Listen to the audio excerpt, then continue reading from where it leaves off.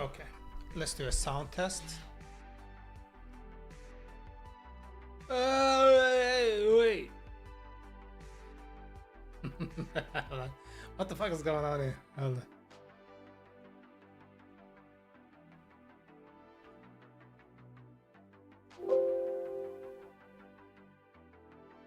Okay. Yeah, why is the sound so low? What the fuck is going on in this world? Alright. Oh my goodness.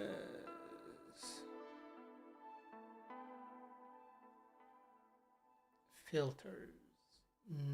Limiter. Is it limiter acting up? What about the 3-band equalizer? And the gain is not enough? Oh, come on! This feels a little better. Alright, I think this should work. Okay. Let's go. Blah, blah, blah, blah. Excuse me. Okay, let me start my apps here that I need. Blah, blah, blah, blah, blah.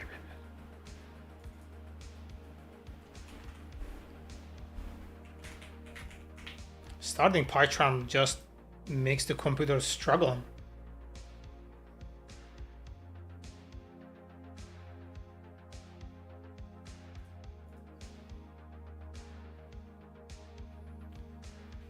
And what else do we have here? Nothing. Cool.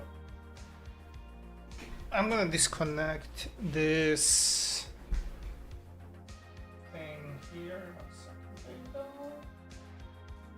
Here we go. I don't wanna expose personal files. Okay, we have our water. Oh, we don't have our light. Now we have our light.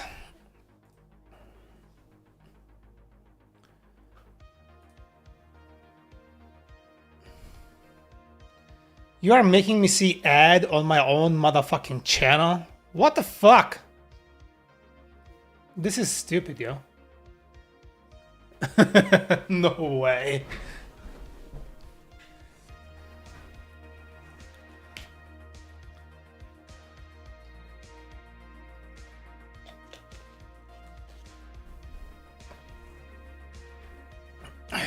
Okay, let's get started.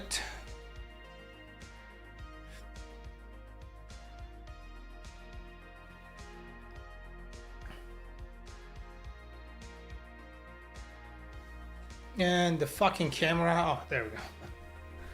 Took a second to show up there, but it's okay. All right. What are we doing today? I kind of forgot what I'm supposed to be doing. Okay. So I was testing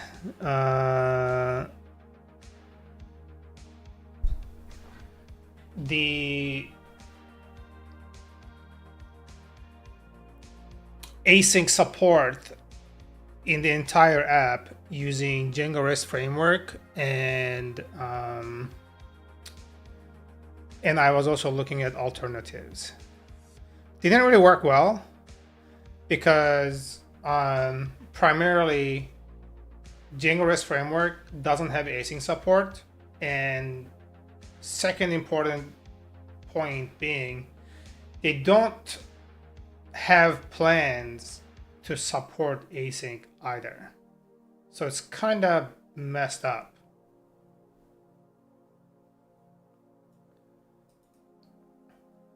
Django still will try to run it in async, like they will do like sync the async conversion, and it will still work. but it's not gonna be in the true sense of async, if that makes sense. Yeah. I need some tunes. God damn it. I want some bubblegum pop. Let's go to song radio. Let's lower it. Okay. Okay. Okay. No exception message supplied. Okay, let's go fix this problem right now because this is annoying me.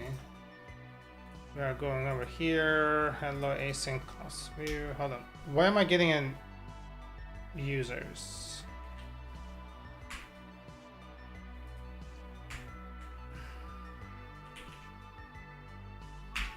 Why is it only opening on a certain window?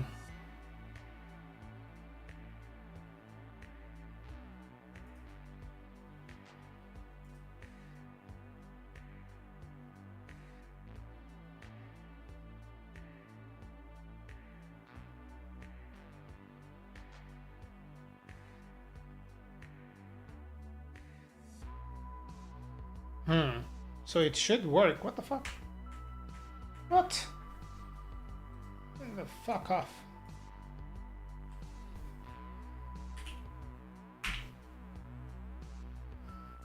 There we go.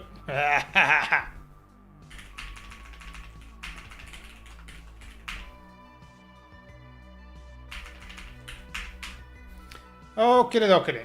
So let's just go here.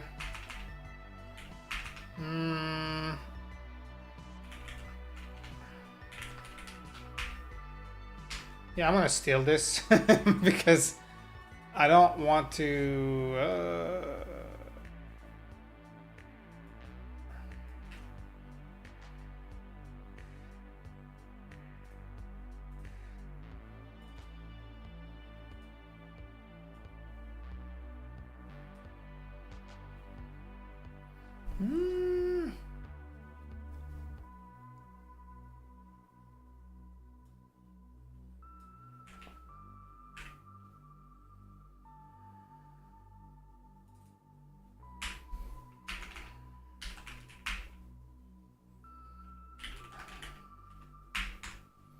Yeah, I'm gonna close it here because it will make things more complicated.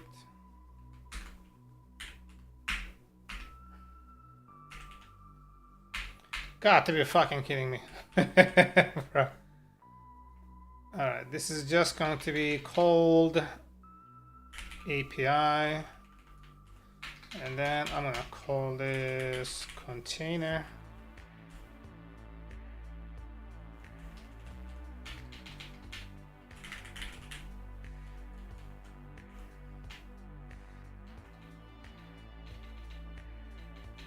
Docker exec API. Oh no, what the fuck is it? Docker compose logs F. So this should just work perfectly fine, eh?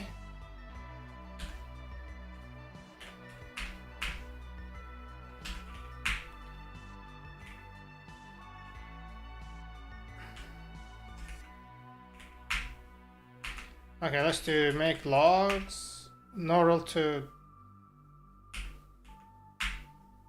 Ah, god damn it. I forgot to change that line that actually matters.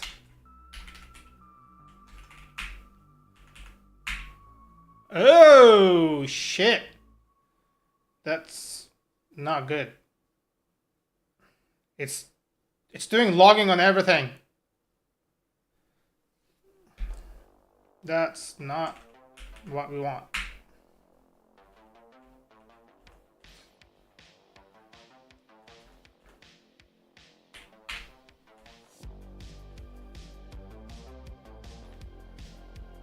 Oh, I made a typo here. I knew I did something wrong. There we go. Now it's just the API. Await gets response. Blah, blah, blah, blah. Where the fuck am I doing this shit?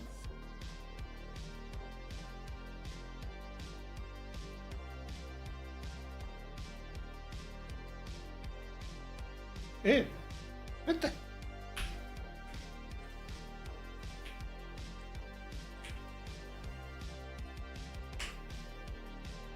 Okay, so it's actually doing what it needs to do. I need to wrap it properly.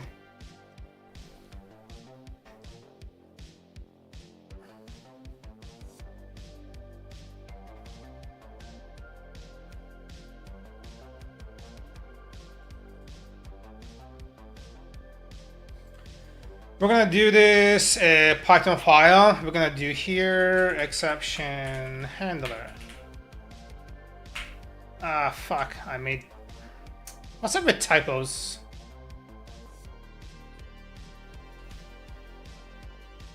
Exception handle, exception refactor. Oh, I forgot to start Vivaldi browser here. Come on.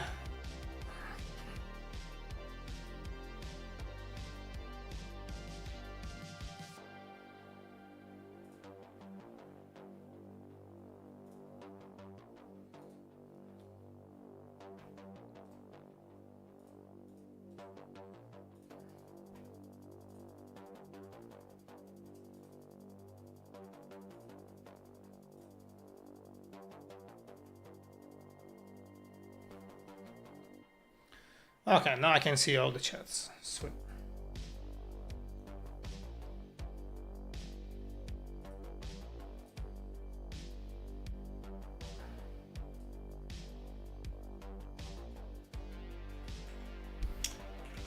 Ensure the endpoints that are not excluded. Public facing or verified of their origins. Okay. So this makes sense, and then let's kind of like clear.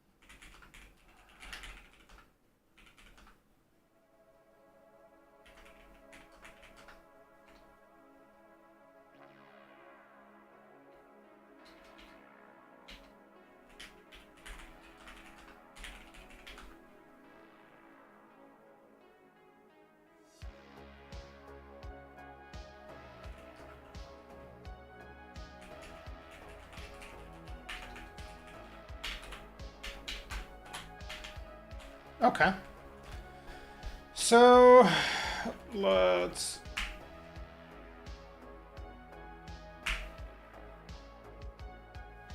I think this is that.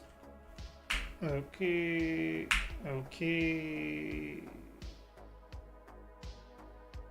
Okay.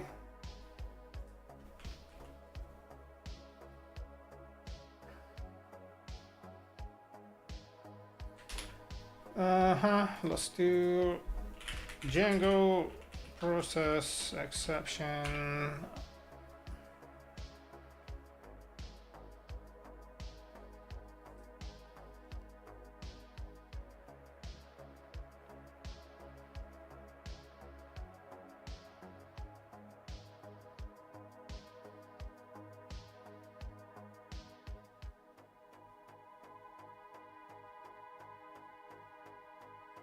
Yeah, process exception. There's the default exception handling kicks. Motherfucker.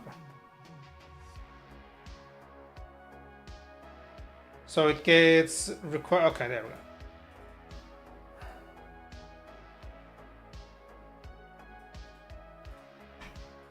So I think.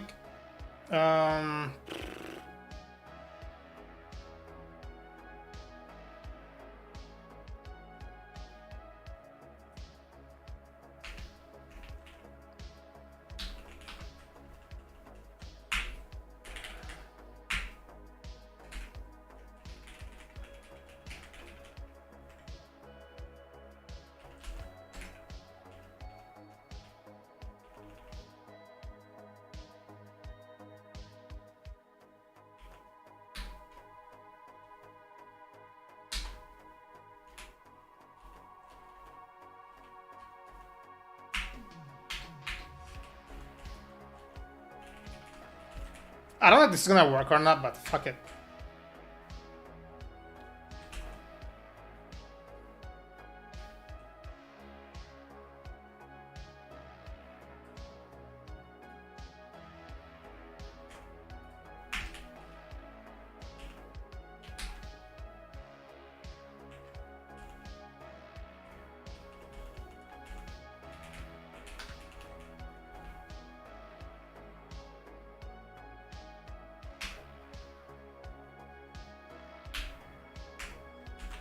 Alright, let's see if this is gonna do.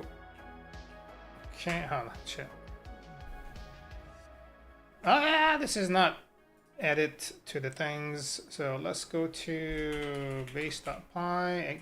Ah, no.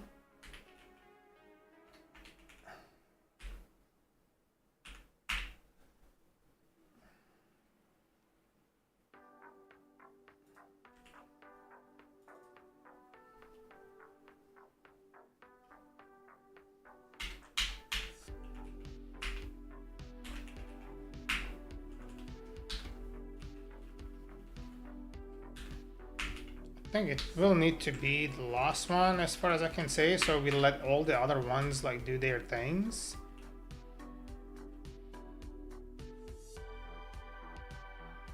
What the fuck's happening?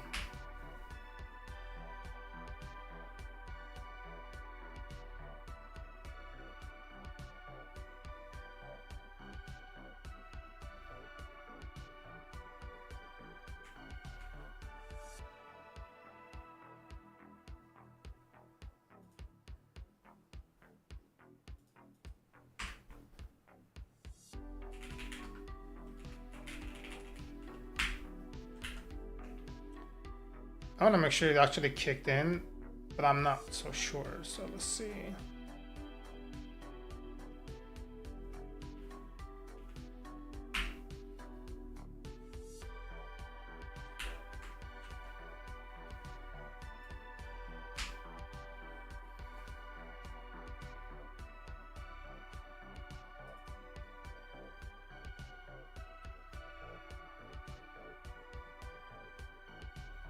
Is it supposed to be the first? Maybe like it's not even reaching to that exception because the other exception is getting raised before him. Like, okay. Let's give it a try, right? Okay. It seems like it did kick in. Let's do exception handler object is not callable. Okay, so we're getting somewhere.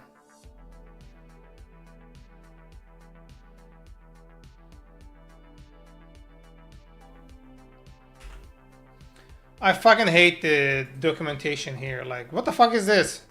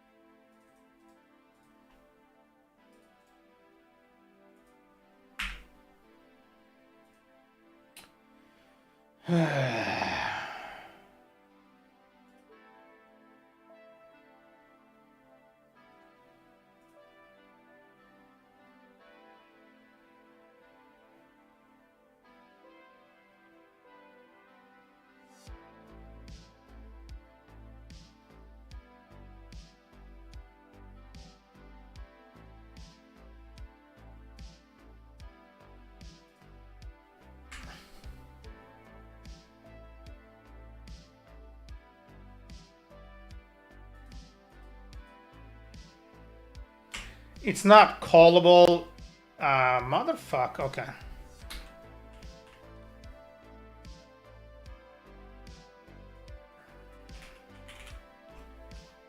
I think that is. This is the problem. That is. I'm guessing that's the problem.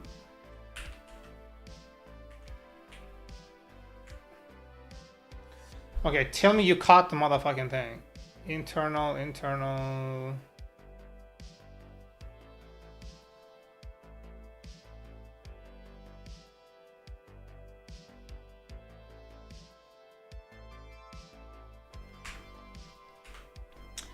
Okay, so this is what we do. This needs a base.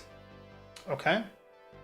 We're gonna do a Python file. I think I'm approaching it wrong, right? So I'm gonna do here base middleware. Okay, let's do this. And then the base middleware is going to have everything this motherfucker has. You know what I mean? And then the base middleware is going to be here.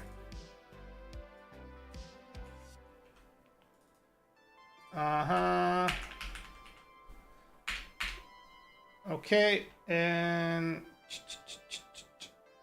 we do not need this again. Cool.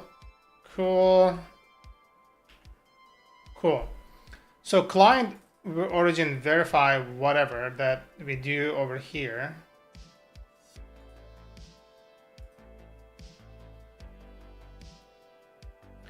Now the response is going to be equals super.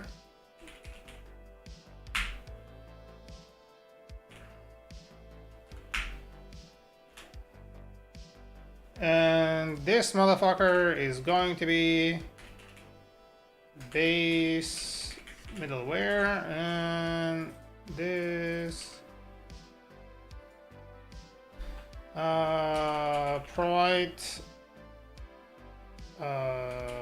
blueprint for all middleware instances.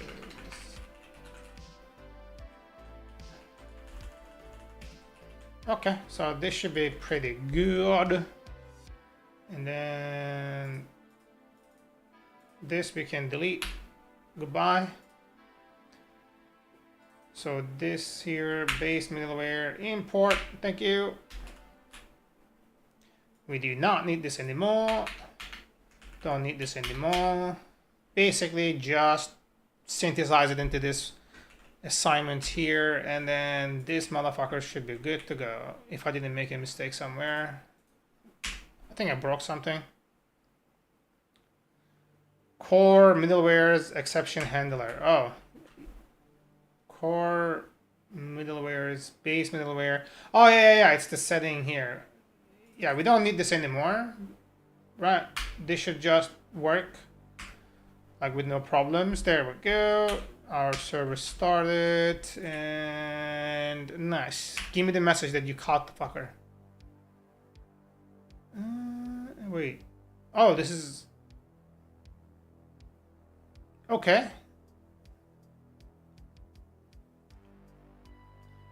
That's fucking stupid though. Why wouldn't it catch it?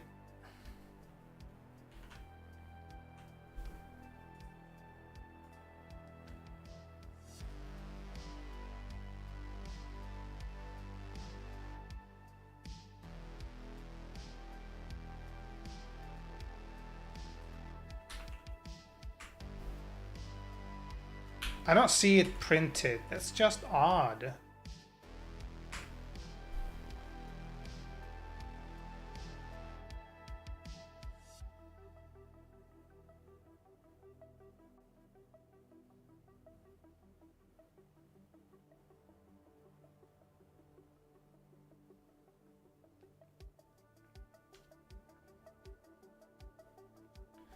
Alright, let me see how I'm doing it over here, because this motherfucker was working just fine. Ugh. Core, middleware.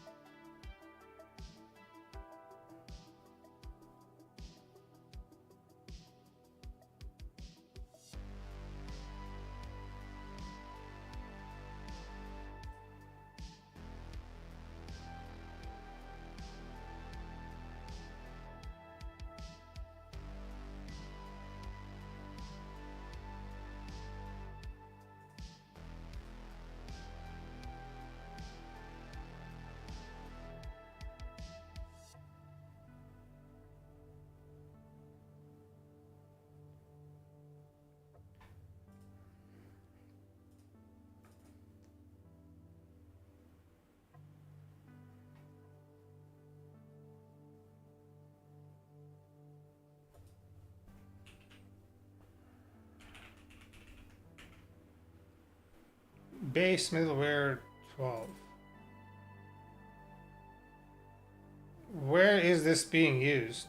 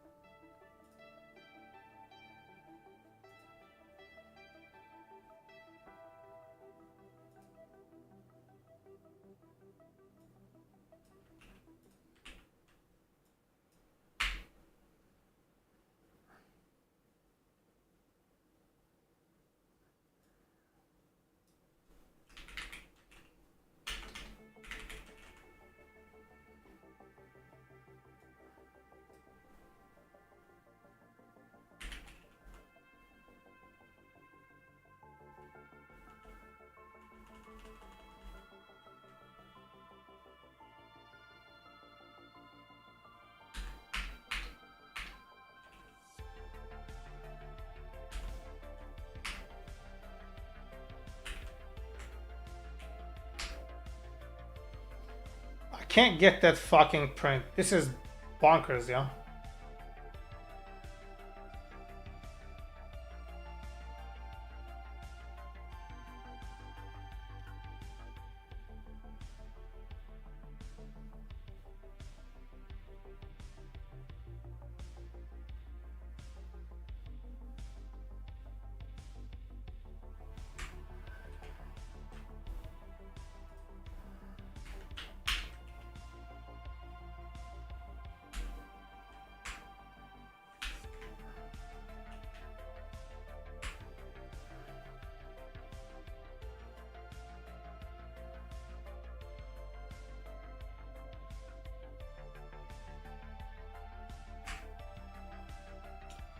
Wow, wow, wow. This is kind of fucking bonkers, dude.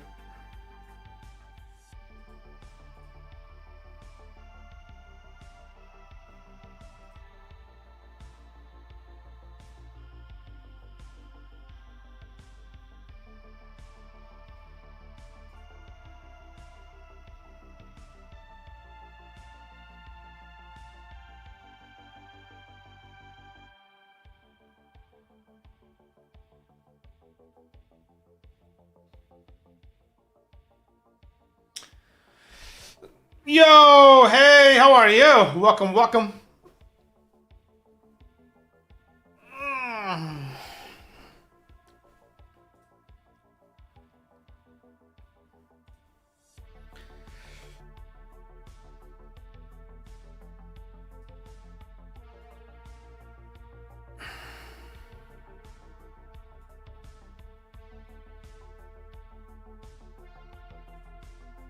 What are you doing here? I'm trying to I'm trying to get process exception thing working.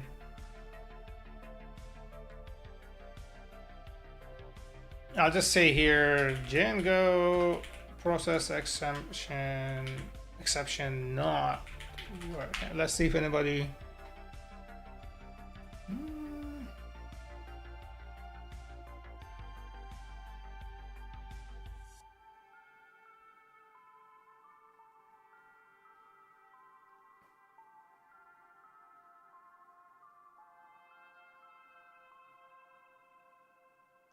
You have knowledge about Flutter? Very brief. It's in Python, that's what I know, and then it's more for like multi-platform development.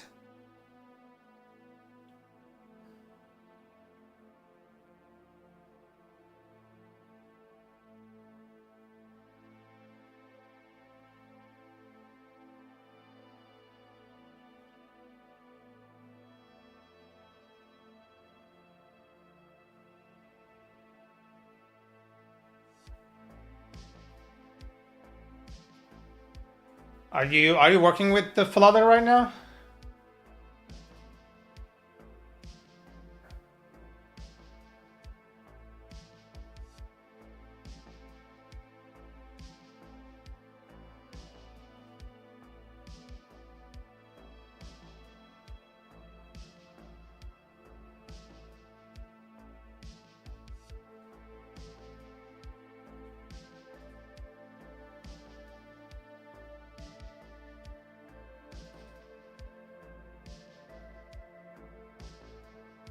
I have something I really want to tell you. All right, go ahead.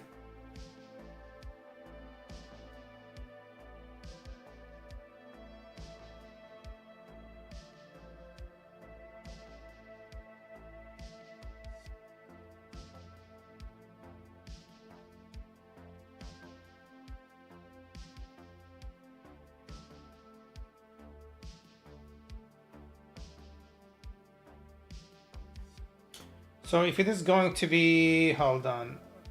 But the thing is, like, it is executing the fucker.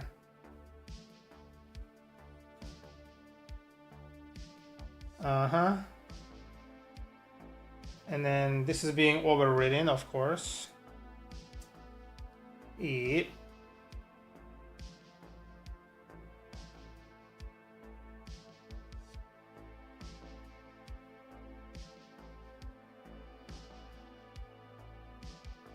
Okay. So this is doing everything it's supposed to be doing here. Uh-huh.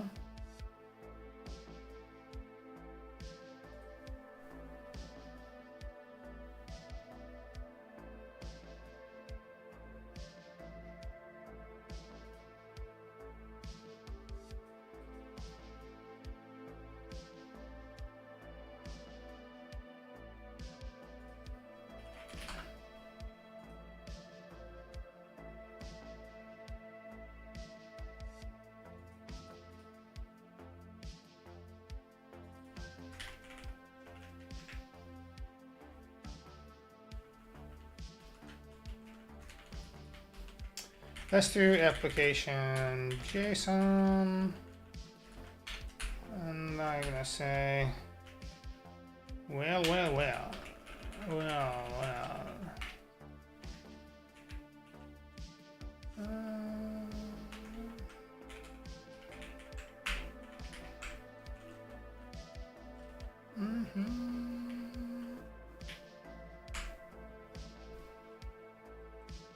Yeah, it doesn't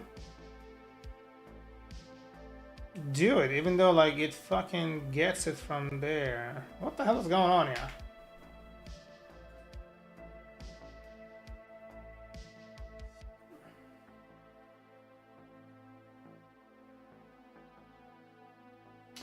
Only if the view raised an exception.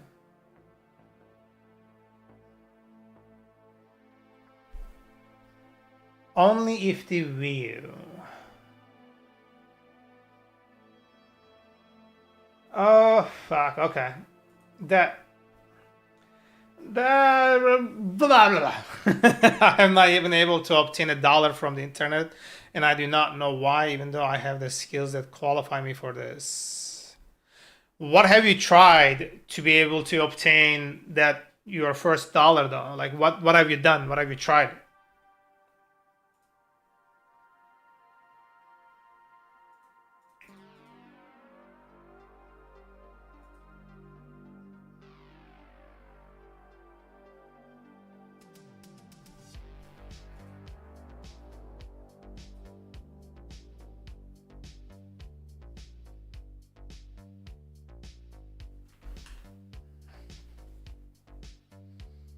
It's important to know what you tried. Like I have no idea what you've done so far.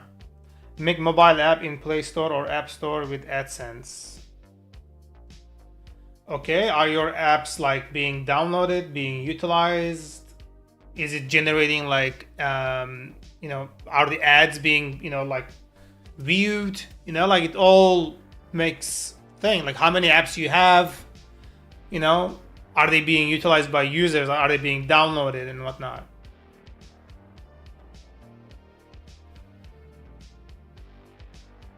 It might be that your app is not being used.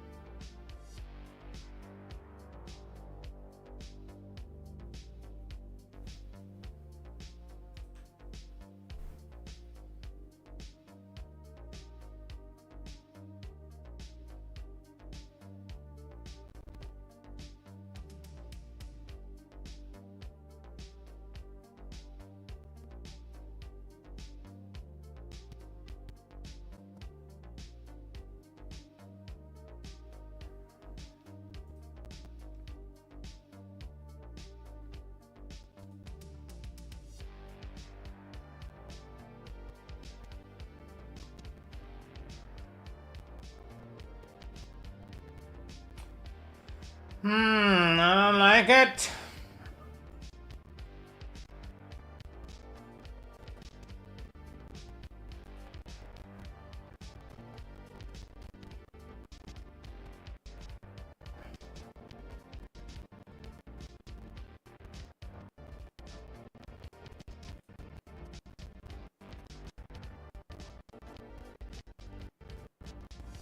I create an app and don't finish it, then yeah, your dollar won't come to you if you don't do that. I have the same problem. I do the same shit. Start something, don't finish it.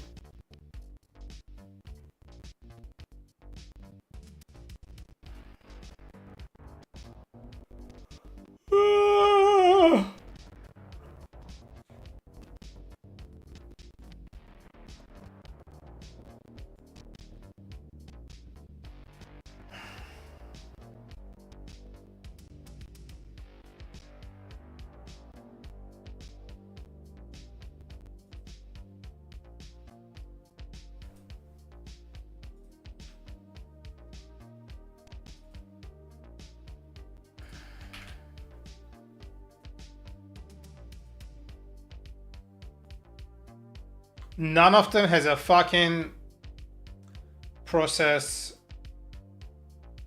exception. What the fuck is going on here? Sorry to bother you. It's all good, dude.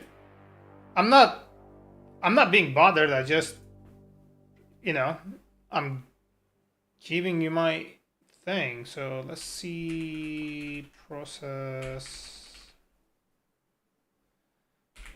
exception. Yeah, it's not really working. So let's see. Nope. Nope. No, what the fuck? It's not being used anywhere? Did they fucking deprecate this shit that I'm not? I don't get this. I'm at 118? What are you looking at? Dumbass. Ah! Why am I on 1.8?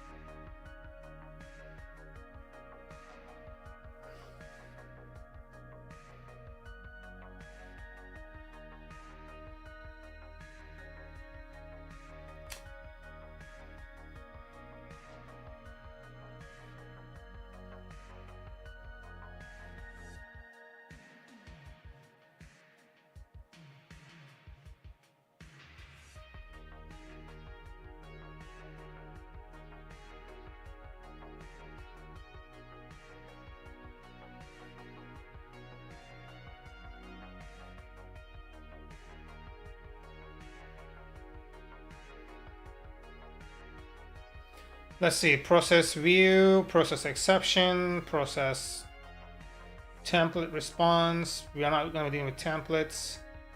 Generally, the converse exception is raised by the view or by middleware into network entity to be responsible when an error is status quo. Certain exceptions are converted when status quo when on an exception is converted. It's preferred after each middleware. You can think of it as the back from calling is get response callable, get response. What's going on here? Oh shit, guys, 1 second. I gotta get my package from the door before somebody grabs it. Give me a second here.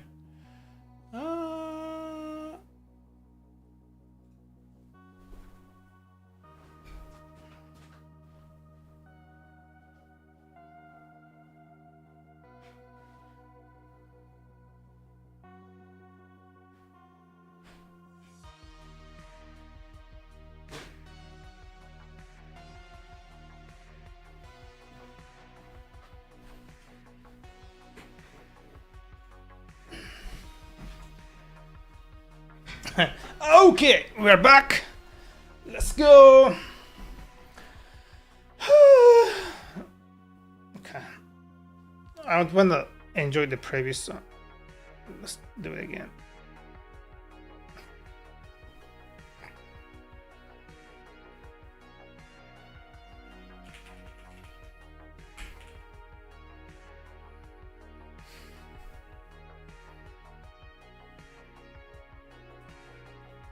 Maybe use ChatGPT? Nah, I'm better than ChatGPT.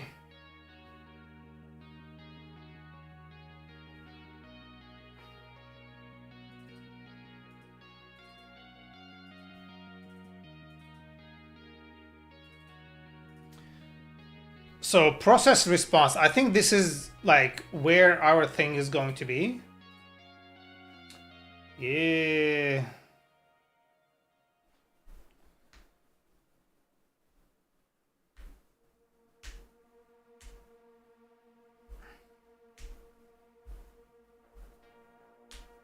Ew.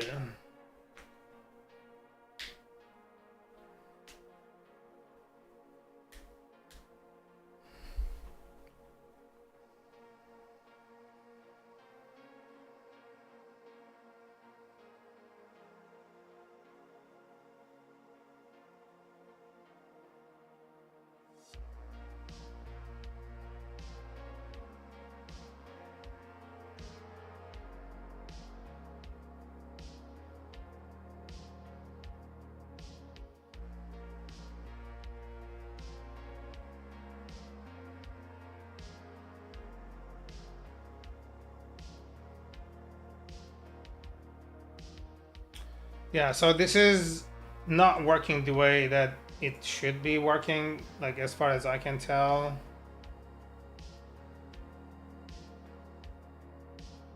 Yeah. I wonder like what kind of thing it returns here, so I kind of want to see.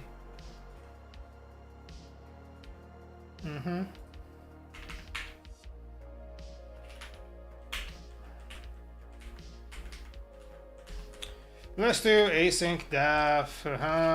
It does what? Request, response, return. I'm just gonna say response, but I want to print request. If I could spell, that would be nice, but since when do I ever? Response. Let's see if this actually kicks in.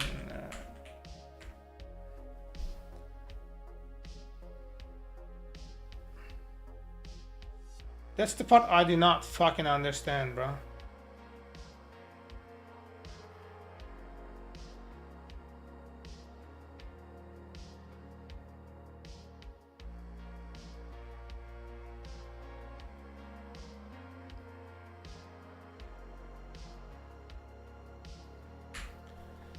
Am I making like a typo or process response? No, I literally copy pasted it from the source.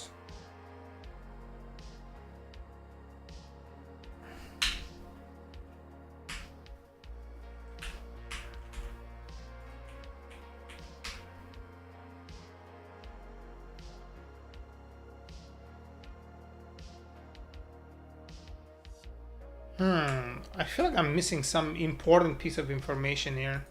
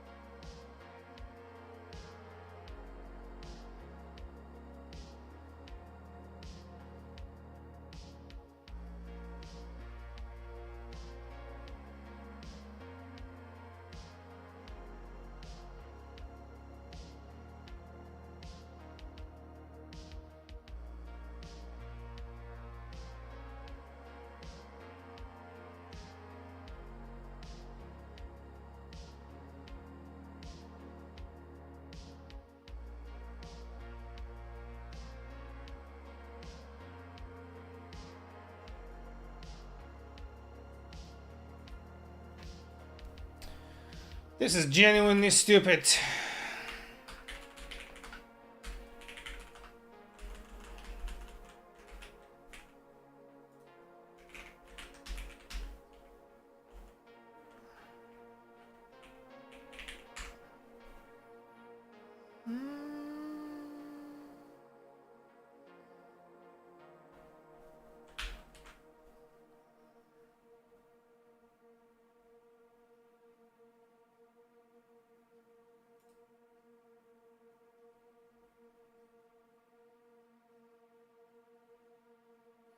What the fuck?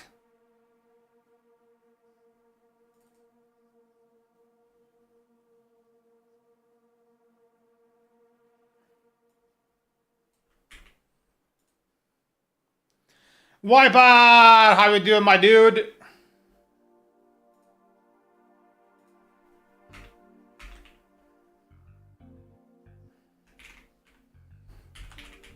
How you been, man?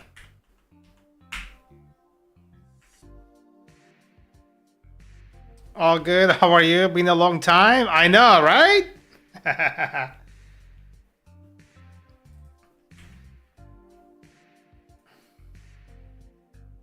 I'm good. Since I started working, it's been a thing. I've been like pretty busy with it. Didn't get a chance to really like do much.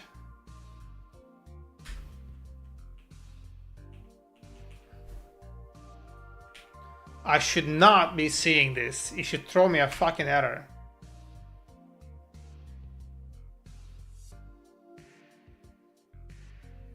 Does this mean that we would see more of you again? So, it means that I will be streaming, whenever I get the chance, like over the weekends, maybe like some days after work if I'm feeling it, pretty much like that,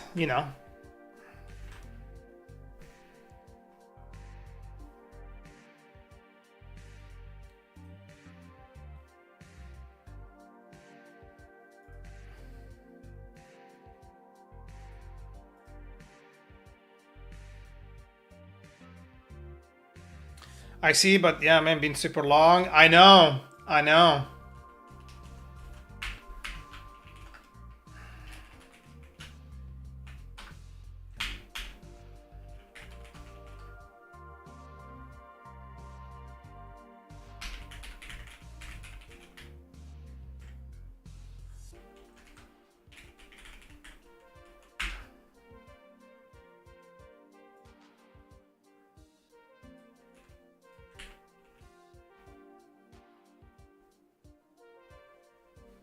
By the way, I'm going to be sitting the CC exam, Certified in Cybersecurity exam. Sitting. What's that mean, sitting the CC exam? Like, you are taking that exam? Is that what it means?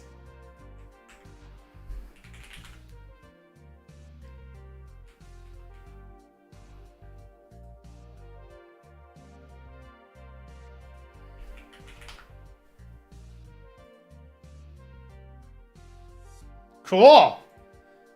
That's good, dude.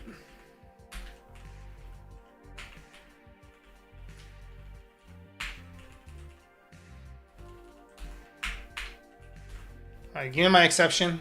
There you go.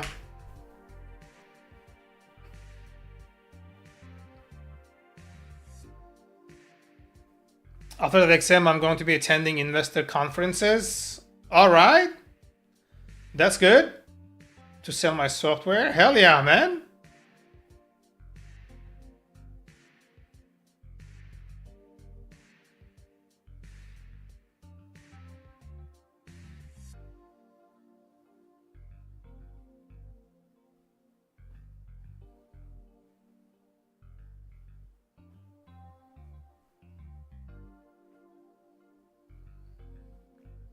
Is it the, what was it, Jarvis? I don't know if you changed his name. You changed his name, right, to something else. How is that project doing so far?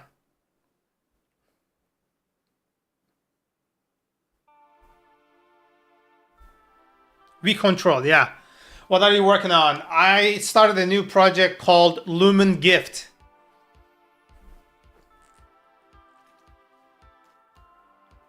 Finished V Control. Nice, dude.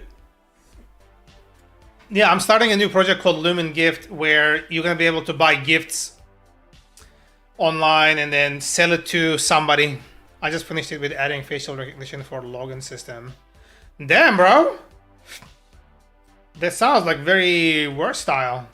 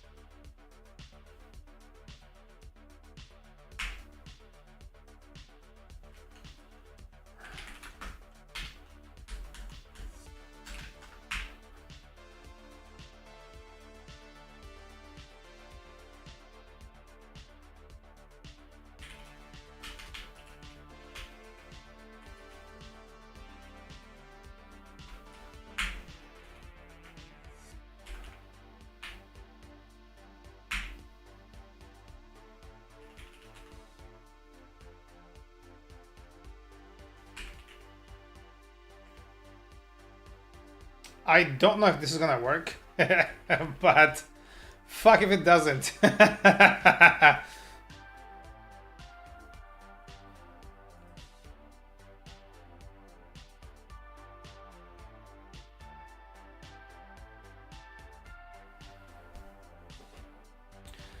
No more username, password. Just use your face to log in. Use OpenCV, which prevents someone from showing a picture and gaining access because it requires live facial data retina scan to access the application.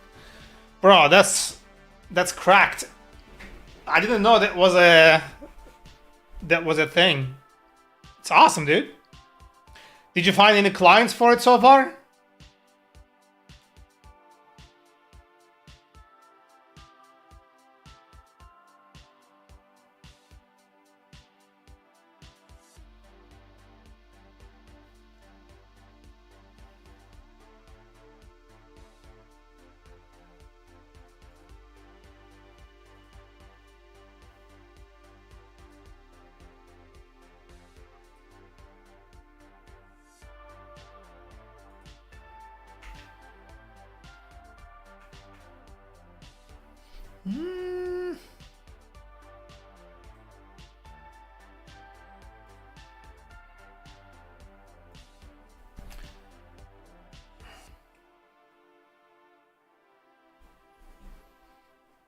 Thanks, man. So the thing is, I don't really have the finances for starting a company. So at this point, I can settle for like 35 to 50 million.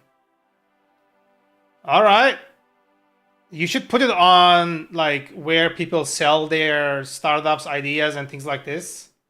You can use those platforms.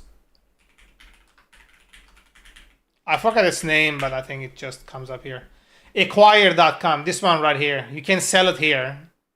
And there's like a few other places you can use. You can sell it on Reddit as well. I think some people like they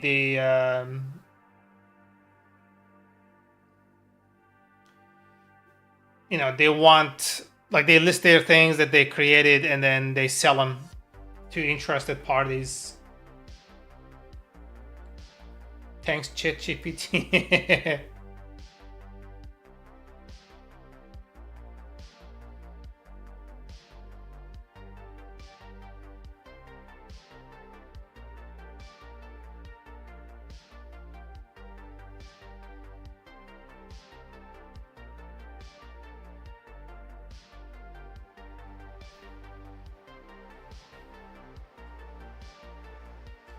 Okay, what was I doing here? All right, let's create a parser here.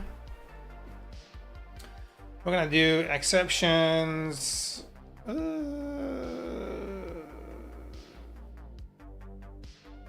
How can I be sure they did not steal my idea and publish it, or make it fast with a massive team and publish something similar and claim it to be theirs? You don't. You don't. The thing is, like, when somebody starts paying for your thing, let's say like you are charging $50 a month to use for your service, just, you know, arbitrary number thrown out there. The moment then they see like the UI and everything, how it operates, they can still reverse engineer it.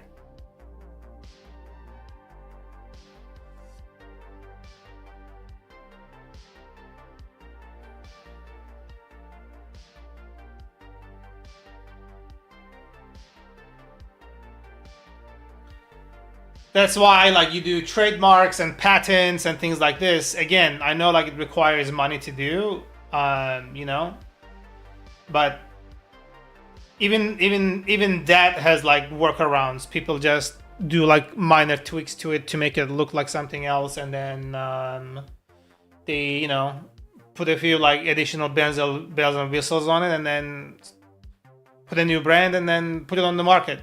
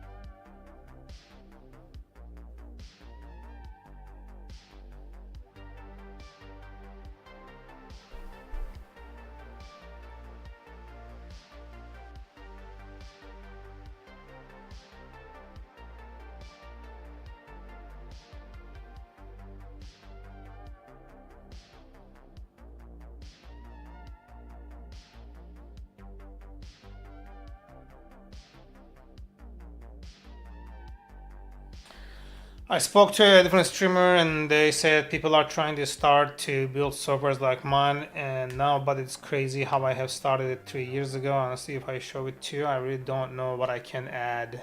Pretty sure you would not be able to think of any other feature to add.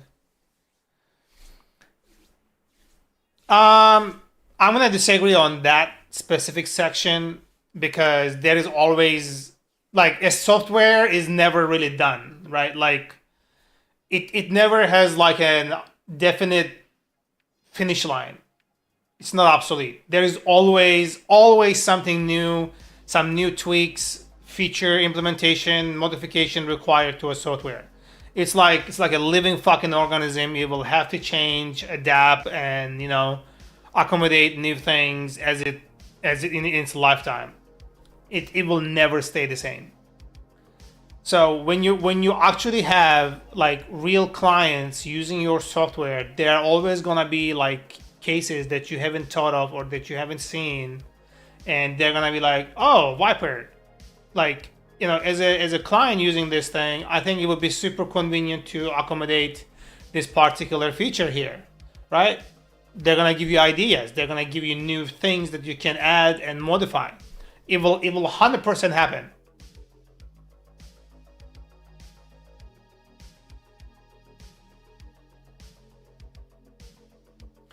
No, I understand. It's because you are a single set of eyes, and there is only so much you can do, right? Like as humanly as possible, you might be at your limit, and that's a very valid point. But I wouldn't think that other human beings, especially your clients, would have the same limitation of like coming up with ideas or feature set or tweaks and things like that. There's always going to be new things that they're going to put on the table for you. That's just part of the business. I haven't seen a single project that I worked on yet that did not evolve over time. It always had new things to add, modifications needed, updates needed, tweaking needed. Something new always comes along.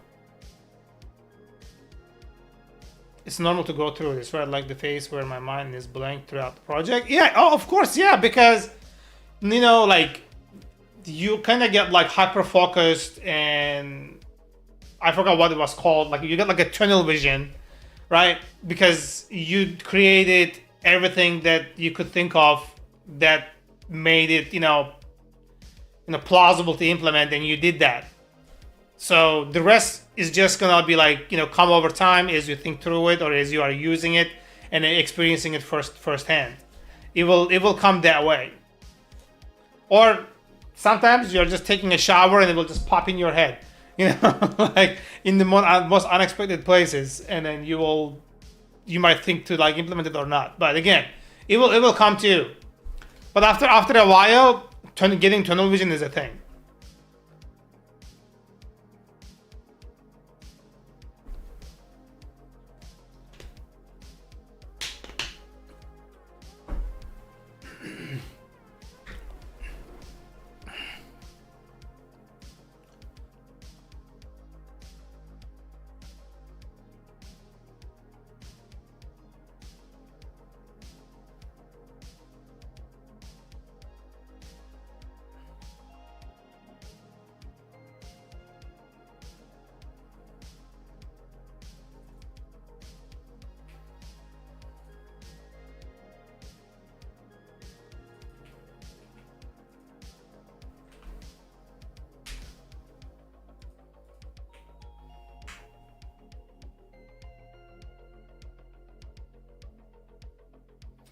No idea what to add after finishing the project. I thought there is nothing more to add, so I bought a camera for my PC and started to work on a facial recognition system. There you go. See, like,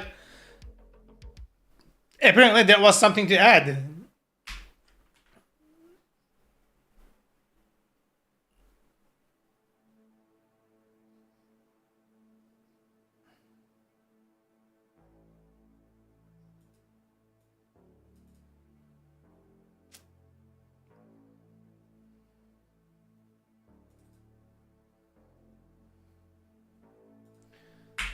It's really weird. Like,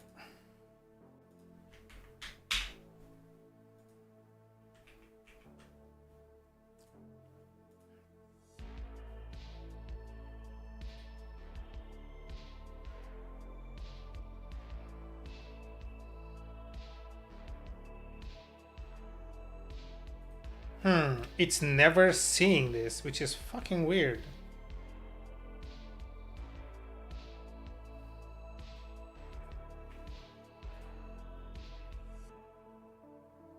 Yeah, this I don't really need it, to be honest.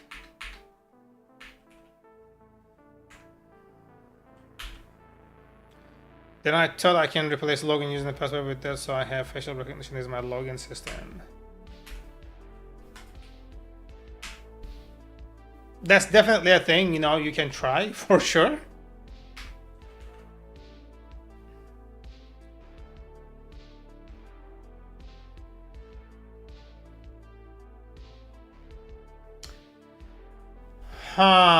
Let's do this.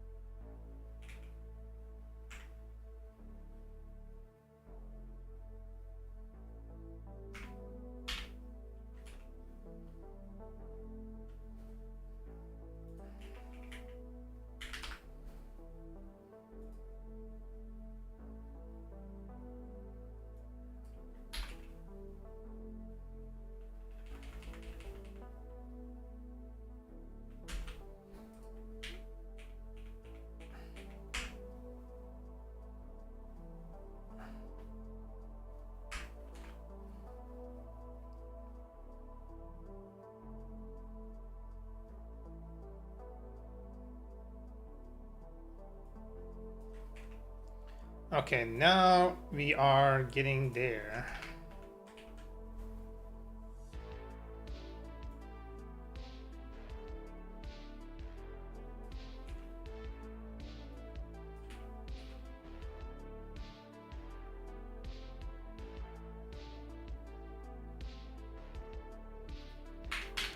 That's something I'm trying to add for a long time, but just can't figure out how to do it. I could really use your help with something if that's okay with you. What is it, dude? Just ask away. No exception message supplied. That's fine.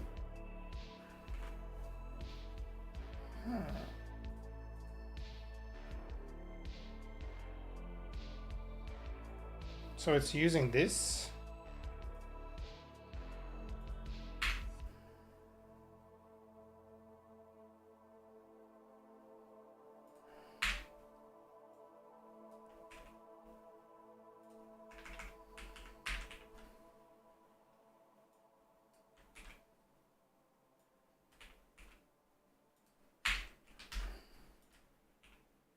There we go.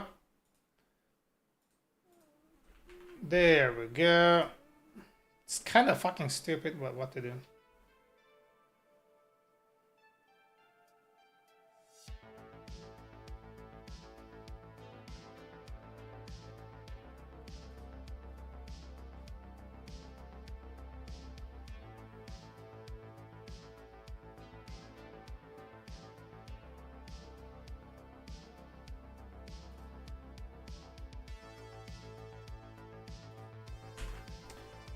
Okay, let's do async IO run.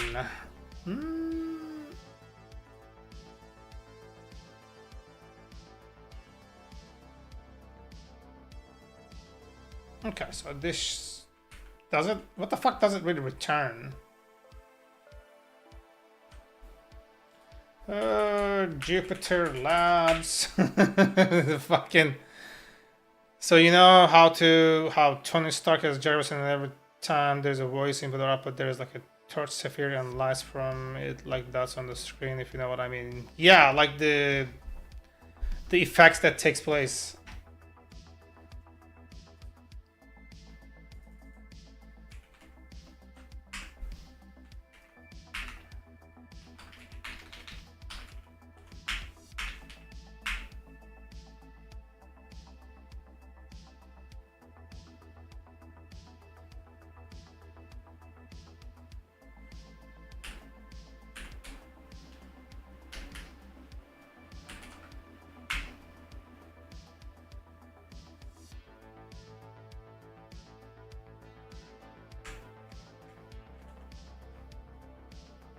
Oh, it's lab. Come on! What? No. So bright. Jesus Christ. Whoa!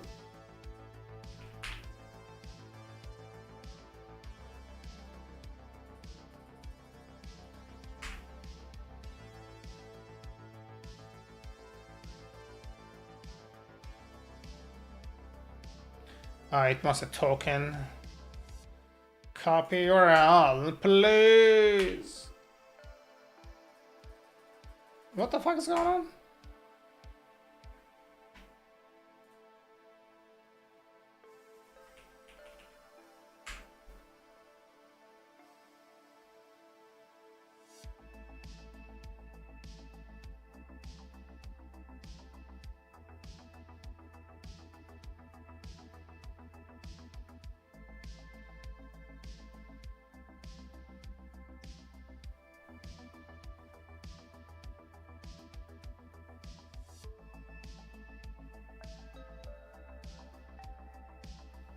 It doesn't work on here. What the fuck is going on?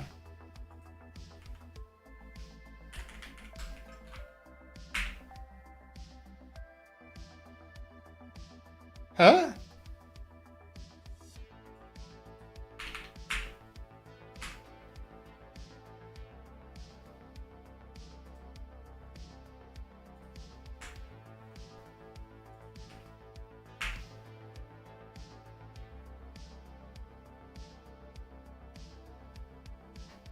Okay, yeah. Give me the dark thing, please. This, I can't look at this shit. Appearance, no. I know this is a dark theme. What the fuck?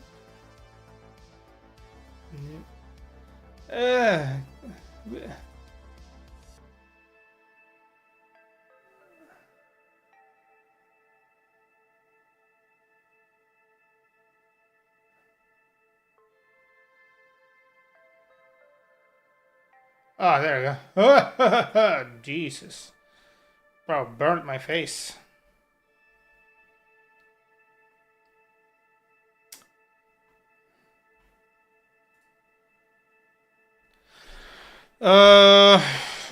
If you could please watch this video from 2 minutes 30 seconds and look to the right, the video in the middle, you will know what I'm talking about. Actually, we don't do it right now. I'll be back, then you never look at it. That would mean a lot. Yeah, sure thing, dude. I don't have sound though, like on this computer. I unplugged it.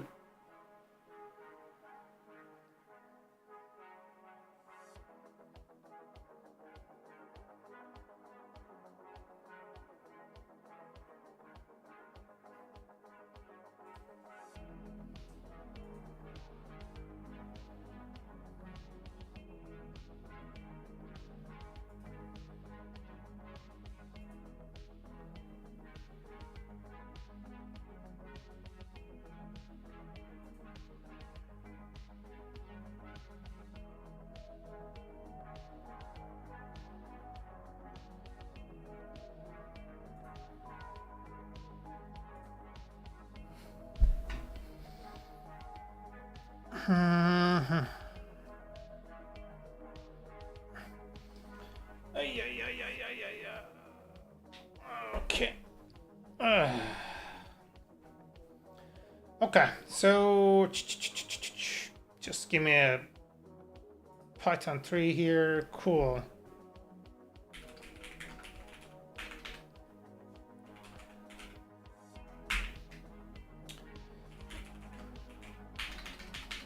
Async def y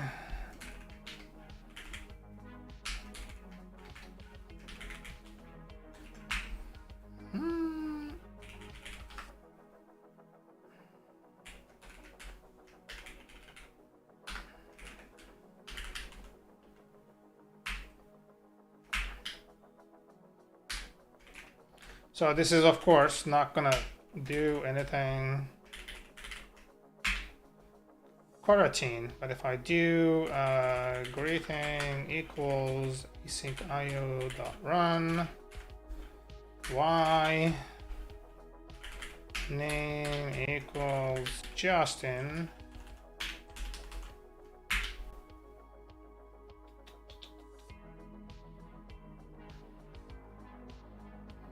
Async IO.run cannot be called from a running event loop. What the fuck? That's an interesting error.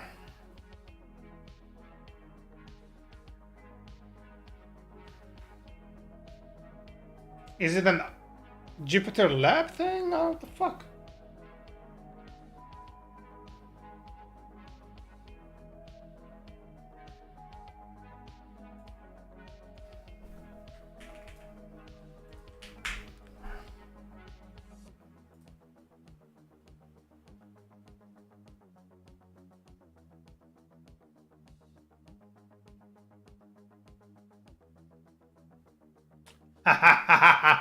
God damn it. Motherfuck. Okay, hold on.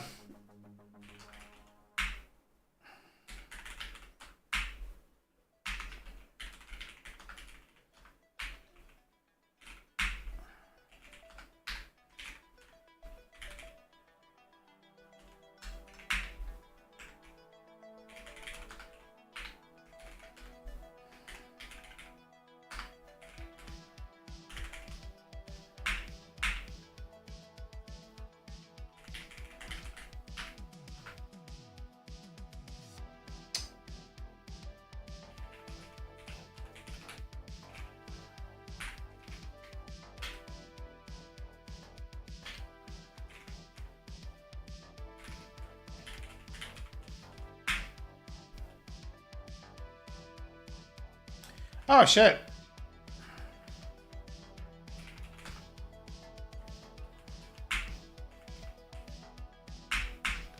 There we go. Okay, so that does work. I am completely fine with this fucker. So here, I'm just gonna do...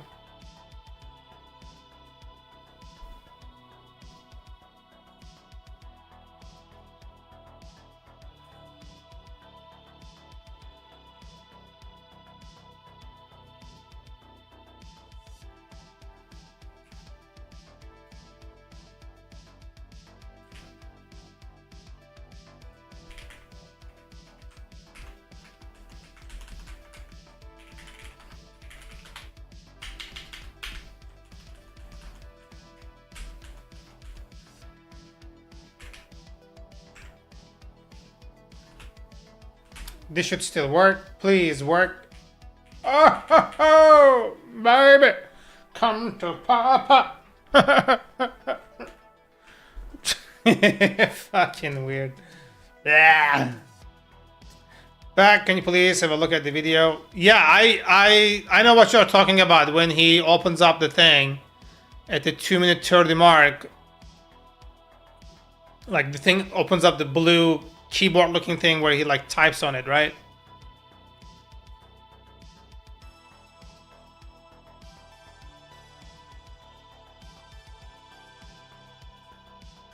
$2.28. Yeah.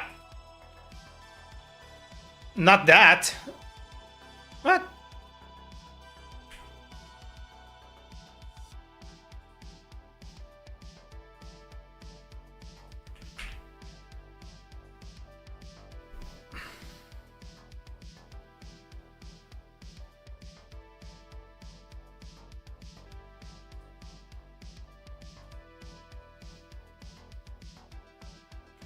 Look, you're saying 2-minute 30. That's what you said in the message. Did I read it wrong?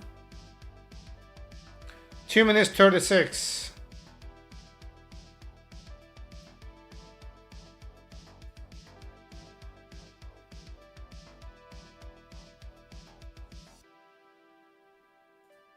Yeah, what am I supposed to see here? 2 minutes 36.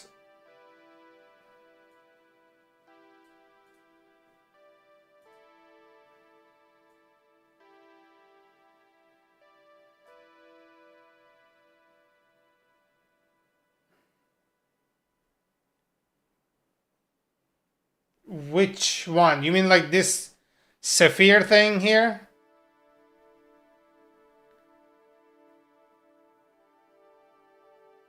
What is so special about that Sapphire? Like the pulse. I'm pretty sure you can create something like that using 3D.js.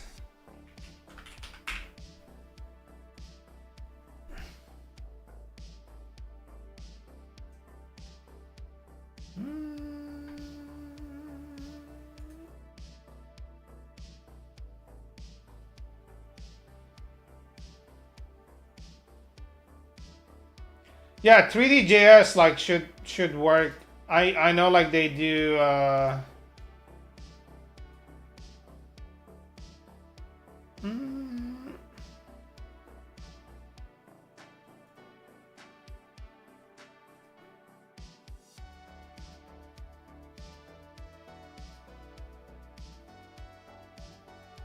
like you can see that there are things that they are doing here, and then a lot of other things. I'm pretty sure you can do it with 3D.js.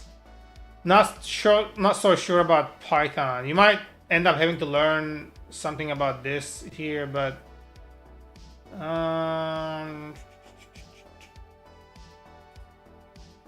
see like something like this. But it's just like if you figure this out.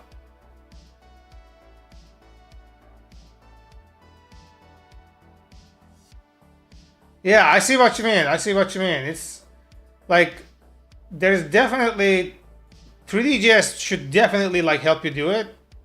I just don't know. I haven't done like hands-on. I know that this is one of those things like you can utilize.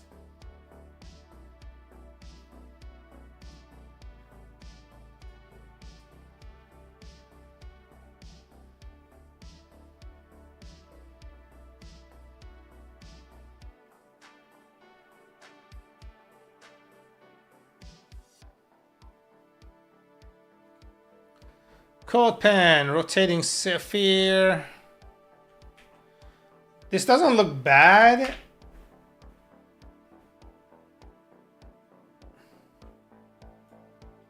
Yeah, this is definitely not bad. It's just like, I think you need to create like a live reaction to sound, to the input provided. So you need like some kind of watcher feeder thing that, you know, updates the CSS or the visual presentation of your object depending on a given input, right?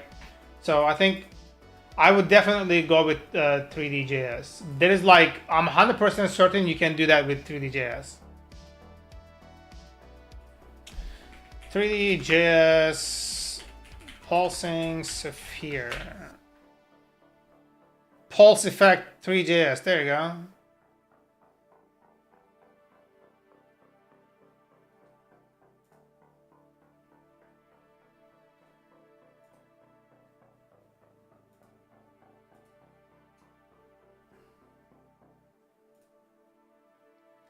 Look, this is already like something that you can, you know, kind of like look into using 3D.js, and you can modify it to your liking a little bit.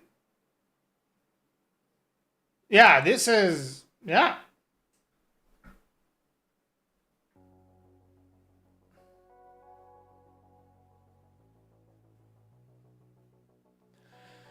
No, he's using it with 3D sphere animation with vanilla JavaScript. He's using it with vanilla JavaScript, but 3D.js is like one thing that you can make it like easier.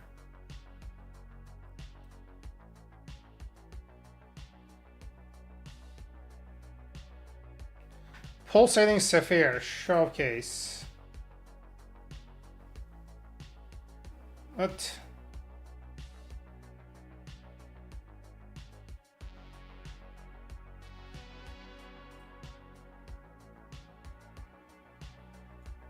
Looks like they changed it since then. Bro.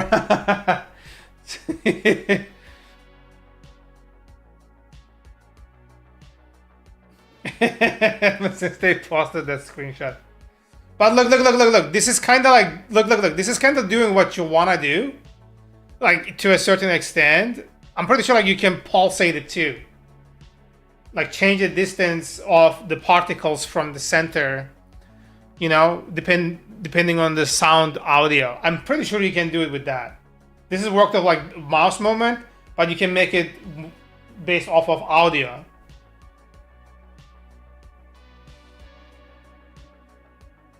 Yeah, this is, look, I would definitely look into the code on this one here. Let me share the link here. There you go.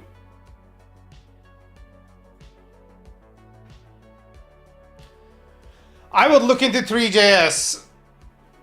Platinum, yo! How you doing, my dude? Yeah!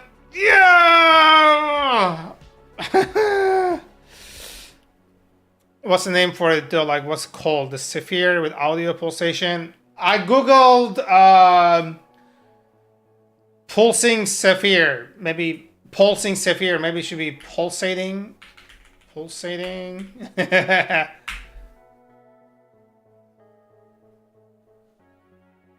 This is one pulsating.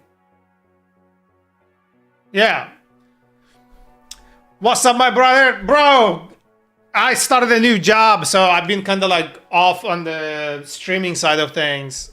Started a new job. It's been like about 6 weeks now. How about you?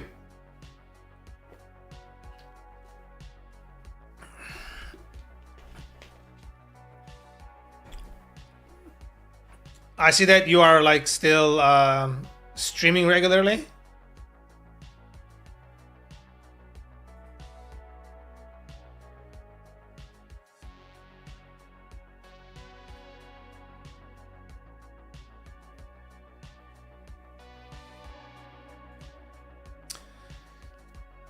You've been great. Hell yeah, bro.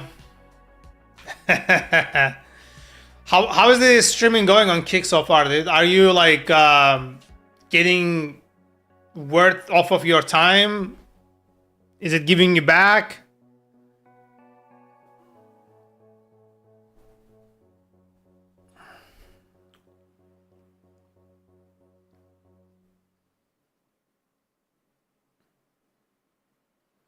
It has its moments, I bet.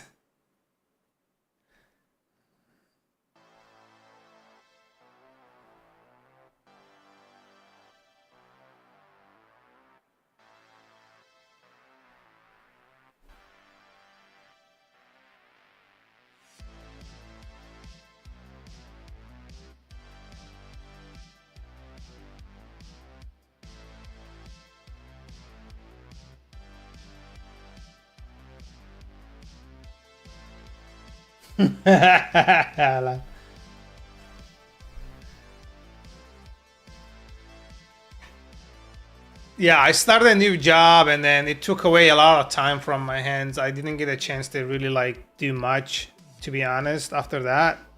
So I've been kind of, gearing towards like making myself more available.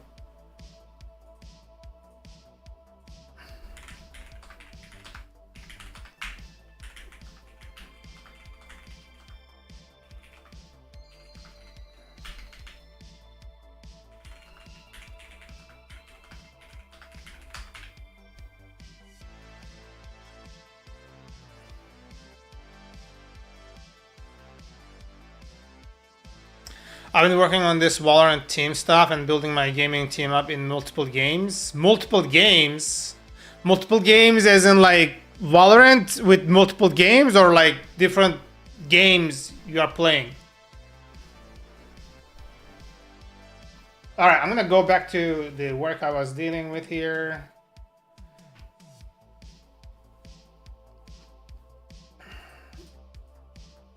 Okay, so I think this doesn't really have to be here, right? I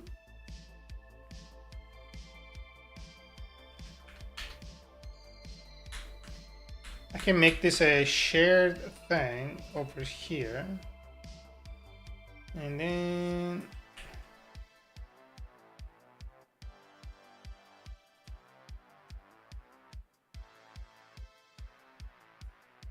there we go. Should be so much better. Yeah, I like it.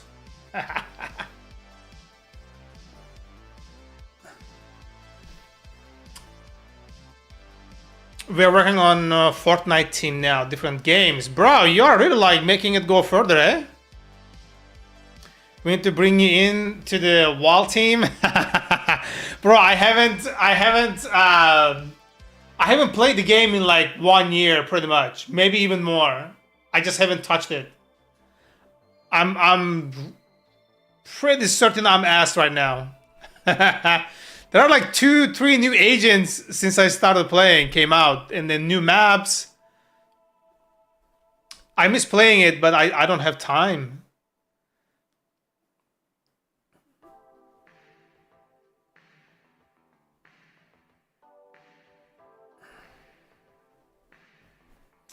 Comeback season. I would love to play with you, but still, dude, you know, I'm trying to launch a business, 2 businesses right now. This is like supposed to be my year with that.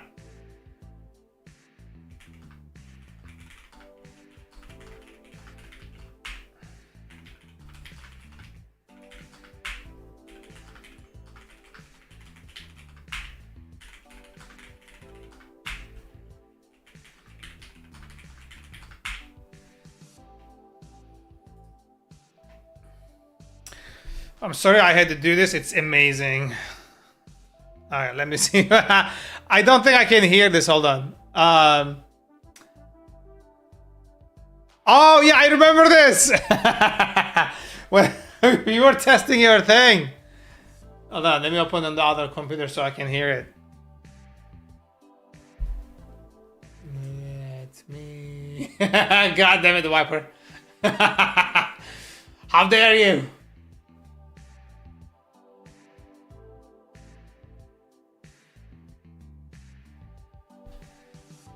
Shit, why is it so slow? Is my internet having problems? Like, what the fuck?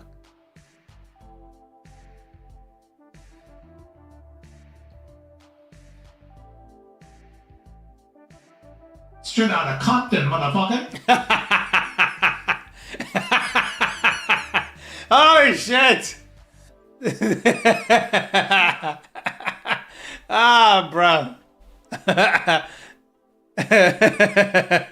God damn it. That's fair, but we need to play some games again together. Dude, definitely. The last time I played a game was yesterday, where I had like about 3 hours before bedtime. I played Subnautica. Supposed to be like a good game. I was working really hard to work on your testing at that time, bro.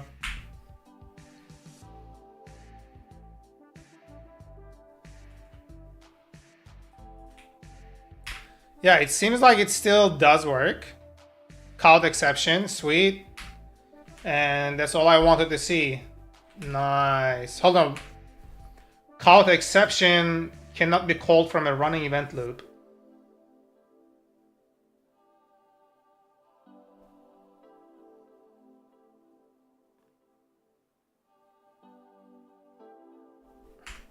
Oh, I gotta. Okay. We gotta do this. Trying to be spicy. Let me see what that one is.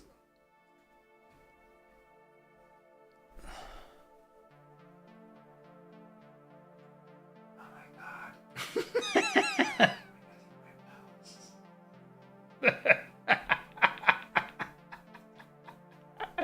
Ah, fuck. Fuck.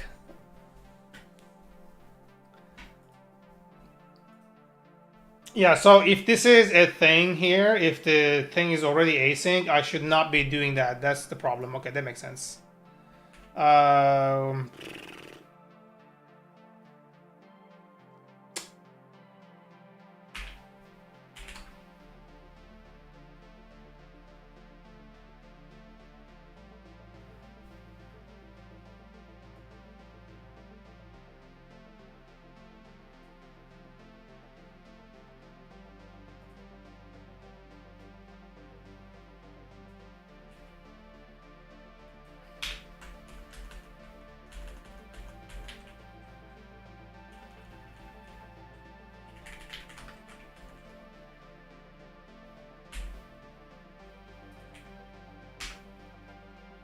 call it exception, but what the fuck is the exception?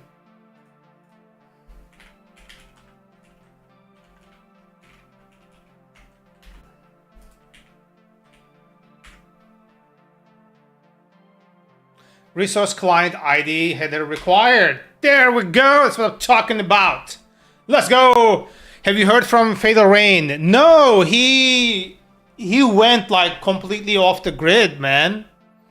He deleted his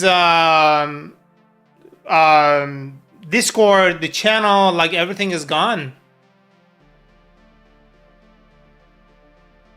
When did you last hear from him?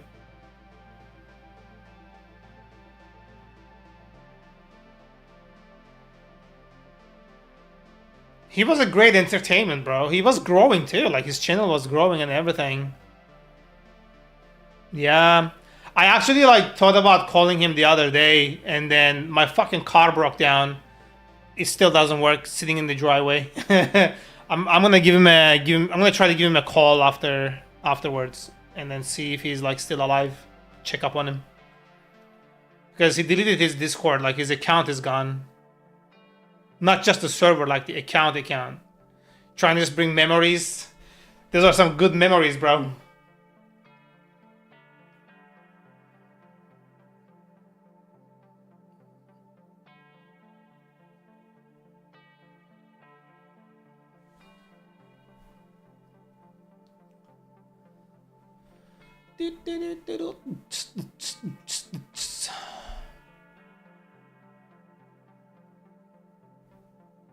Oh, you owe me money. Where's my fucking money? I was so worked up. Tapping your ass. Bro. All right, let's clean this up, and I'm gonna create here an exception. I'm gonna create a new Python file here. Let's get some work done here. I'm gonna call this thing exp to response. Actually, no, I don't want this thing to be this. Okay, I'm gonna do, hold on. I'm gonna do new Python file here. I'm gonna call this parser. Okay. I'm gonna do here def exp to response. I'm gonna call this thing here exception exp.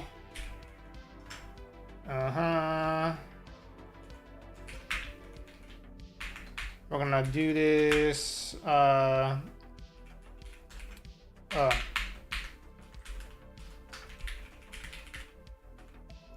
return HTTP response object. Okay.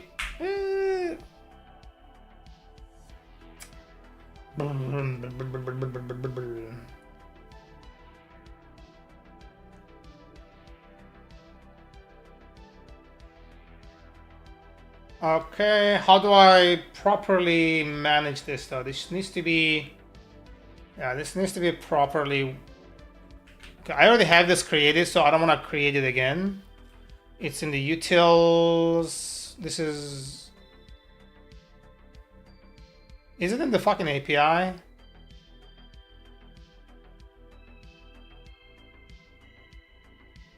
Is this like an old version that I checked out here? Like, what the fuck is going on? Don't worry, that's the last video.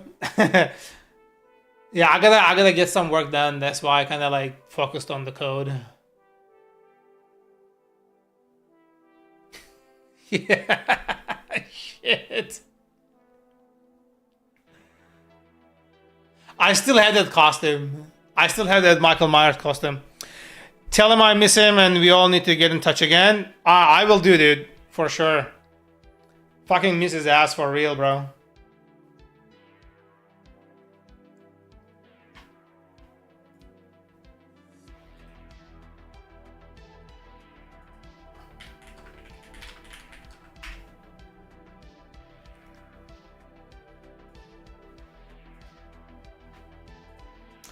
Okay, so process exception, people.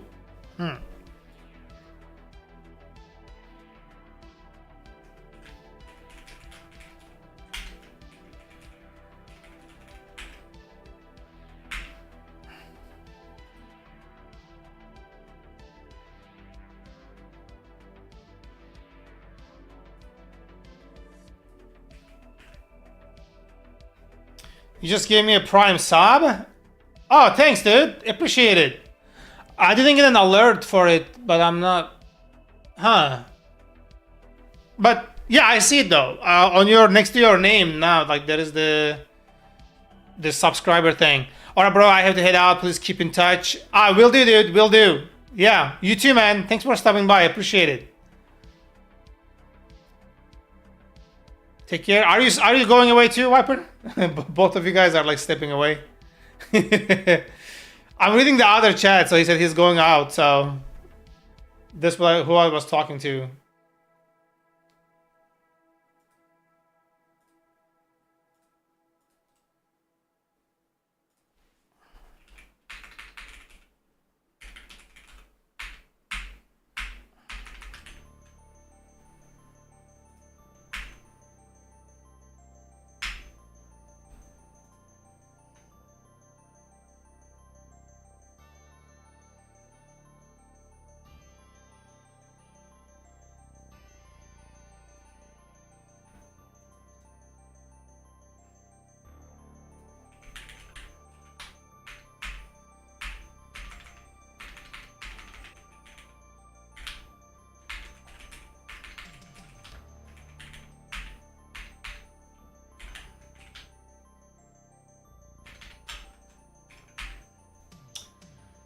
Yep, so this is gonna be how it is. I'm just gonna do here generic equals generic errors.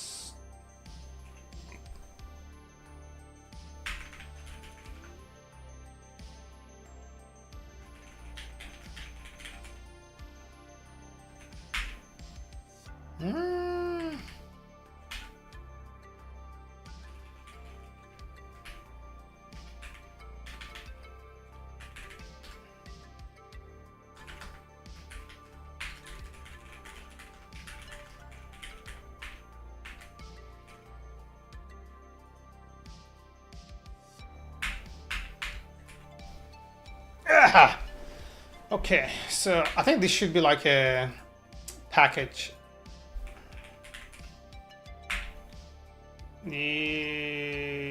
Yeah, no problem, man. Just DM me in Discord with your number so we can stay in touch more often, my brother. Love you, dude. You should come watch our premiere matches tonight at 7 p.m. EST. I'll do my best, dude. If I can, I will. I have some stuff that I have to take care of with my girlfriend and whatnot, but if I can make time, I will. How do you send a whisper on Kick? Can you send a whisper on Kick?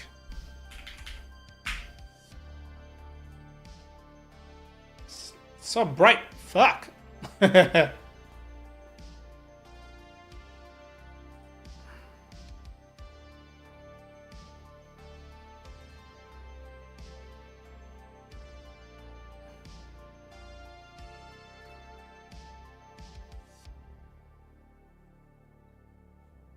Fuck it. I think I have. Do I have Discord? I do. Cool.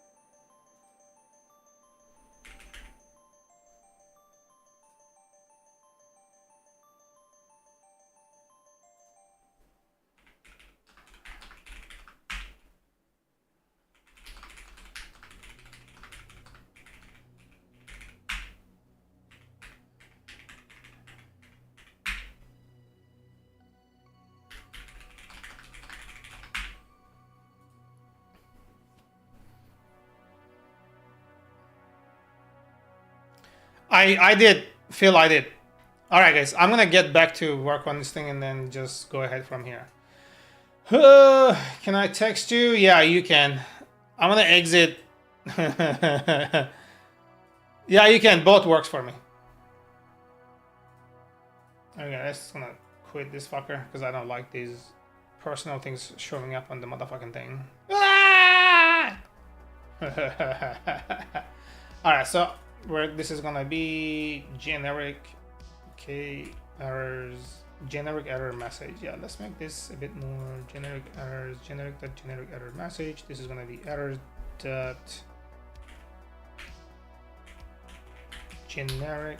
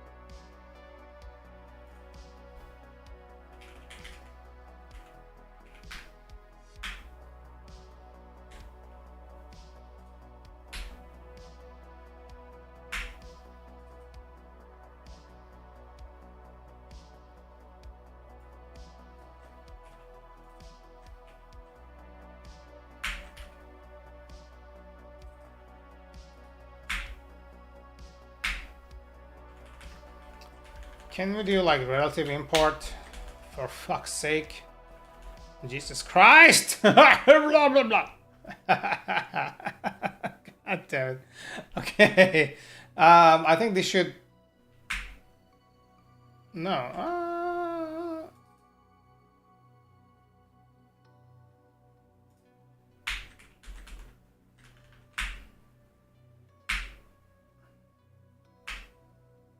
Cool.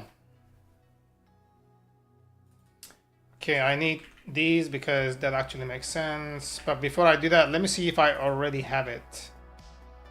Oh, I do. Error message header.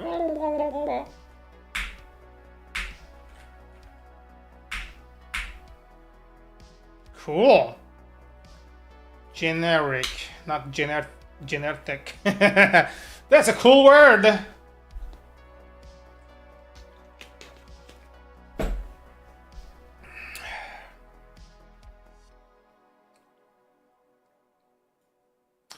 We do not deal with cookies on this motherfucker here.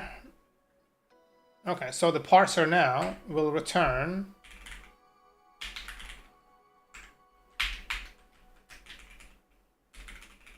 response. Cool. Okay, we're gonna do here. Status equals false. Error equals error, and then data equals data. Well, so we're gonna do this.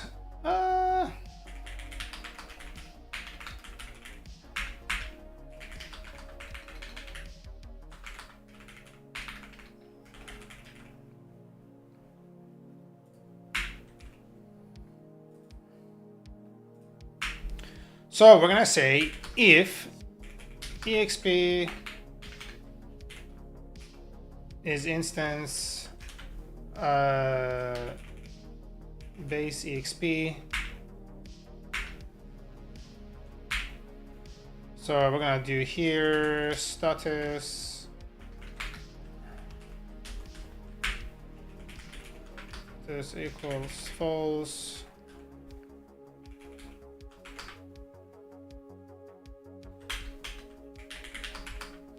Error equals exp.message, and then data equals fuck none.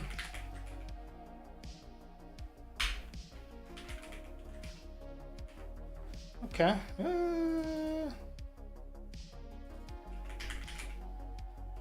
Actually, this is redundant because this is already like we are doing all the exceptions.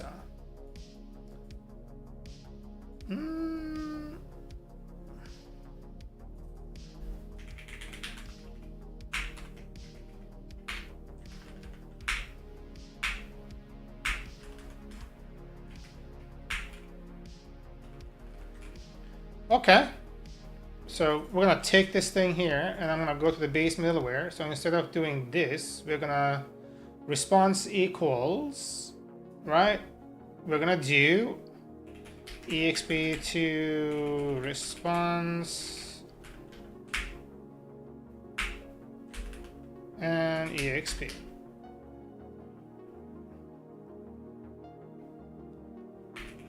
Exception. I think that should be it. Shit. Woo! Resource client ID header required. Yeah. Talk to me, baby. What the fuck?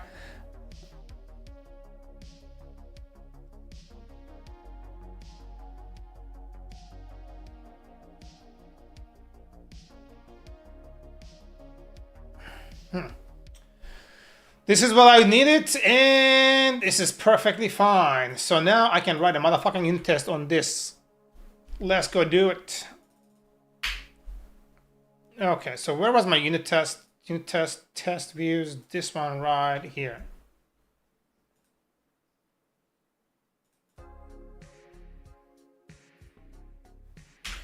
Now, let's go, baby. Okay.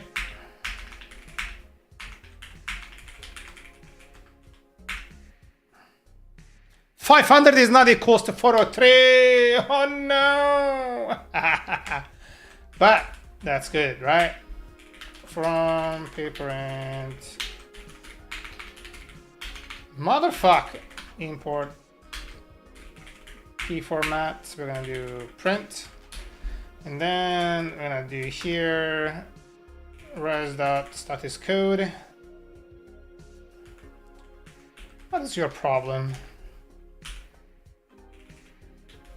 I don't have time to type res response every single time.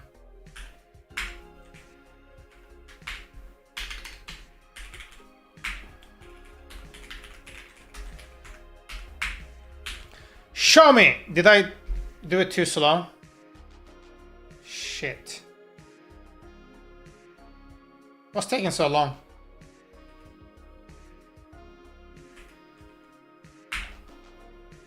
Okay. Was this slow? So it gave me 500, which is good. Oh, so the code should be extracted from the thing here. So we're gonna do, let's go over here on this one. We're gonna do here's status code. Okay, equals 500. We're gonna do this. And then status code equals exp dot code.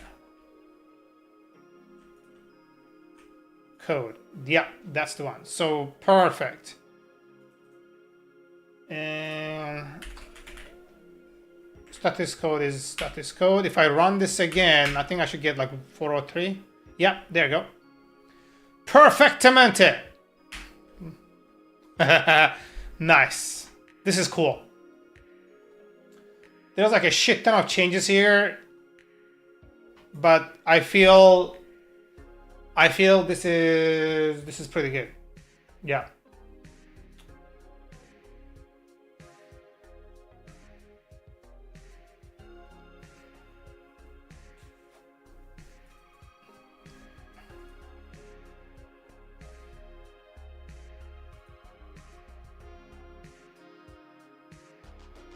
Cool. So this does do it, right?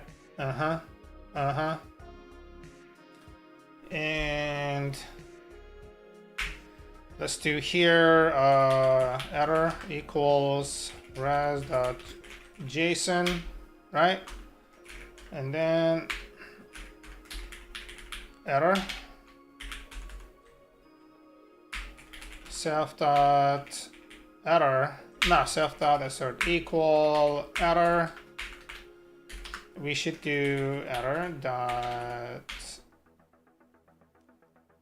How should I categorize this thing? Like, this should have its own category properly, because when I'm looking at the error, This should, let's do valid origin.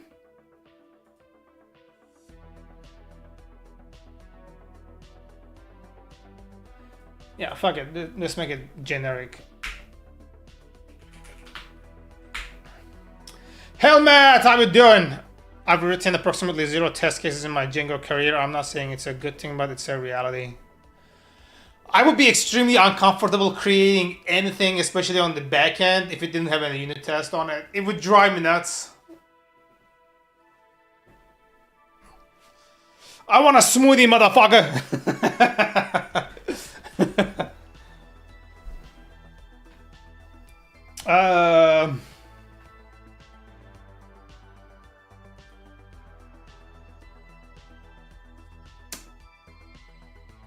I know what I'm gonna name it now.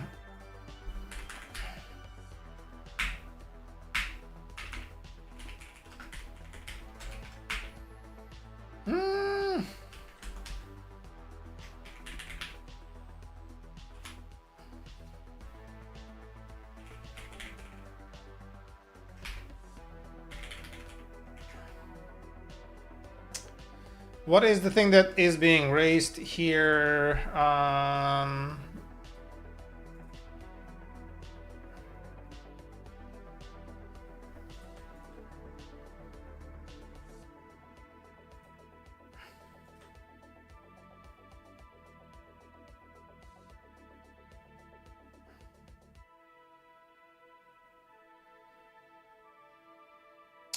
Resource client ID header missing. Fuck. This will...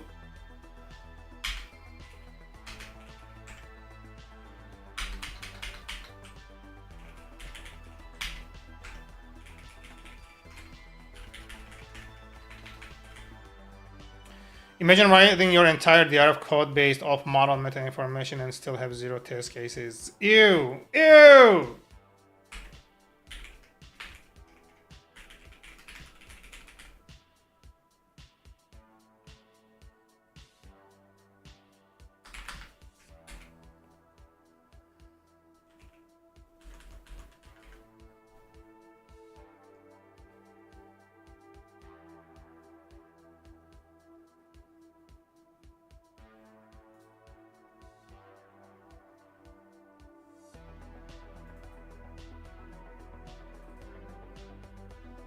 Same with soft deletes. Ah, dude, how are you like not fixing the same problem like every week?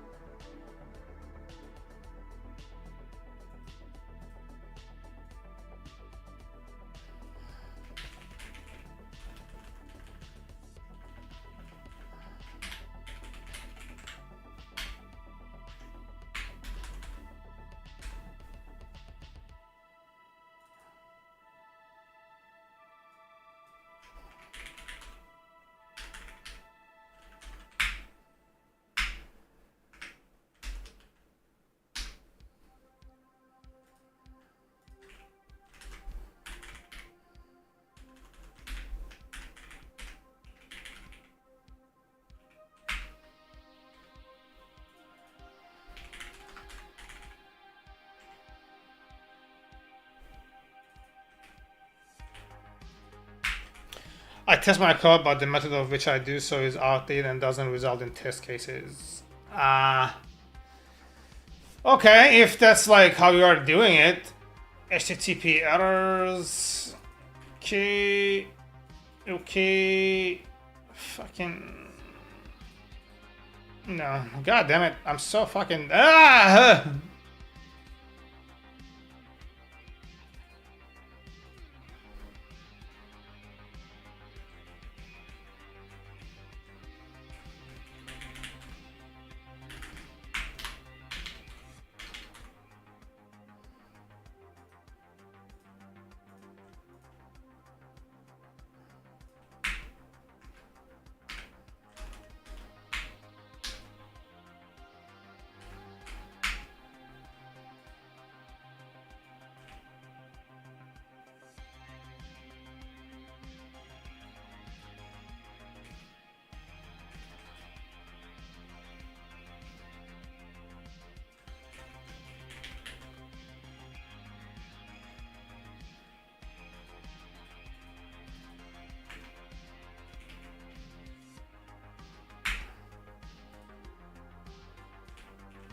Okay, so this should work perfectly fine. It's all horrible habits. I'm just getting away with it because experience level and lazy coworkers. I haven't worked in an environment like that was the case for me, especially in the last 6 to 8 years. It was always like, because every pull request or code change I made went through a pull request that was reviewed by my peers, and our unit test was automated. So, you know, and they would see that I made a change and didn't write a unit test for the new introduction. It would get flagged like right away.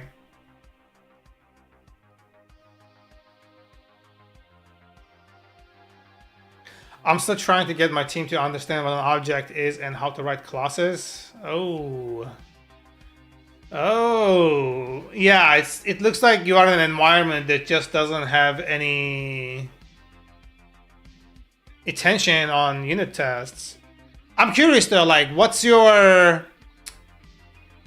error rate right now? Like, given that, you know, every new ticket that you work on might break something else because there is no unit test coverage around it protecting its integrity.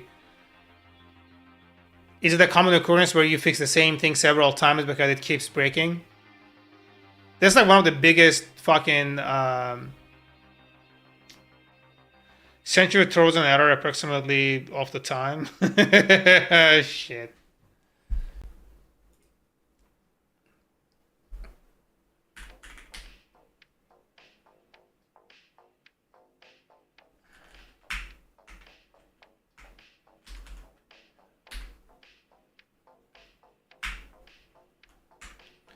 All right, let's run this test. Whoa! That's what I'm talking about. ASHH856. Hello, how are you?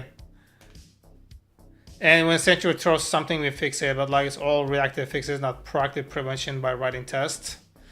Yeah, that sounds like a lot of like waste of engineering time by doing it that way.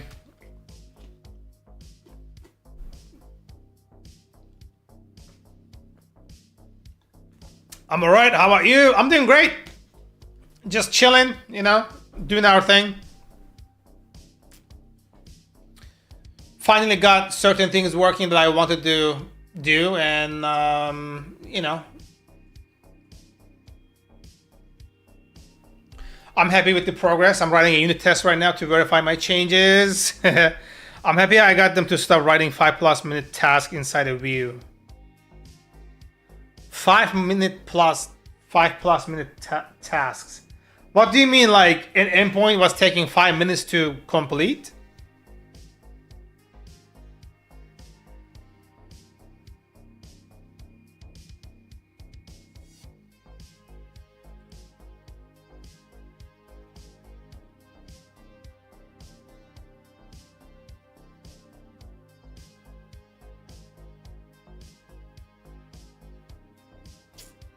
I just had commands and salary.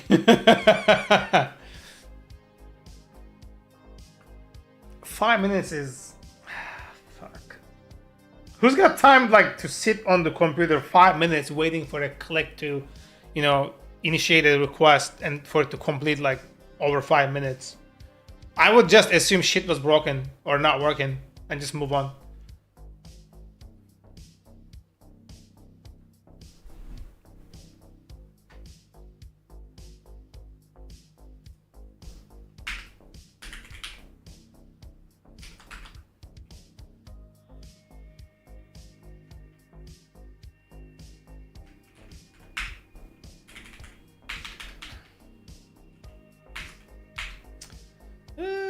Shit, what's that thing that we...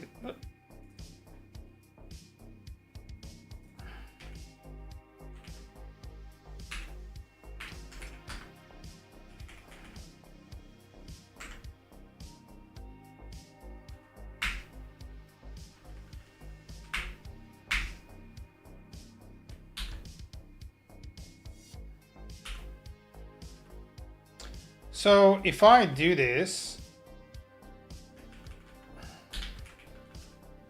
after verifying, right?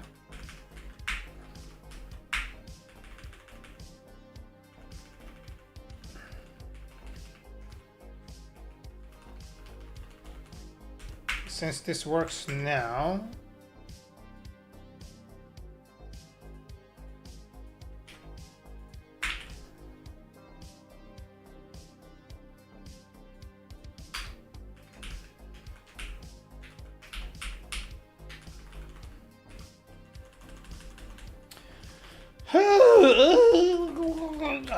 okay, we're gonna do here headers. I think this should work. I'm not really sure if this is gonna work or not, but let's give it a try. And then I'm gonna say here self.assert equals status code. It should still be 403. Give it to me, baby.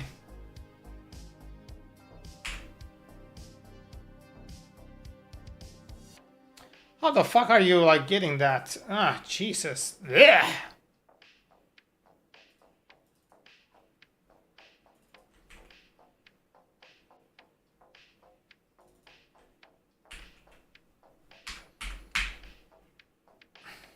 God damn.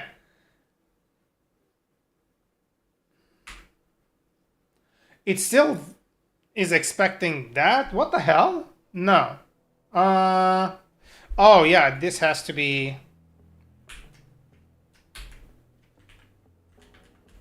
HTTP.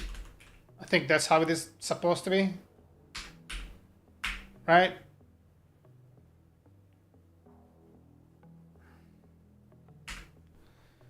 Okay, I gotta verify this. I don't know if it is being received or not.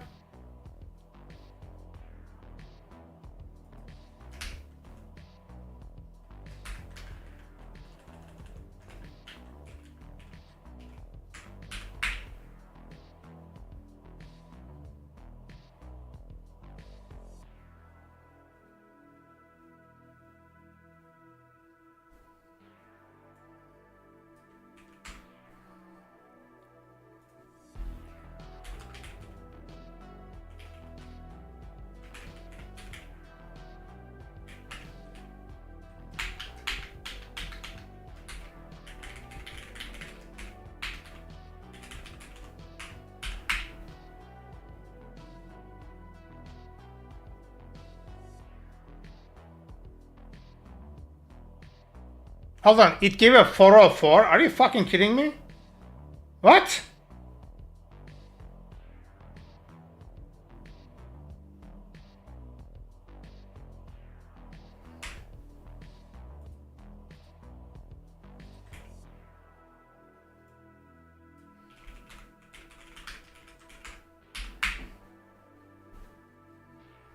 Not found.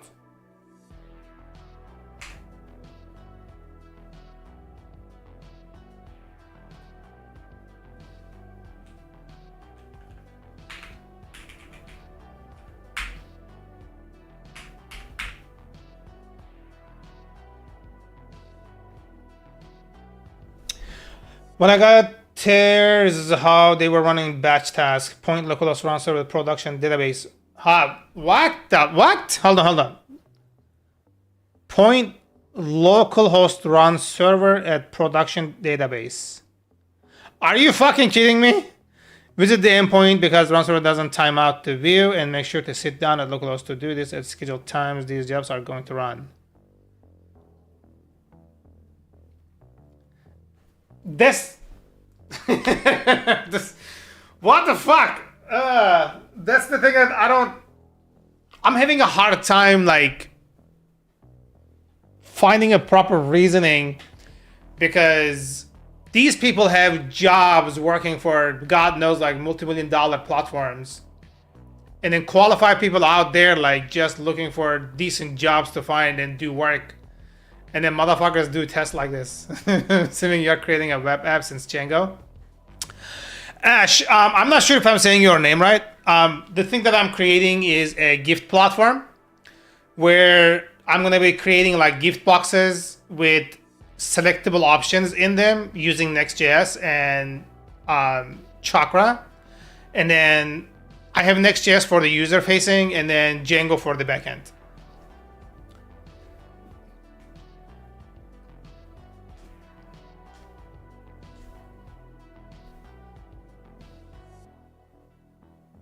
Grilled chicken, welcome. How are you doing? I would be infuriated like working in a team like that, bro. This black console looks like a QBasic console when you pressing Control F5 back the DOS. I haven't played around much in it, but this is a Guaki terminal running fish shell. This is the one that I'm using. This is the one I'm using, Guaki terminal. So it's like a pop-up window. You have a hotkey. I'm using F12 for mine. When you press the F12, your terminal just shows up. Doesn't matter like what window you are in, what workspace you are in. It will just like show up in the entire screen. You can modify it to be like half screen like this, right? This is like F11. You can toggle the view for half screen to full screen. I use full screen because it makes more sense for me. And then when you press F12 again, it goes away. And then the shell that's running here is fish shell. Oh shit, this is so loud. No, this protect you.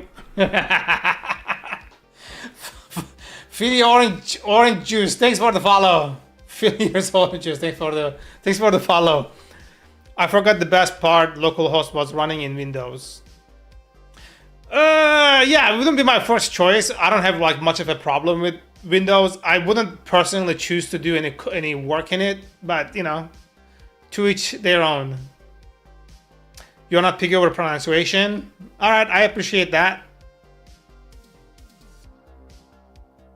You installed Starship or the prompt looks like Zish. It's fish, Ash. It's fish. It's fish shell.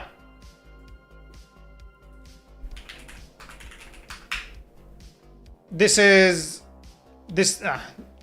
fish shell. This is like where this is coming from. It's like autocomplete and suggestions and things like this. And then you can install different themes. The theme that I'm using is Bob the Fish. So you do. I'm just trying to open up a new tab. God damn it. Bob the Fish. It's an fish shell theme. Yeah, you see that? This is like exactly what you are looking at right now. This is what I have.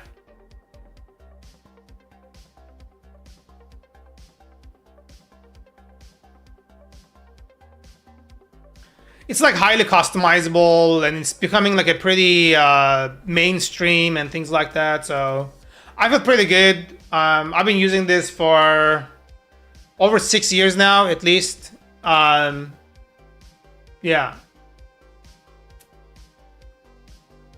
And so far I didn't have any problems about it. So, I'm happy with it. I like your content. Thanks, dude. Appreciate it. Grilled chicken. Loving the name. My prompt isn't like really I didn't do any customization to the prompt. I'm literally just running fish shell inside Guaki terminal window. That's all there is. There is nothing else.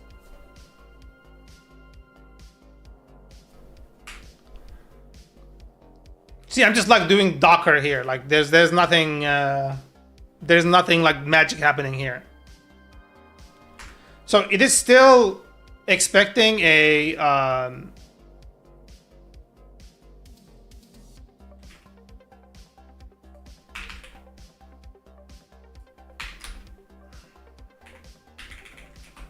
it should give me a different error message now rather than that. It should be. Yeah, let's do this here. I'm gonna do here res.json. Let's make it fail, right? And then this is going to be resource client is invalid. So this is going to fail because it's not raising the correct error.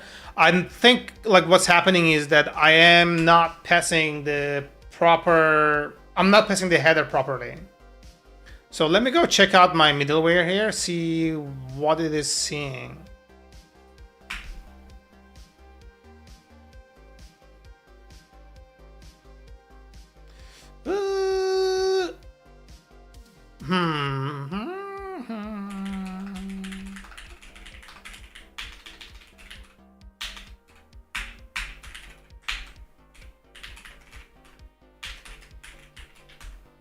Here's good enough.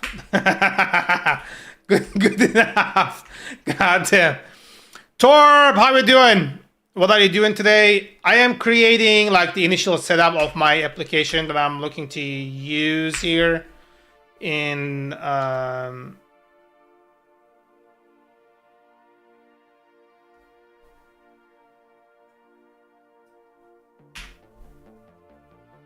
looks like I'm sending it the wrong way. Looks like it doesn't want this here.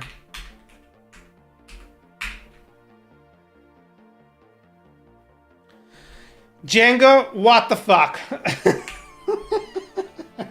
Okay, I think it's this. I think it's this. The difference between underscore headers and headers, they are different. That's something I learned somewhat recently. Apparently it's a thing, but let's verify this. Client origin verify. Okay, and then I'm gonna do underscore headers.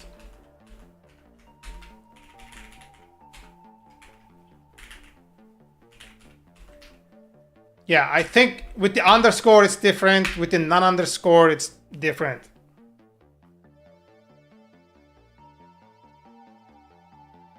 It gave me a 500. Oh shit.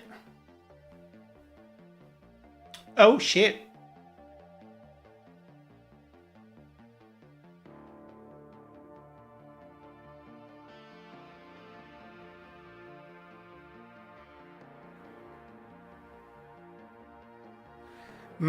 Mother TV, hey, how we doing? Welcome.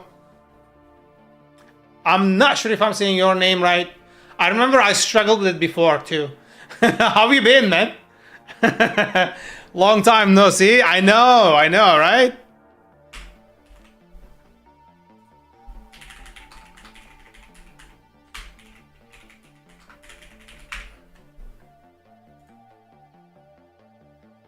Ah, it's meta. God damn it, Justin. What's your problem?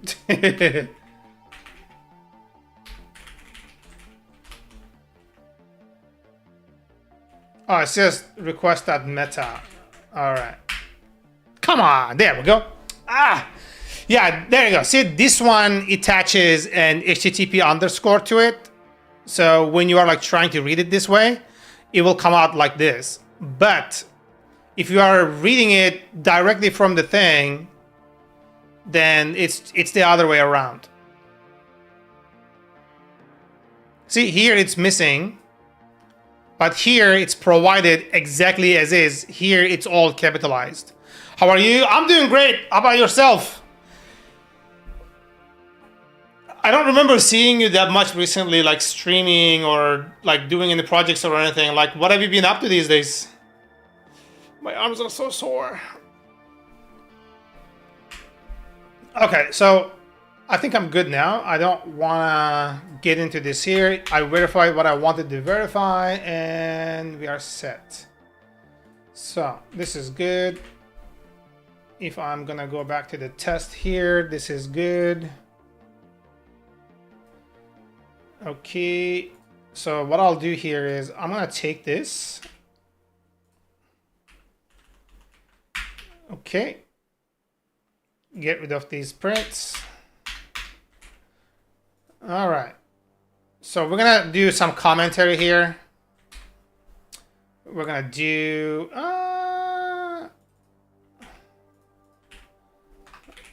missing in headers, must fail. Okay, and then we're gonna say here with wrong value must fail. Okay.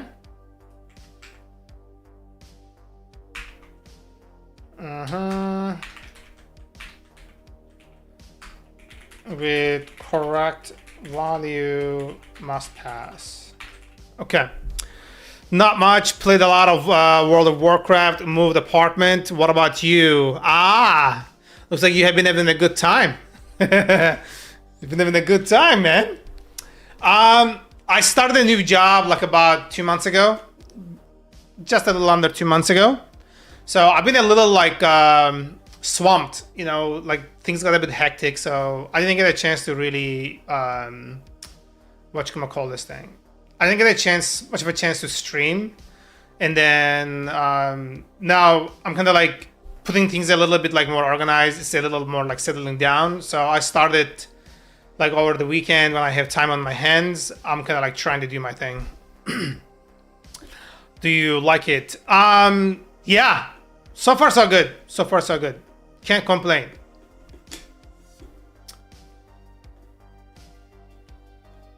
It's a small team, and I'm impactful. And I published my first major feature I'm proud of. So, you know, I feel good about it, honestly. I feel like I can grow there.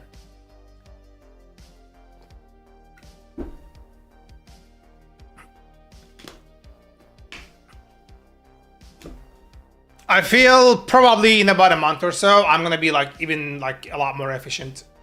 Because I'm still like, you know, in the learning curve.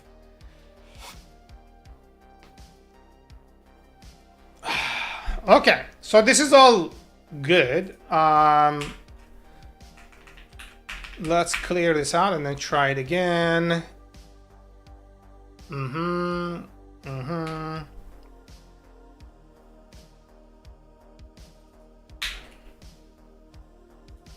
So what's happening here? Why is this?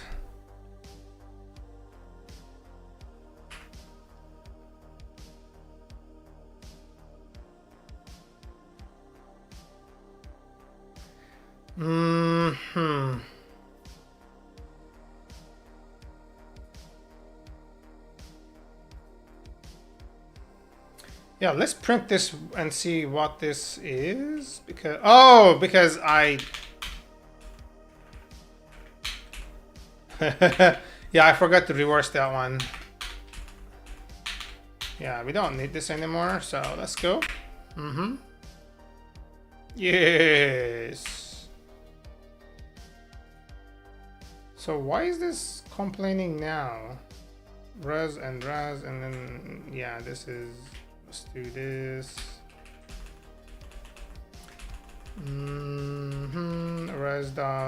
Res.content. See, not found.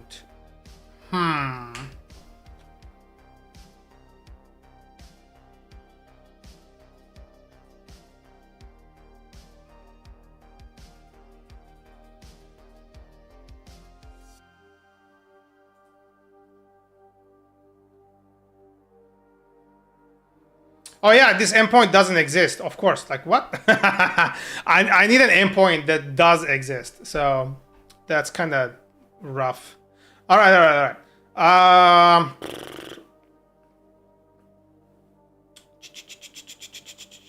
need an endpoint that does exist.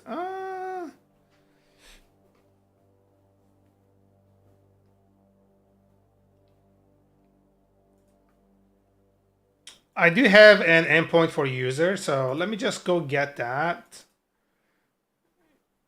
Shit, this is kind of still work in progress, so I don't want to do that.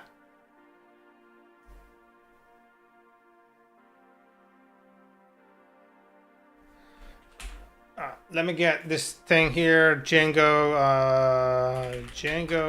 list of URLs. Django extensions. Okay, let's do this. Docker exec API.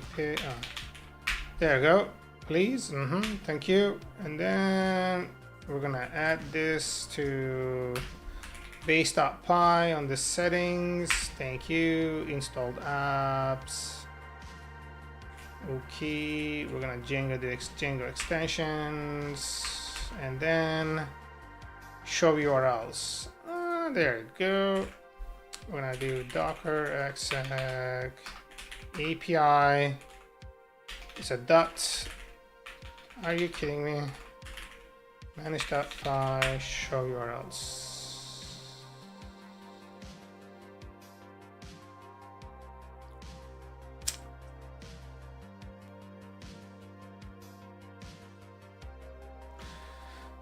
So I think what I'll do here, Because I'm gonna be needing an endpoint for users create, I'll create an endpoint for users here, right?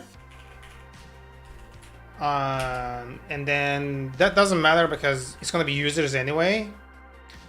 That way I can just say URL is going to be reverse, right? Users create. This should work just perfectly fine. Django URL is reverse, thank you. And then if I do run this, oh, of course, with a, you know, ooh, there, what I'm talking about. There we go.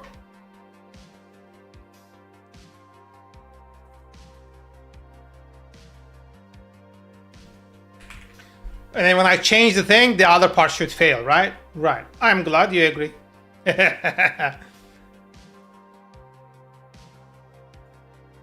And this should be none. Send it! No way! Because it does return, what you gonna call this thing? Yeah, this here.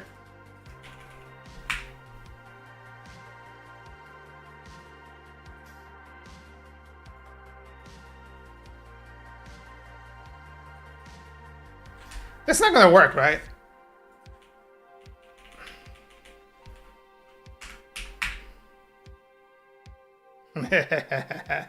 Hello, async view. Ah! Oh shit! I gotta fucking like turn this thing down, man. It scares me. Goosey Dev, thanks for the follow and welcome. Alright, let me see if I can send that sound to a different output. OBS browser page. I think that's the one, so I'm gonna send it to LG as well because it's startling me so hard.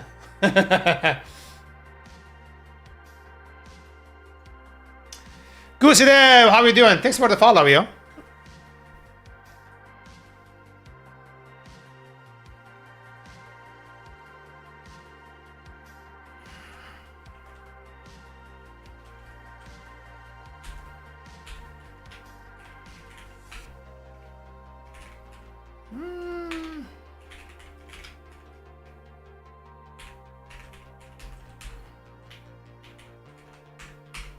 Send it! This doesn't make any sense. Hello async class read. Am I using... yeah, I am using the wrong one. What is your problem? This is so stupid. Come on. Something went wrong. Oh no, I broke something. But this is a different error, so it's a good. I got a question for you. Oh yeah, go ahead. Okay, let's see. What I want to do here is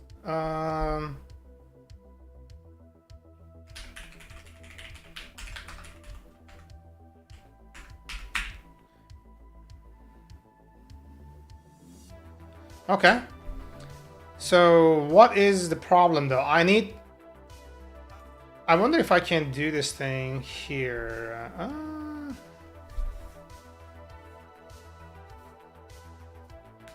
Since you are using Django, how much do you leave up to next? Since it also has routing, backend, and stuff. Good question. That was something I had to think like pretty thoroughly myself. Let me pause this music so I can gather my thoughts for us. So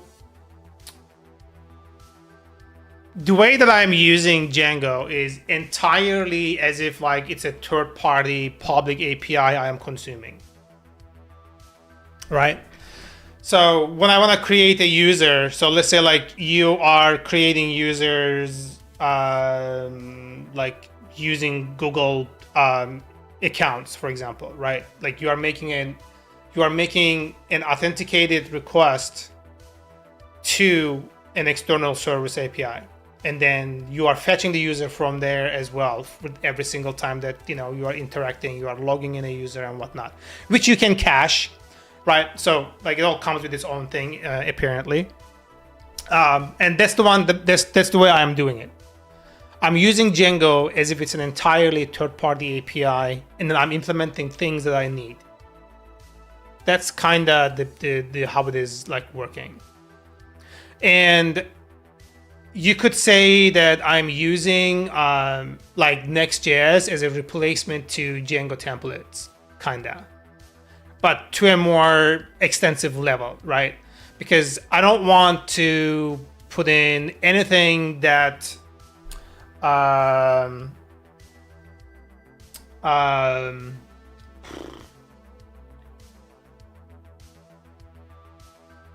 anything that creates ambiguity, right?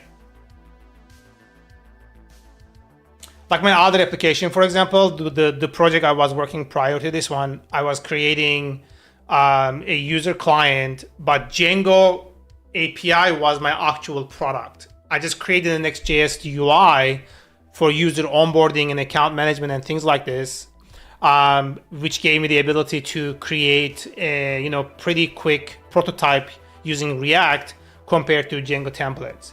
Because I didn't want to deal with jQuery, I didn't want to deal with like any like HTML dealing with Django templates, because it's going to be like comparatively slow, as opposed to creating something in Next.js and React. So like client, next backend API, next backend client, or just simply client API client. So it works like this. Shit. This is fucked up. All right, this is Python, so it's not gonna work the same way. So user lands on next, right? User lands on next. This is the main domain, like example.com, for example. Right? They land here. Right now there is no session or anything. So what happens is here, right? I do a session check, right? Based off of the cookie that's managed by Next.js. But the way that this happens is, like Next has its own routing system. I have a wrapper around Django, right? And this is literally the test I am writing. So there is a resource identifier header that I'm providing, and has a specific value that gets rotated with every deployment. And after that, so I will say like, get user within next, get user, right? Based off of cookie or not, which will do a request to Django with an authentication token plus the resource identifier saying that this Next.js application is making this request, like it's not coming from like a Postman or somewhere that has no business making a request to this endpoint. That's like how I'm doing it. And then the response gets forwarded back to Next.js frontend, basically. Again, like I said, I'm using the Django as a third-party API. I see, so out in Next and backend as API in Python. Yep. Next.js is more or less a wrapper around the Django API. That's like basically it. The reason I'm doing that is because I don't trust that much to JavaScript to handle that kind of important stuff. I don't have that much confidence in JavaScript. There's a lot of like inconsistencies in it that just gives me the ick. Like I would not trust JavaScript to deal with my database connections. I just don't have that trust in it. It doesn't sit well with me. If that makes sense. I'm hoping that makes sense, but that's like my take.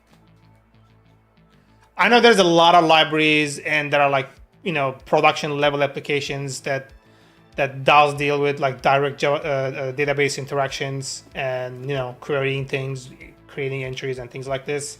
I think that would be like my last resort. But, I would have to be like pretty desperate to be in that situation. Like it's like a contractual obligation that I have to do. Other than that, like it would never be a choice I would make.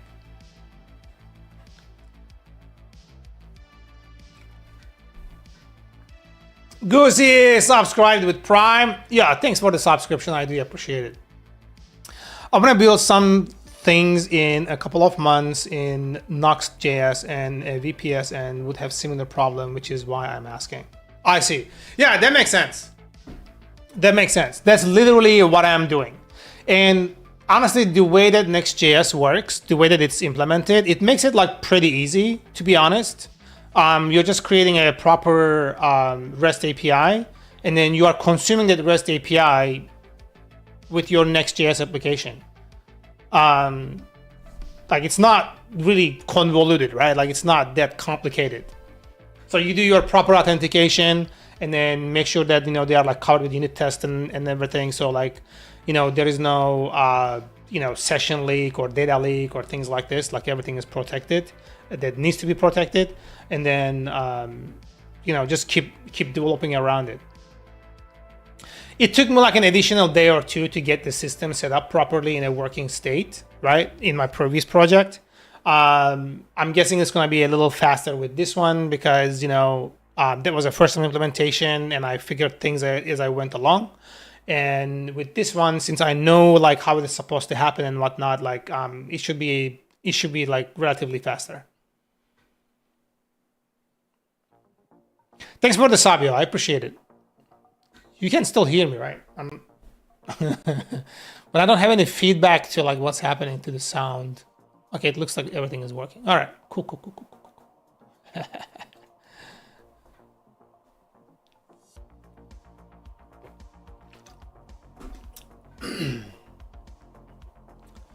Yes. Oh.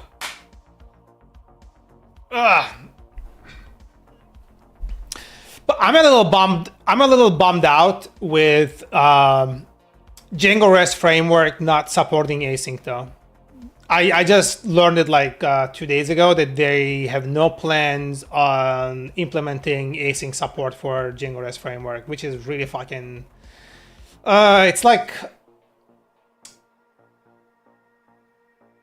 I feel like a lot of people are gonna go a separate route because of it.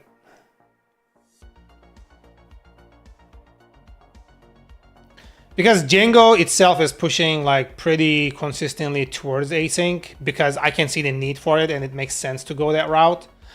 But like DRF deciding not to do that is just a weird thing. Not a fan of Python to be honest, but we don't talk about that. That's a whole separate thing, I guess. I'm pretty sure you have your reasons. What's your go-to language for,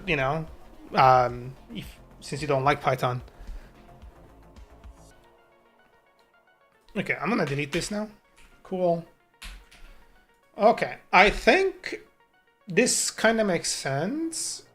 And I'm gonna do this thing here. If settings.debug, right? I wanna print the exception here.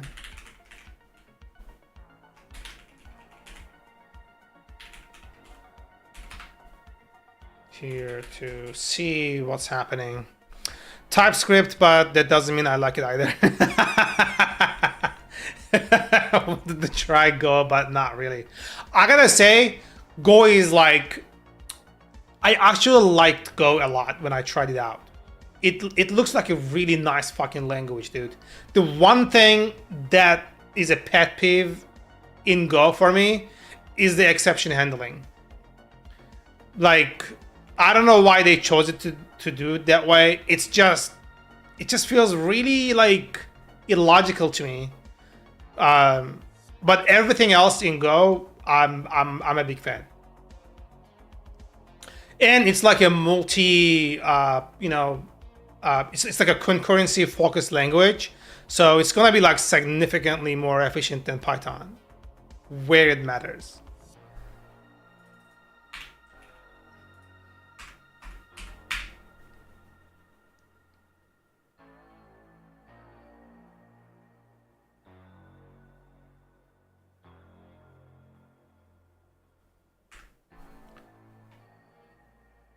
I think like if I could choose, I would do C++, Go, and Rust.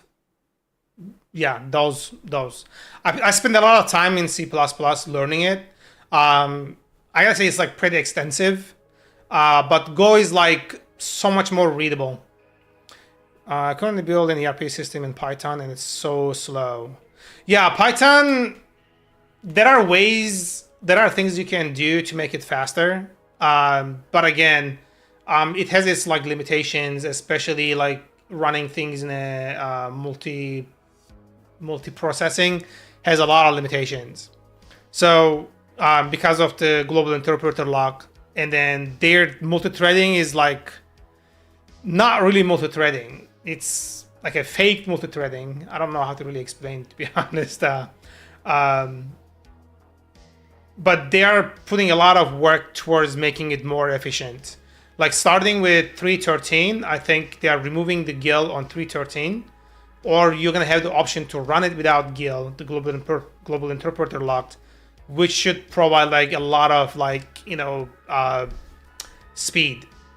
So things are definitely changing in Python because there is a huge AI and machine learning push, and it's becoming really expensive with the limitations Python is like imposing on the environments right now. Let me see where it's at that though. I was trying to use 3.13. I couldn't use it because like the libraries would not work in it.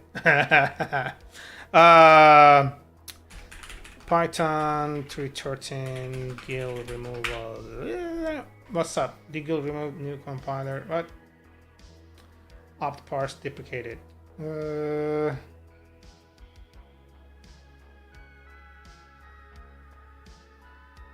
Yeah, it's a thing that you can disable with a flag. Since then, it has been renamed to free threading. Interesting.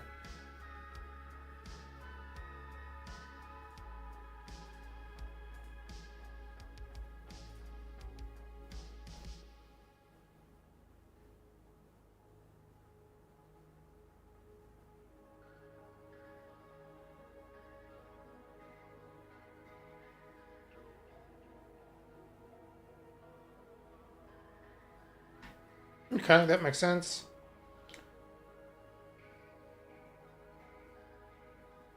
Yeah, that's the problem right here.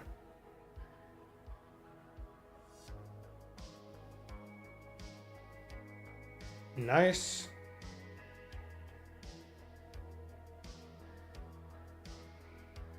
Quite safe, nice. Yeah, I'm genuinely excited about this one.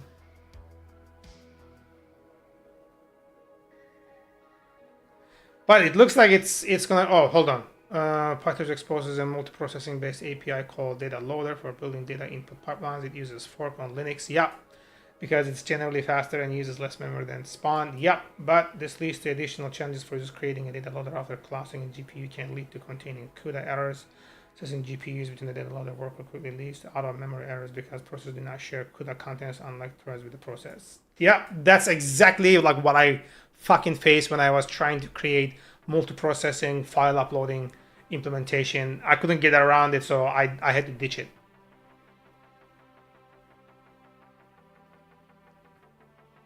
Yeah, I'm so excited about this. GPU workloads require multi-core processing. Yeah, this definitely has to be a thing because it's a big requirement in the industry right now. 8 GPUs and 64 CPU threads. Woo!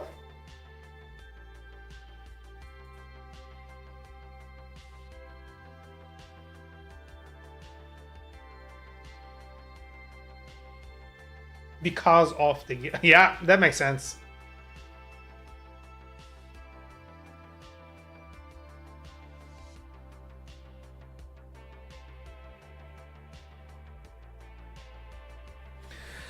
Let's see, as long as migrations don't take 5 minutes anymore, I'm happy. This will definitely like push Python like closer to the top in a preferred language because Python has already like a big market cap in the industry, especially like in the AI workspace. And like removal of GIL is going to be like Oh, it's gonna make things like so much better. Although it says it's gonna be like an optional thing and a gradual implementation, I feel like they are going the direction that kind of they need to, because yeah, Gil has been a real like pain in the butt. Because it doesn't make sense. Like, you have all these resources that's available to you, but you can't use it because the language of your choice is not allowing to use it, right? It just doesn't make any sense. You are paying for it anyway, might as well utilize it, right? Especially like in applications where, you know, like each second of processing is costing you a fortune, right? You want to make sure that you are getting the best for your money, and Python was limiting that. And also, like, it's making environments more fragile because you are creating out-of-the-box implementations to accommodate or go around that limitation. So, you know, I'm happy. I'm genuinely happy about it. I literally tried to like install 3.13 release candidate here, but the Django didn't work, and cryptocurrency library didn't work. It wasn't compatible with it, so I had to like revert back to 3.12. But no biggie. So settings.debug. Okay, I'm gonna do here print. How do your front-end API calls look like? So this one doesn't have it yet because I literally just started this. But the other one that I can show you here. Okay, let me close a few files here. API. This is my front end, which is Next.js 14. And I think I have a wrapper around, yeah, API request. This is a class I created, right? TypeScript. And then there is the URL, method, status code, whatnot. And then this uses Axios. And then I'm able to like read my, my error responses and everything in a standard way. So I'm gonna show you how my responses look like. If this starts, okay, send it, there you go. So this is what my responses look like, right? It always has a status, like true or false. It has an error, something went wrong. It has an error code, whatever that error code is, so you can do translation. And then the data that you're expecting. This could be a list, or it could be a dictionary, right? Or a map. So depend if you are like doing retrieving multiple resources, it's going to be a list of each resource. But if you are retrieving a single resource, then it's going to be a dictionary. So that's basically that. And see what it is that's breaking here. Exception, accepted renderer not set on response. Eh?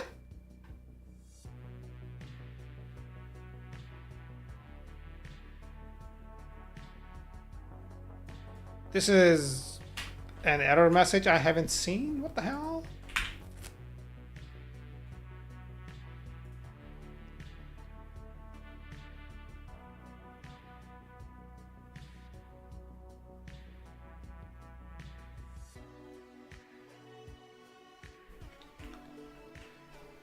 Hold on, is it? Am I using DRF on this one?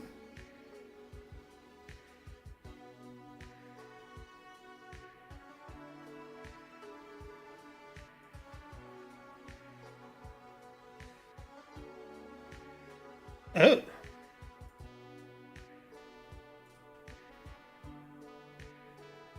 What?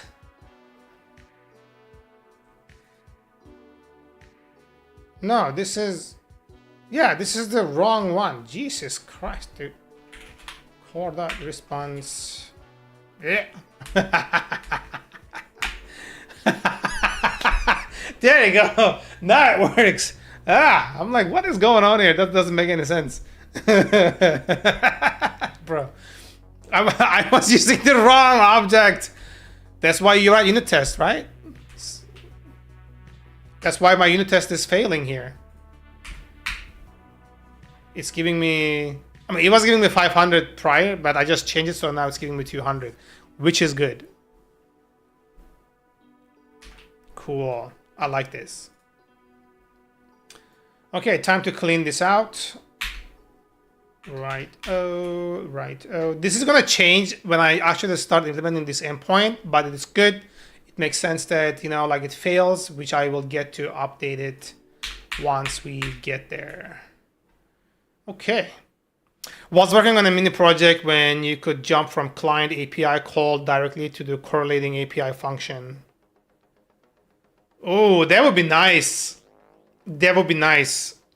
Because right now, like the way that it is working, the way that it is happening is, you know, like I'm creating kind of like a map to each endpoint that I'm utilizing. So if I look at the other thing here, I have a URLs file. Where did I declare this? Oh, there you go. API URLs. See that? Like I have a thing here, like says API user login URL, this and that and that and that. These are like the endpoints that I am pointing out, and then I'm just using these constants to make those requests to the related endpoints that I'm, you know, facing. Currently, it's only a VS Code extension. That sounds like a fun thing to do. Did you create it in JavaScript, TypeScript? Like, what's the stack you use to create it?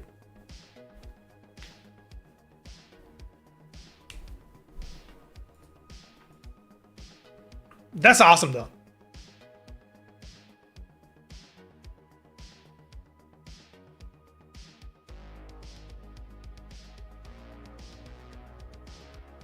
That's awesome. It's pretty simple, no dependencies, practically just some code. That's actually pretty cool. Is it like open source, or is it just locally, like you just created it locally and just sitting there?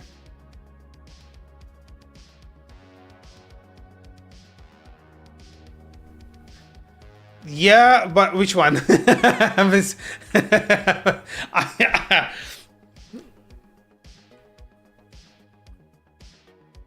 Open source, cool. I think this is good now. Let's do a formatting check, right?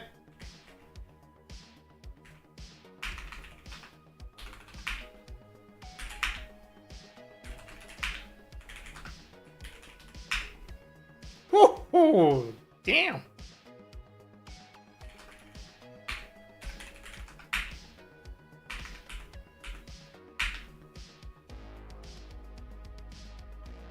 Generic.py. Let's go one by one.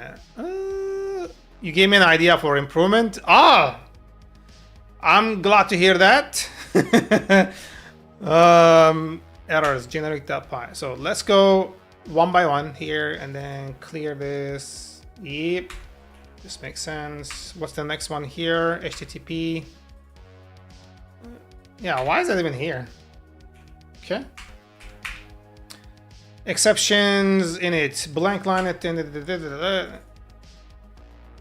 Yep. How did I even do that? That makes no sense. Exceptions base, import not used, generic. Bro, how?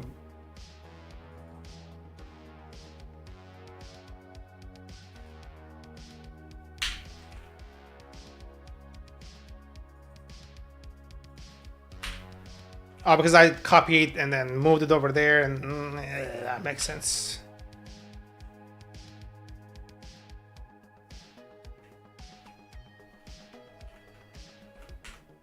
Ah, wrong key.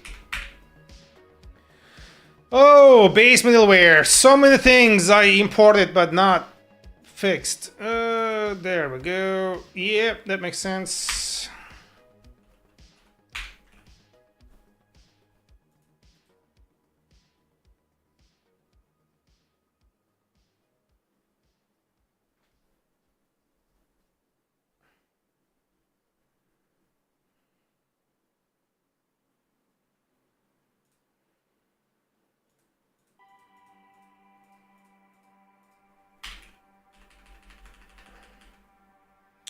Okay, but it's getting late for me. Gonna have to sleep, and I don't want to hold you back. So good Make and have fun, as we say in Germany.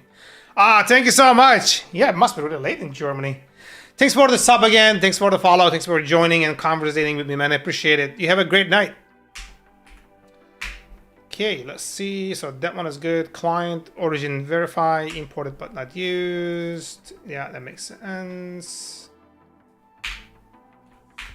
Coolios.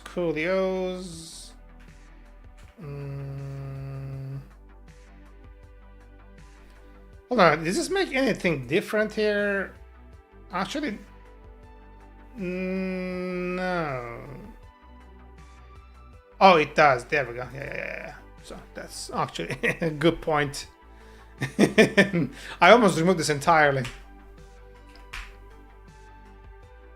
Test, blank line at the end of the file.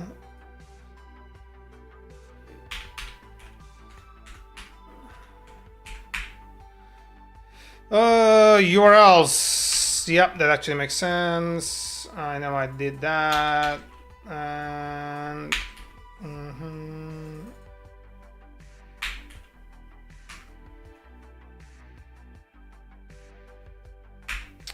just about almost done. Yep. Okay. So cat make file. Do I have fixed formatting?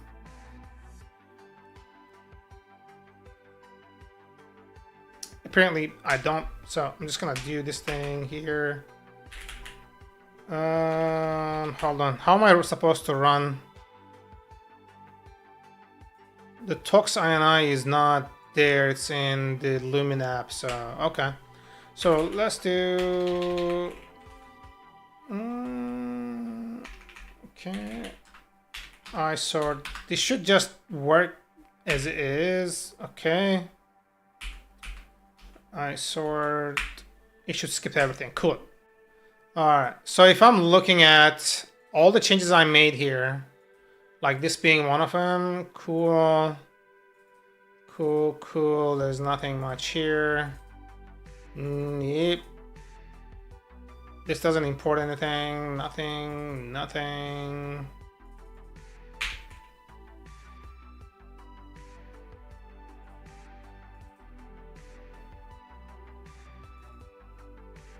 Yeah, perfect. This is what I wanted to see. It is doing it. Nice.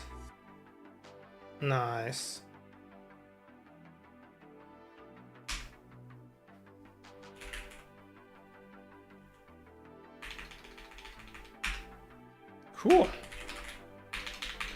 This kind of became a little bit too much of a big of a thing here, so damn.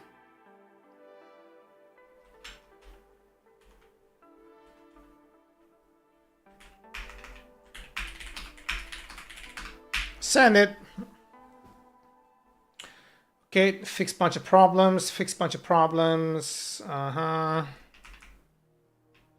Introduced errors and their pointers and exception. Create our exceptions. Yabba yabba.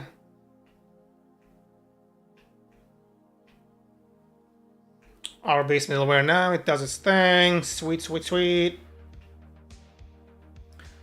Okay, we did that. Sweet.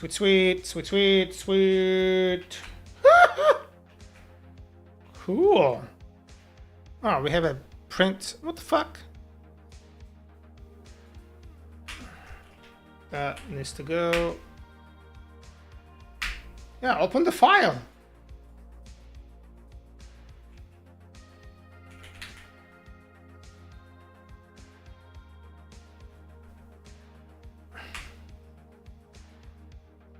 Settings.base. It's there, so why aren't you showing it?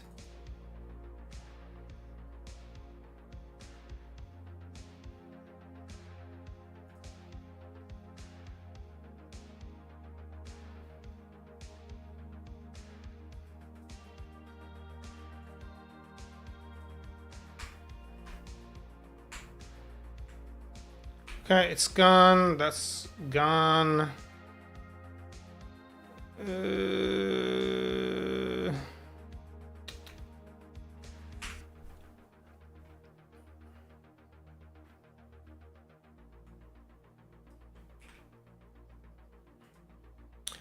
KTO, Istanbul is beautiful. Oh yeah, it is.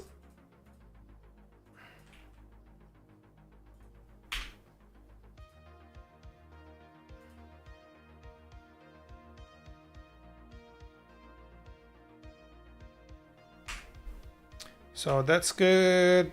That's good. That's good. That's good. That's good. What the f-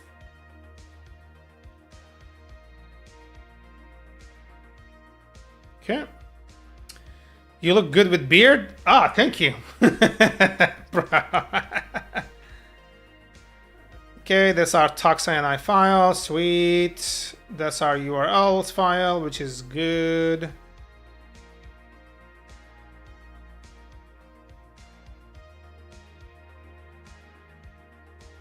I think this is it, yeah. Cool, everything is good. Sweetness. The only thing I need to do here is docker exec API pip freeze grab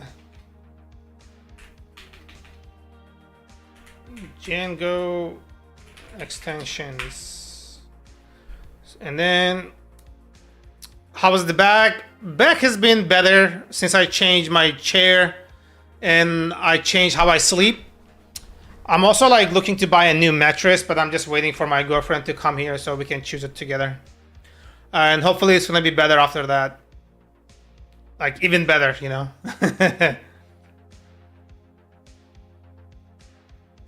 Yeah, I have a girlfriend. You didn't know?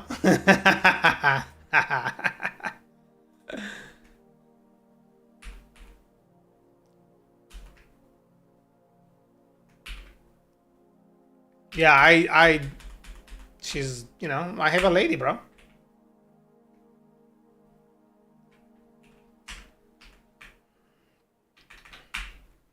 Which one does it show? Django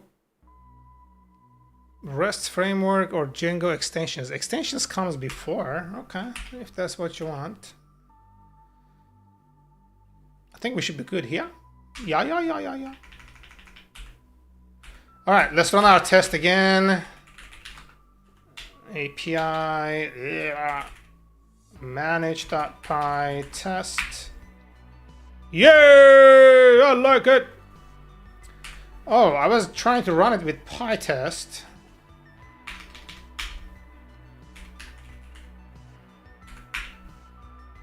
And it runs. Yay! Looks like someone is getting late tonight. Not tonight. She's gonna be coming like next month. I'm getting late by myself right now. I think this is it, y'all. Oh yeah, before we forget, I gotta take off those IBBBBBB. Okay, let's go to git ignore. Dot I and then dot.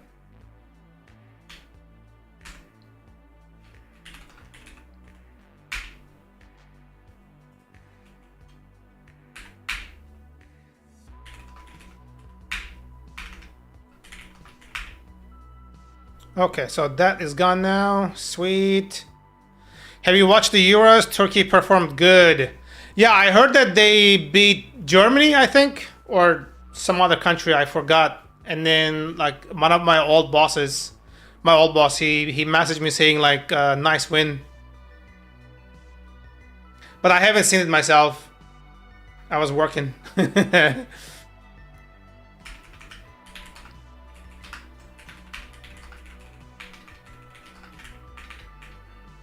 Yeah, let's use Win. We're gonna say here, protect endpoints with client resource check. Other base found.tonal implementations error unit tests style and formatting exceptions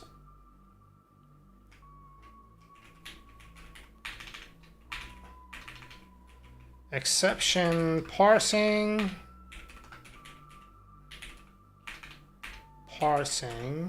okay, so that's good. All right, let's do git push origin head. Okay, so let me see if that is actually there real quick.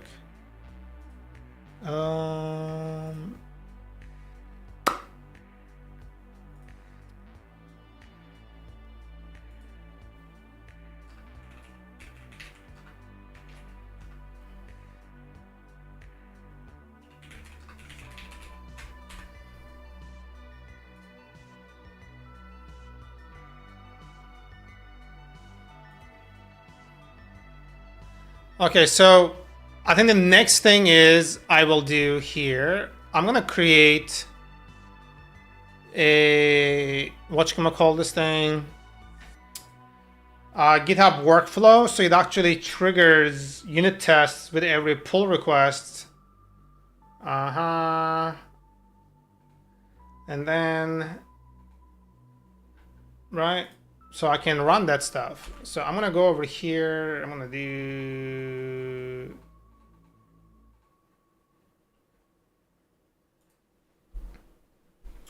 I have to create it from scratch? No, right? I can just fucking use the one that I created before.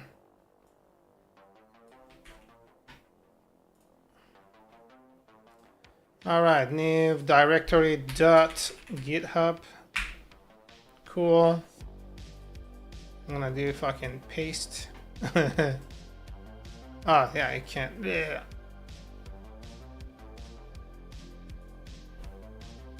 Last night they lost to Netherlands in quarterfinals. They knocked out Austria. Damn! Are they still in the competition or are they like out?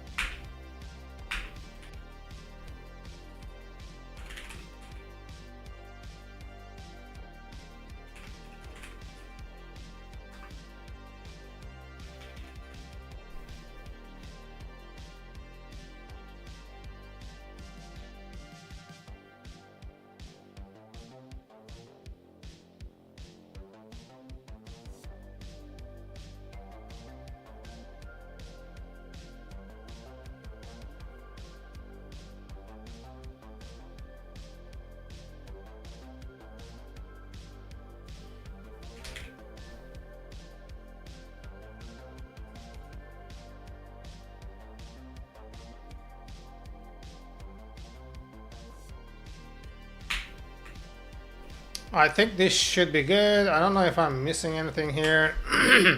Out? Oh shit. Hold on, is it GitHub with like uppercase, lowercase, or it's just dot lowercase? Okay, dot lowercase GitHub. Okay.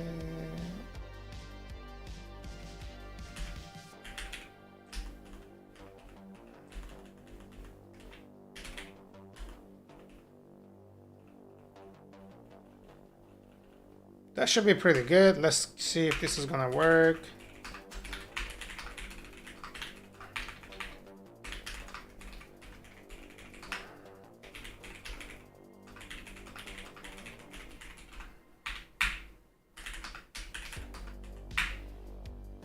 I don't know if this is gonna run, but let me see, guys. Give me a second here.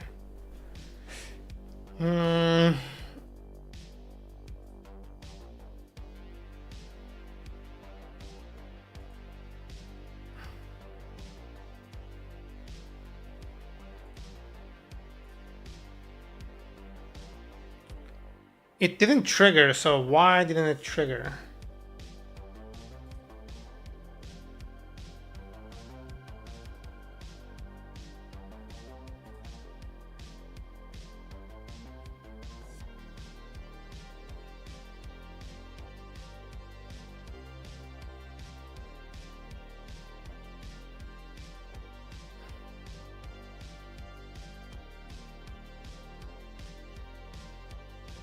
Is it in the wrong directory? What the hell is going on? No, it's in the source, like the root directory, so it should work.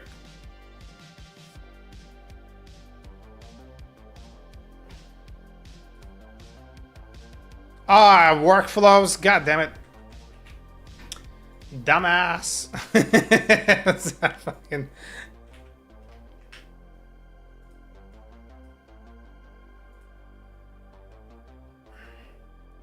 That's what happens when you do dumb shit, right? Right. Oh my god.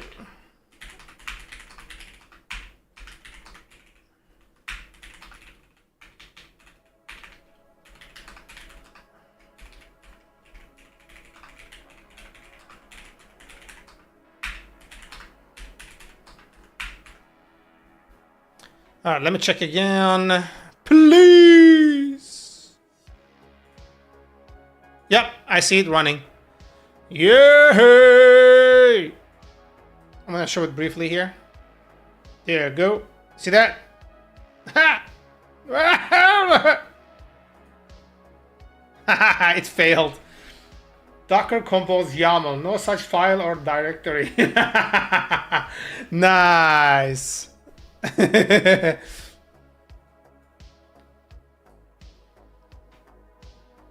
Yeah, the Docker thing here is like on the source.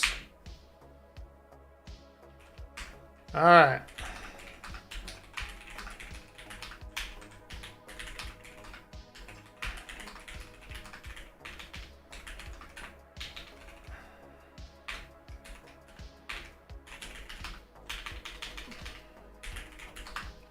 Updated Docker compose file reference. I'm not in Vim. Why do I think that I'm in Vim? Okay. A new one just kicked in. Is it running? Yep. Triggered. Please! Build the Docker image and it fails. Oh shit, it's looking for a .env file. Yeah, I should...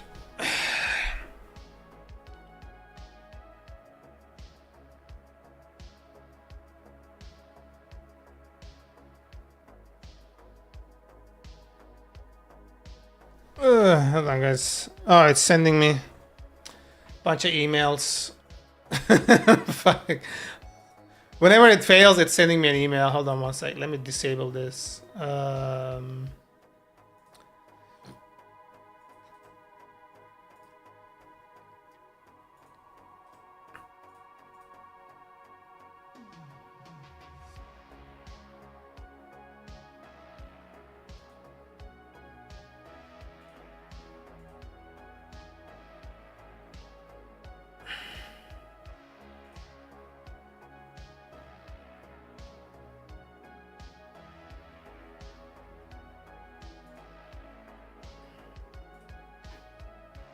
I'm not even logged into that, so I guess I will not see that. Yeah. Anyway,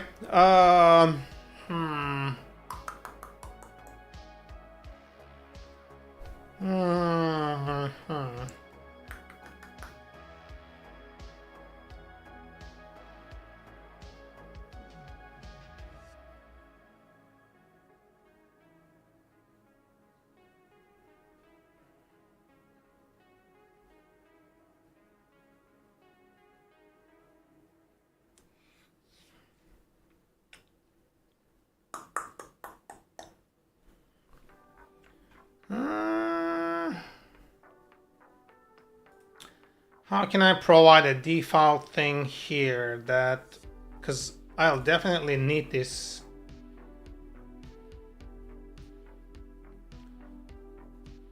Yeah.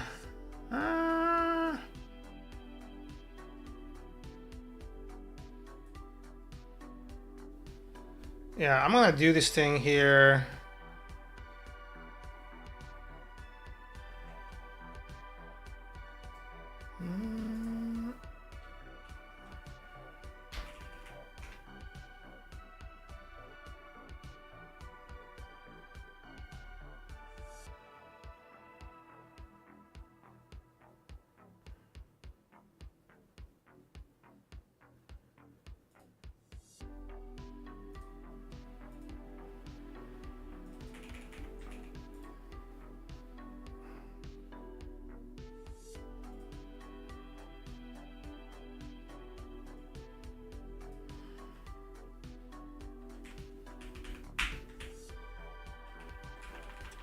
Really? You're gonna be fucking...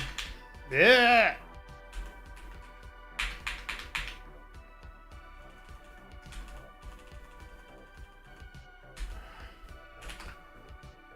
env.env.test.env.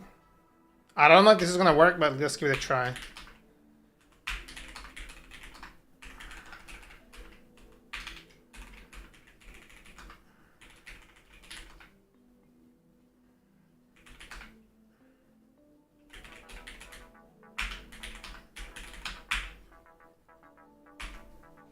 Let me see if this worked.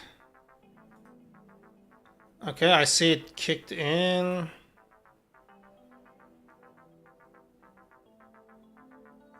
Oh shit, it's working now. Yes. I'm glad it kicked in. Let's go! Shit, I can't. I don't know if it's gonna work or not. Like,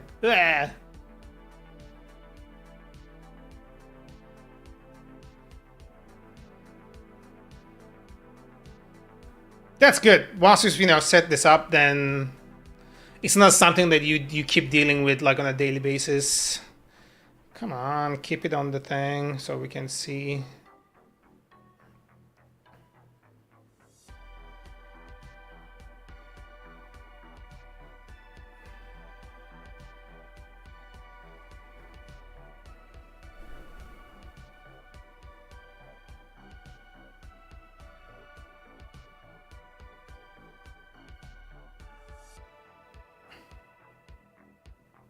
Oh shit, everything passed! Look at us go! This is nice. Alright, y'all. We're good. This is cool. My test pass.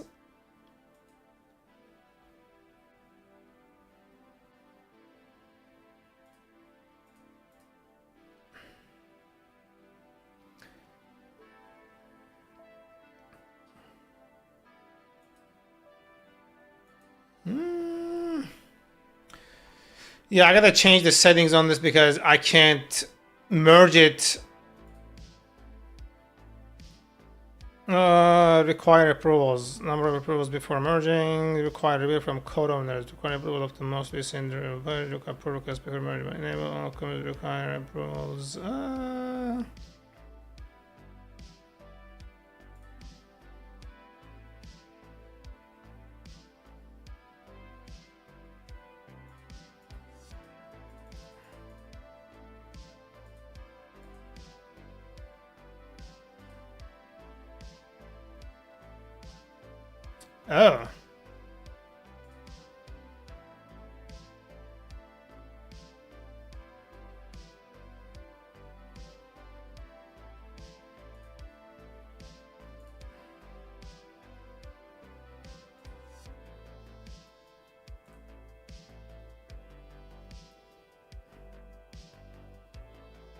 Yeah, this is, yeah, I had to do like bypass because there is no one else to look at my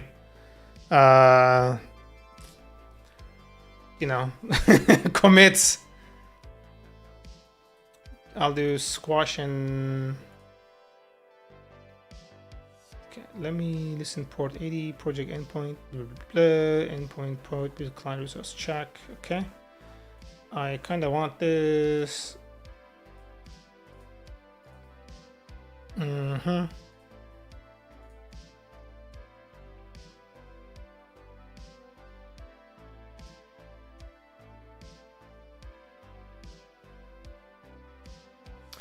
Send it. Okay. It is merged. We are back at main now. Nice. All right. So let me go check out main git pull ta-ta. Okay. So what are we working on right now? I should start with the design.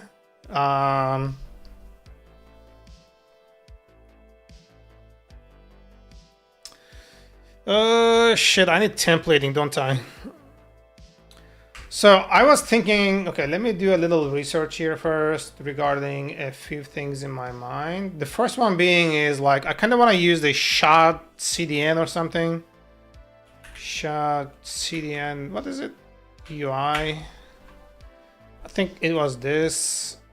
Yeah, this gives you this thing here, but I'm wondering like how customizable this is.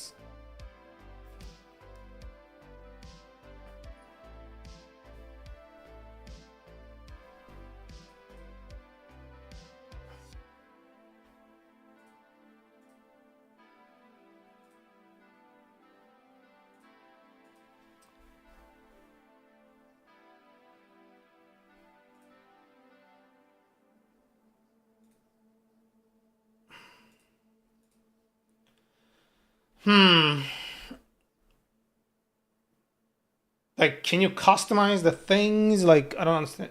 Oh, this is using Tailwind. Yeah, I don't want to deal with Tailwind. I think there was like a Chakra UI component library. Pre-built components.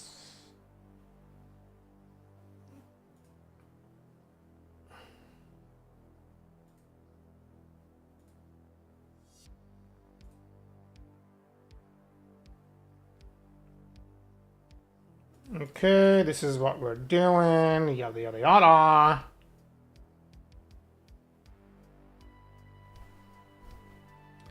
Okay. Alerts. Cool, cool. This looks pretty good, but is there like an example thing I can see? No bars. This looks pretty good, honestly. Not bad.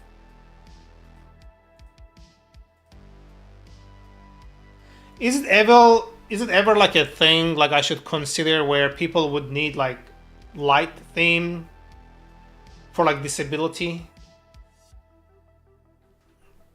Because I really don't understand the necessity of like having a light theme. I'm just seeing like if it would ever be like a need for someone.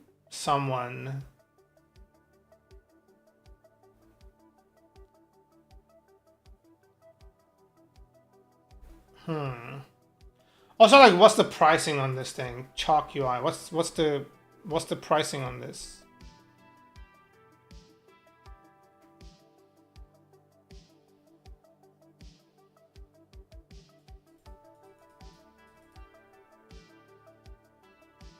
So this is like open source. I don't get this. Like, what's it's MIT license. Okay. Okay.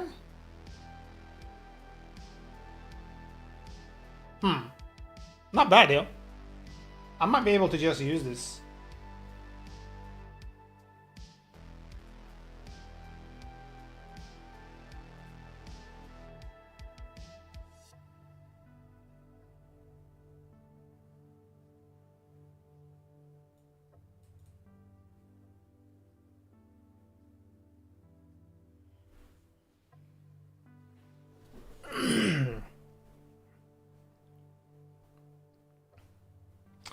Yo, I gotta take a piss.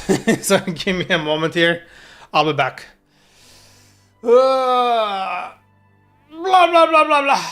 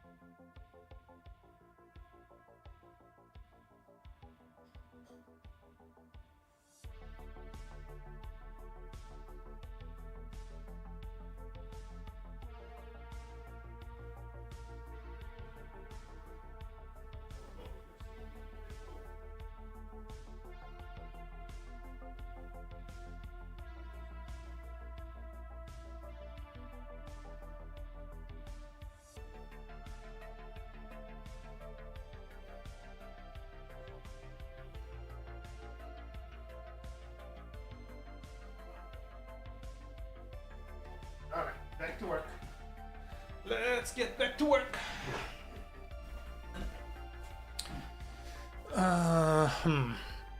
Okay, we are back, so let's give it a second here.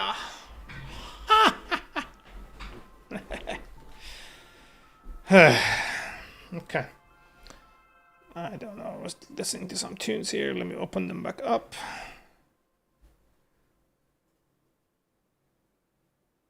Is VLC still working? It is. Okay, cool. So this here is now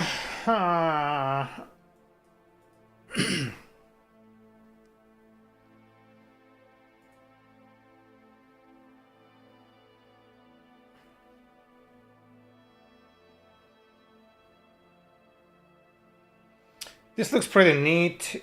I don't know if I really want to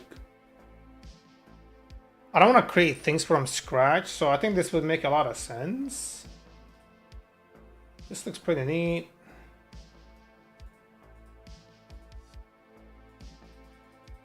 How come this doesn't react?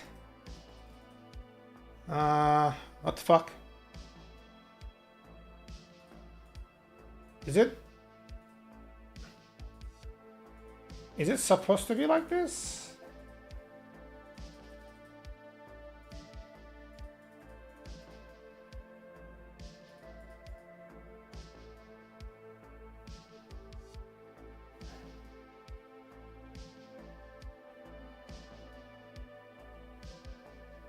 So I feel like this would speed up the process pretty good. I don't understand 100% on how configurable this would be, like if it would play well with the other packages I'm using. But since this is using Chakra, I think it should be good, right? Yeah, it's using chakra.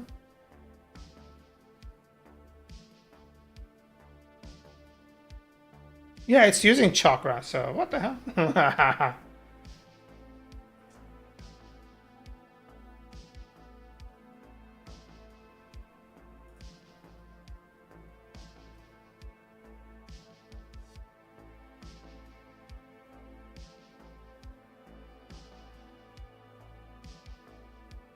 Yeah, this is not doing anything from scratch. This is just using chakra. So if I'm looking at the code, yeah, it is just using chakra. Bruh. I was thinking like it has its own thing, wrapper or something. Okay.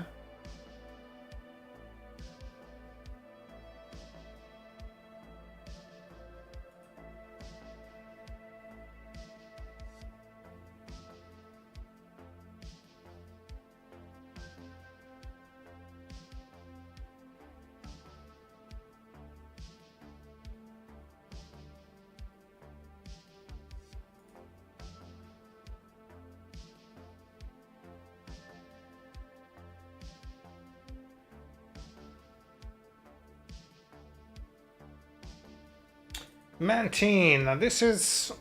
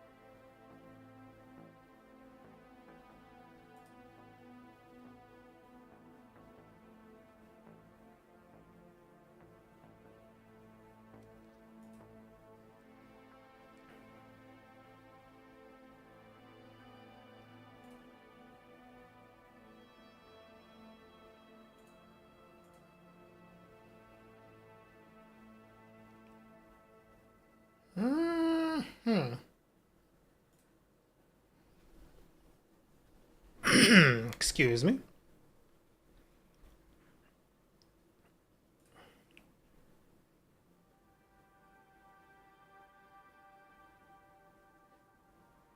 So where's the fucking components? Getting started.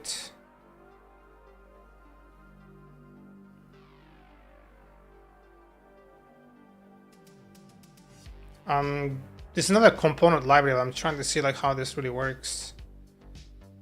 Provider, okay. Okay.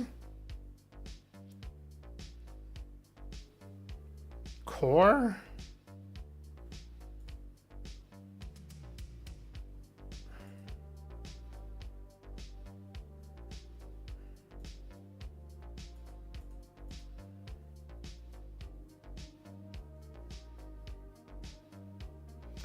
This looks a lot like chakra. I'm trying to see, okay, MD, okay. Like how the customization is happening.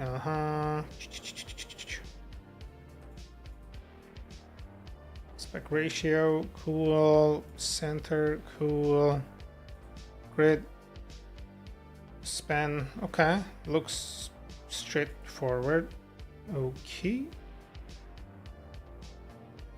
Group. Composite elements and composite and horizontal flex container. Cool. Looks like simple, like straightforward enough.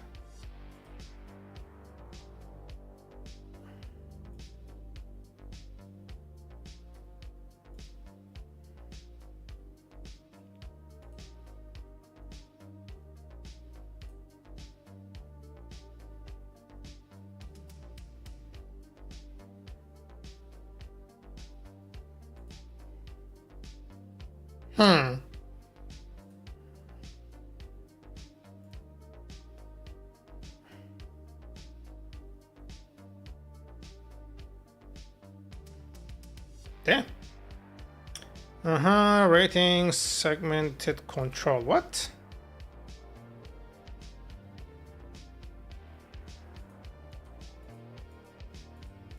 Oh, interesting. Okay. Switch. Okay, autocomplete combo box. I almost read it so wrong. What the fuck?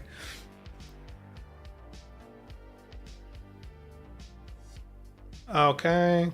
Peel? What is...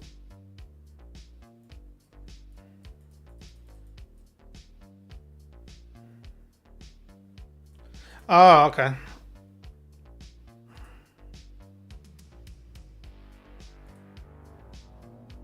Mm-hmm.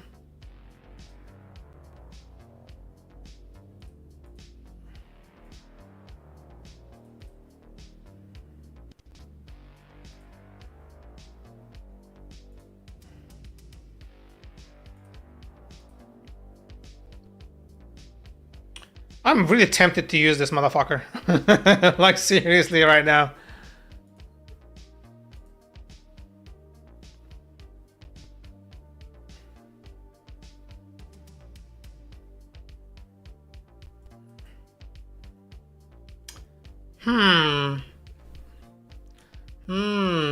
Do we do this or do we not do this? Ah!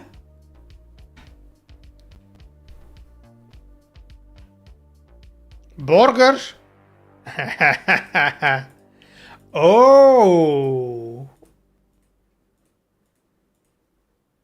I'm liking this, yeah.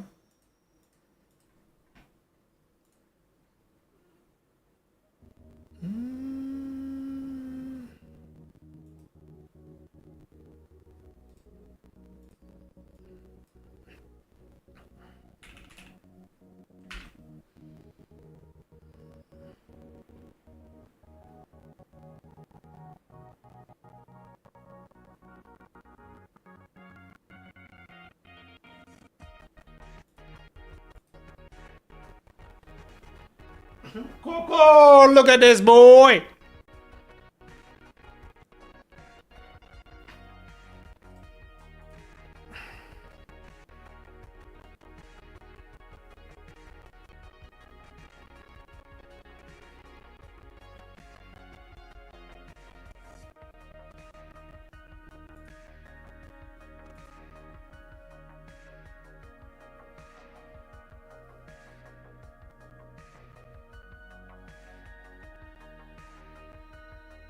Okay. I'm really tempted, yo.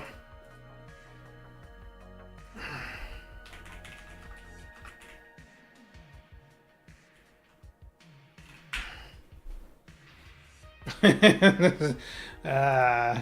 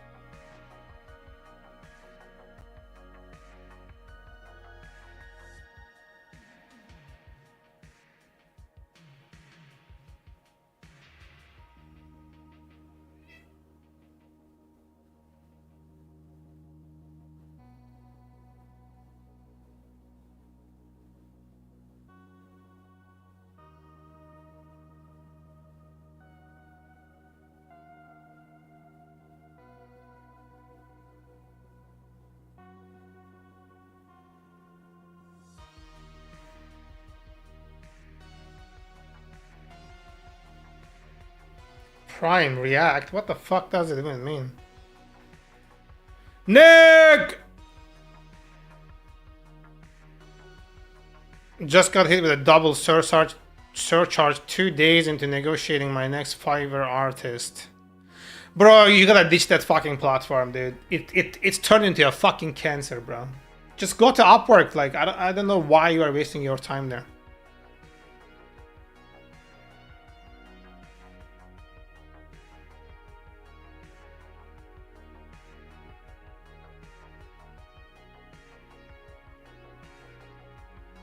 Nah. I don't even want to look at this anymore. I got these motherfucking store credits I gotta use. Okay, I see. It's like kind of your hands are tied. Coco, why do you keep staring at me there, babe? Come on. Come here. Where's my boy? Come on, Coco. Come say hi to Papa. Where's my kitty? Come here. Come here, babe. Come here, big boy. He just woke up. It's like, his eyes are like still like, Mr. Kitty. Come here, big boy.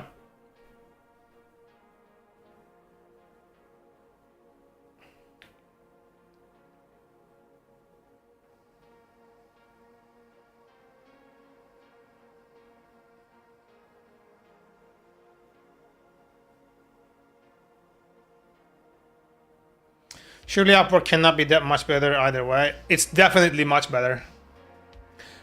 In my personal experience, that's the PS.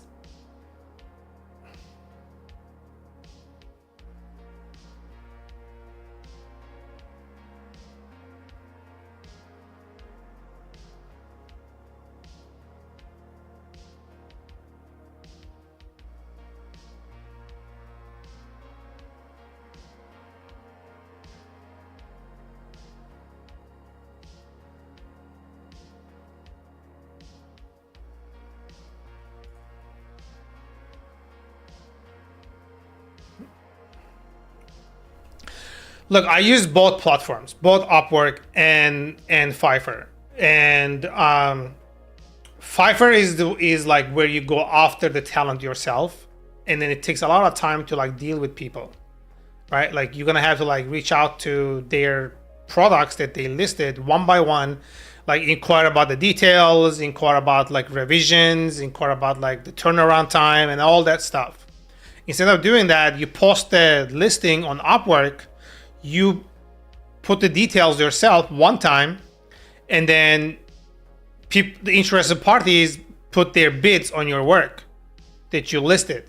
They come to you, and then you choose the one that that you feel the most comfortable with or that fits your needs the best, and then go from there.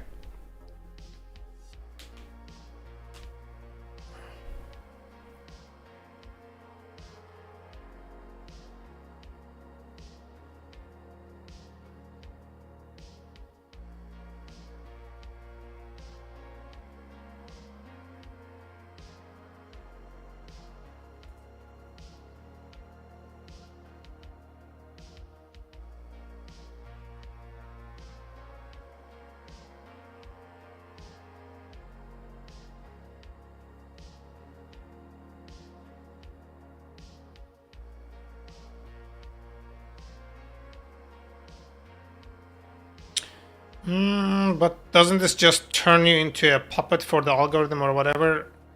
No, you're a puppet on both platforms, so what difference does it make? At least on Upwork, you wouldn't be spending so much time talking to like, person to person. It's so much more convenient to use Upwork in every way, and it's like, it's safer because you control the narrative on Upwork.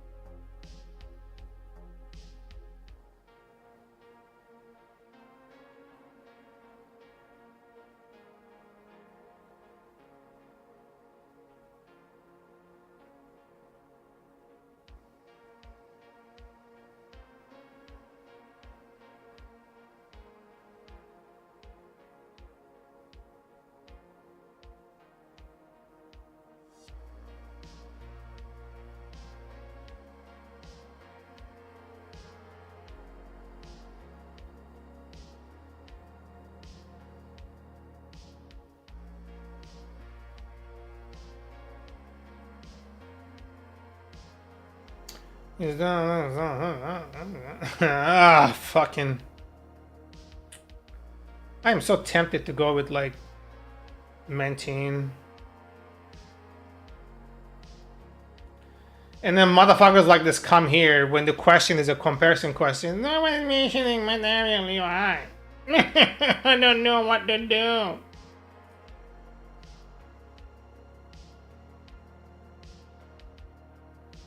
Jesus.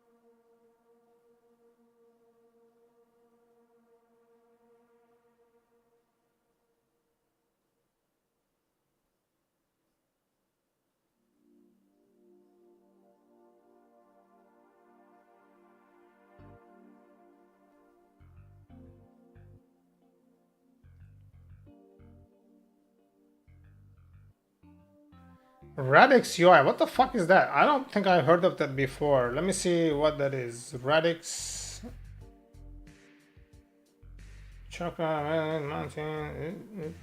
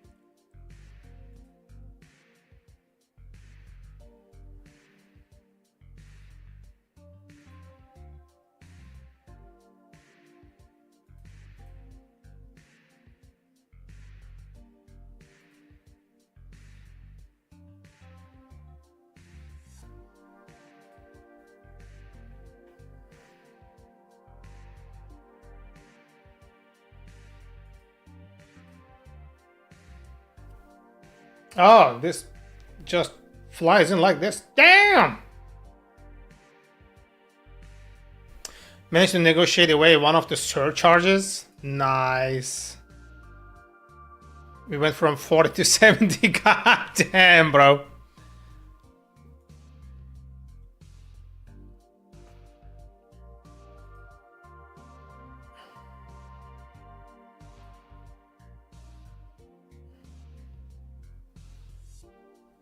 I mean, 20 bucks, you got it. Still, you know, better than nothing.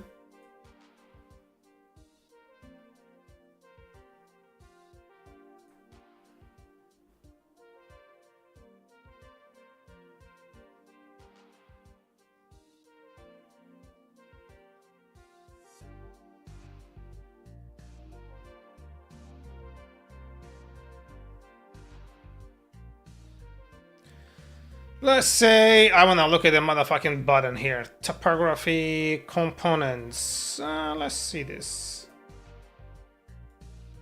Okay. Tar badge. Okay. Button.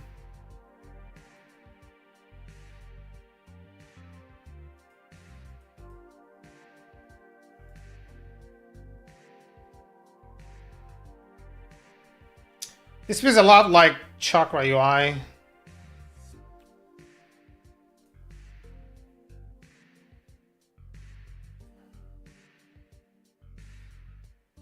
How long has this been around? I don't remember seeing this. Where are the releases? No releases published. What? Looks like Pro Justin won't get to listen to my beautiful voice or figure out my ethnicity for another week or two. Bro, honestly, like, you shouldn't really care that much about Twitch profile design. It really doesn't matter that much. Look at mine. That's like from 6 years ago. People don't care. Nobody will sit there on the page and then be like, oh my god, look at this design, it's awesome. I'm gonna watch him like 7 hours straight. They don't care about that.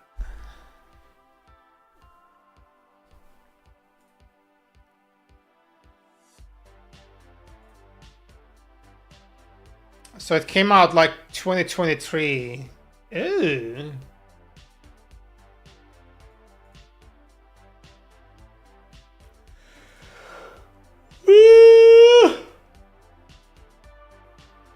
Fair enough. The main reason is that I am sick as a dog and can barely speak. Oh, yeah, that's another thing.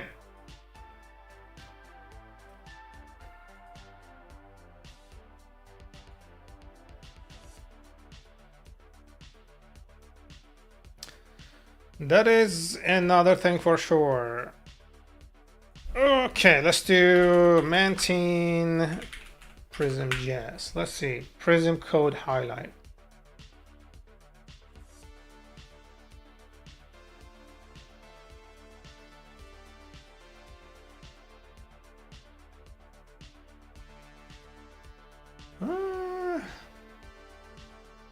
Well, I hope you feel better soon, dude.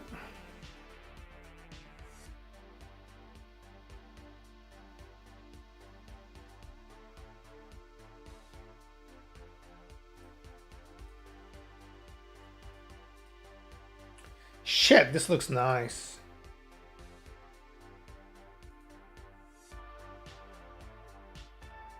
You hope so too.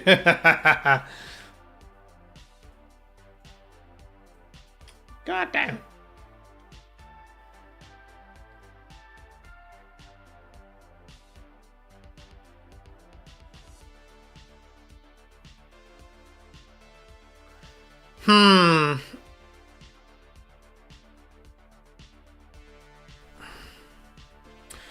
I enrolled in like a low-hour summer program about cybersecurity. All right. How come? Like, what made you go that way? Coco, where did you go? Oh, you just left.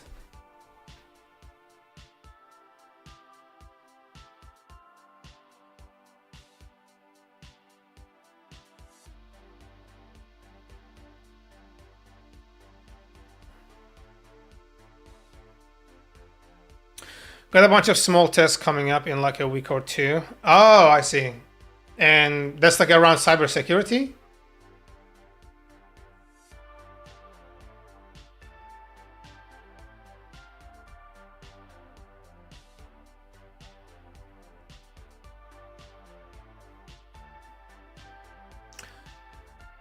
I've been too sick to actually study anything. What's going on with you, man? What's the problem?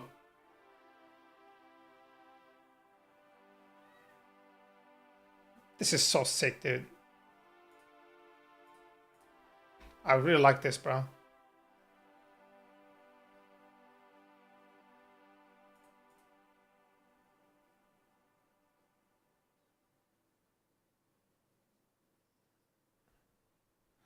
Very broad and non-technical so far, but yes. Ah, gotcha.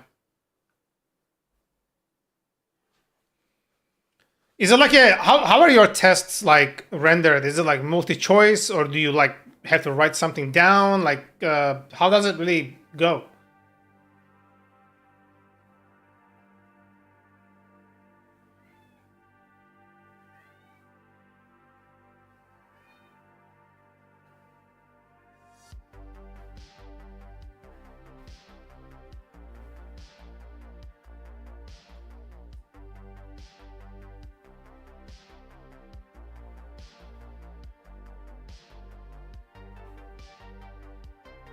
I'm not talking about security standards like the SEO, sister security threads, and the types of digital physical threats. Oh, okay. Okay.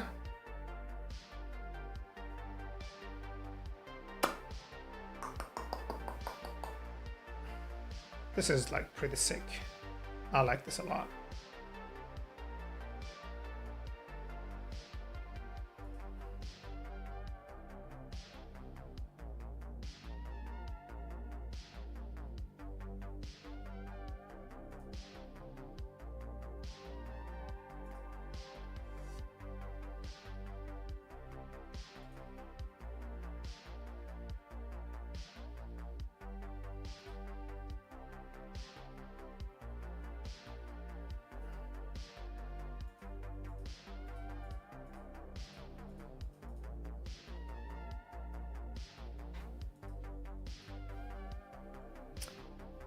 Mainly multiple choice. Okay, thought I'd do something like this during the low burn summer months as a fun side thing. Okay. I mean, dude, it works. It works, you know.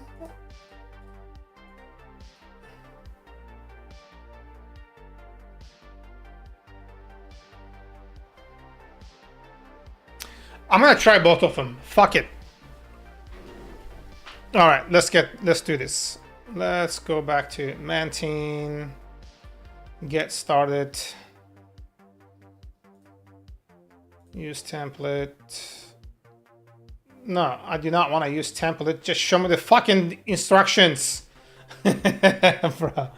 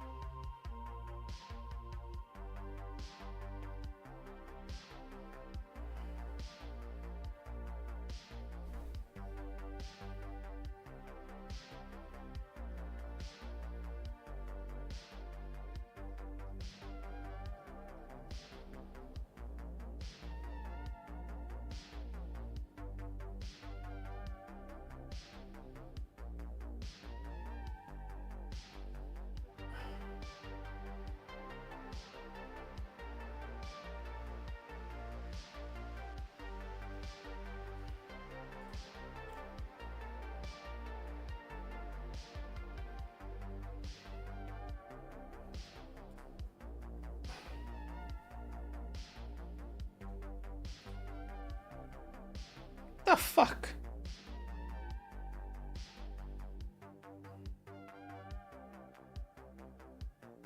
Coco, come here, baby. Come here, big boy. Come on, baby. Come to Papa. Come here, baby. Where is my boy? Where is Coco? Where is my kitty? Where is my boy?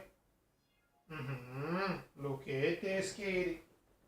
Oh, look at this boy. Look at this boy. He is such a good boy.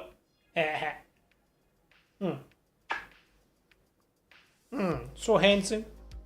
You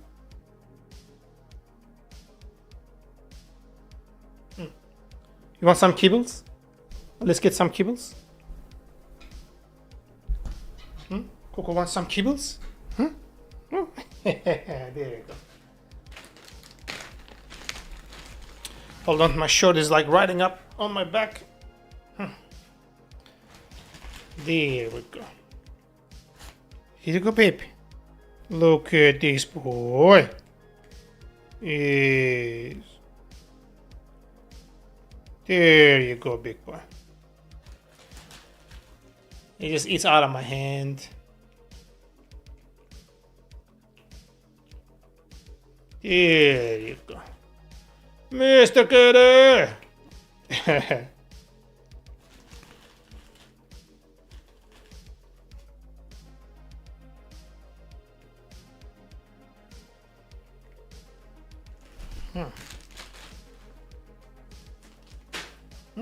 There you go. That's enough? Come on, babe. I'll put you down. There you go. Go ahead.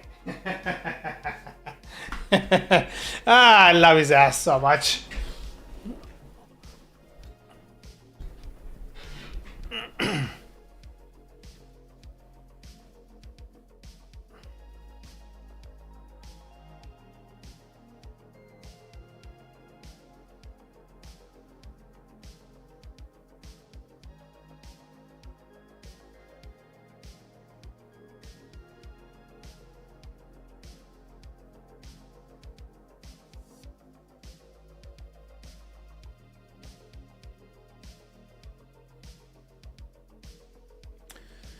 Okay, so I guess this is pretty much what we are gonna be doing then. GitHub workflows, what is this?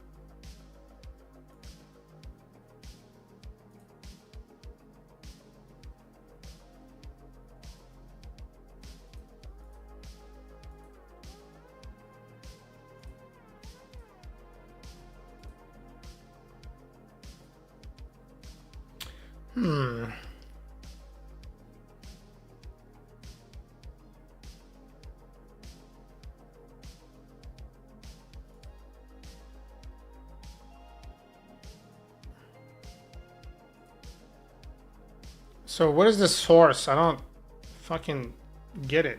What is happening here?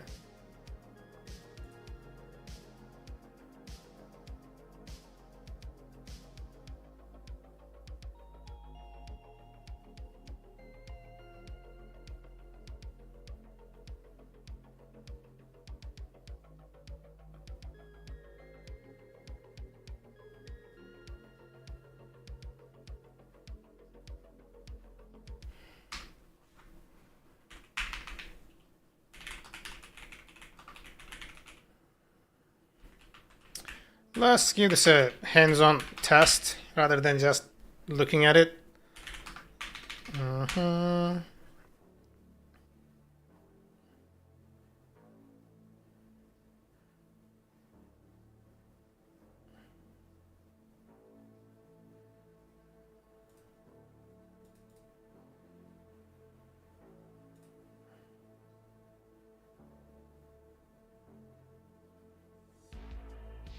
Is this like behind? Like what the fuck is going on? This is not how Next.js looks, dude.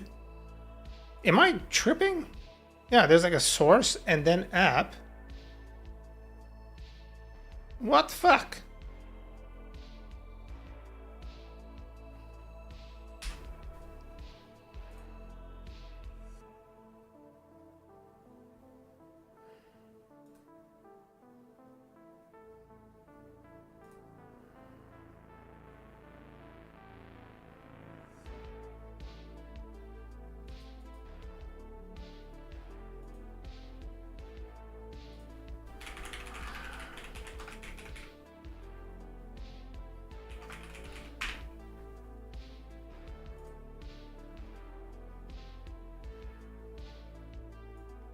Okay.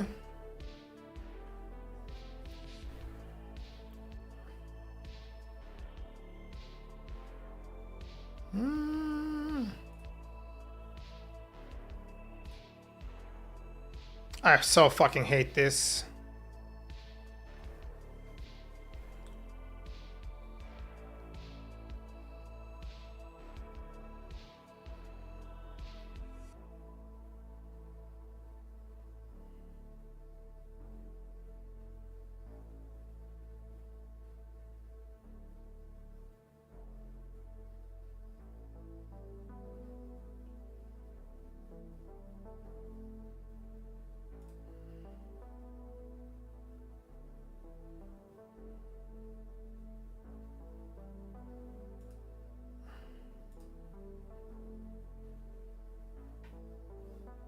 Where's the fucking NPX here? What?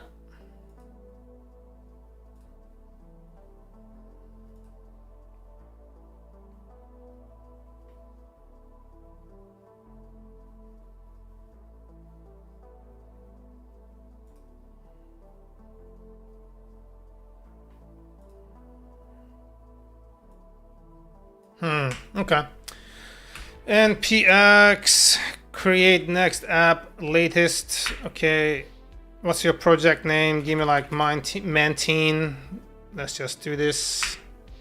TypeScript, yes. ESLint, yes. Tailwind CSS, no. Source directory, yes. App router, yes. Import alias, which will customize the default, yes.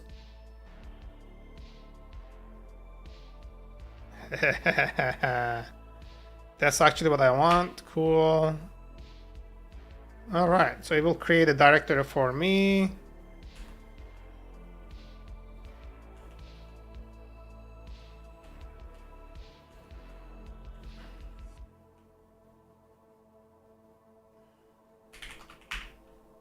Okay, cd mantine.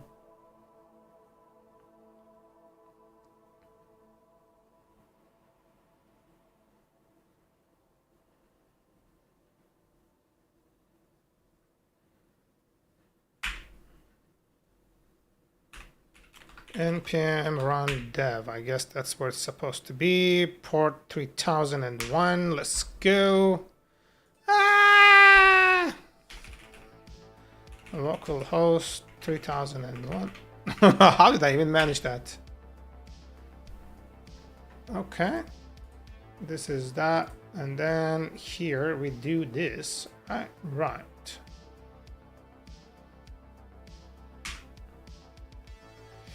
Let's open up a new tab and then send it, baby.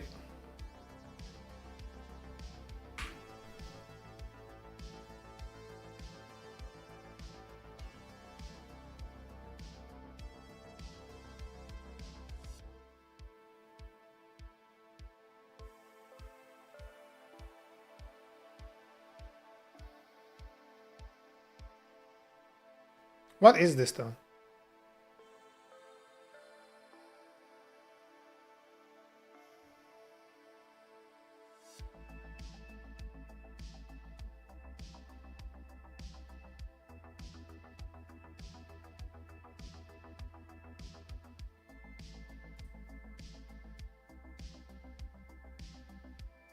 All right, fuck it. There we go.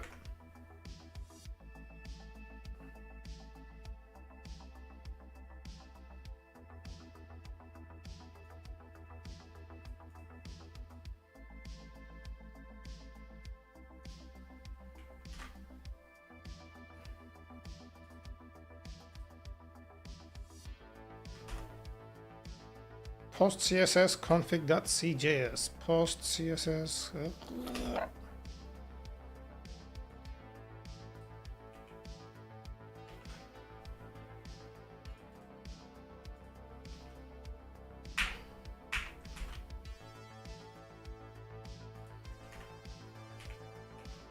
I'm not sure what I'm doing here, but let's see. We're gonna learn, you know.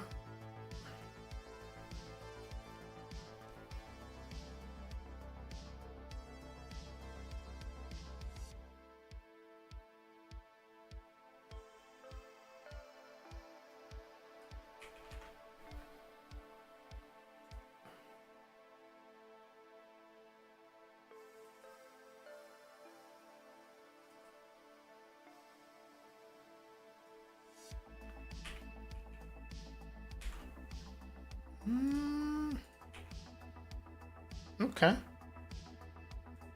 Okay.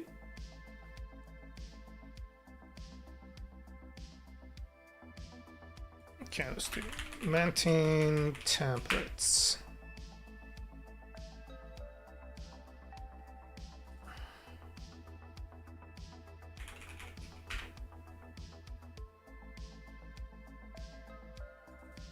Maintain example template.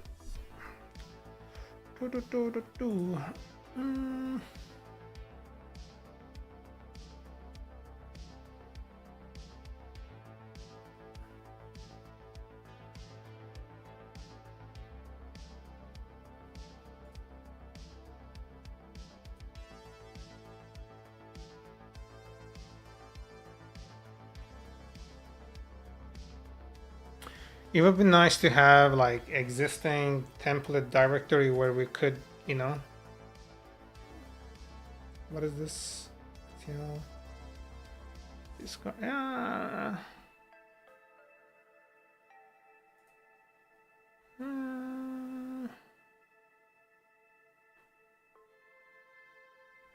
Okay, let's do this. Maintain free template.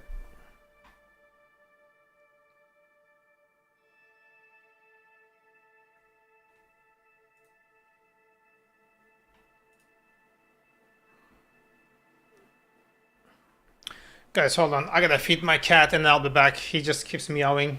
I wanna take care of him. So give me a moment here.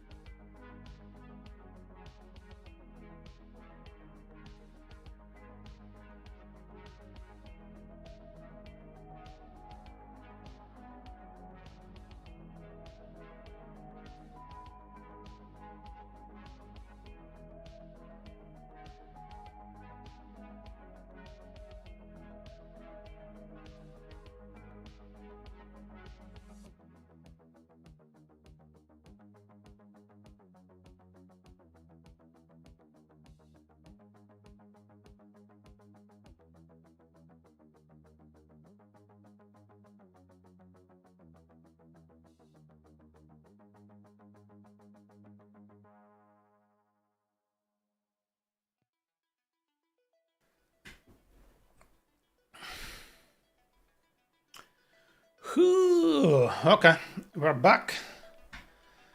And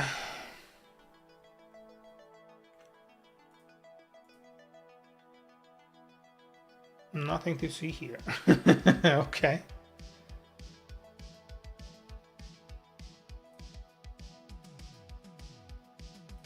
This is not bad at all. Okay.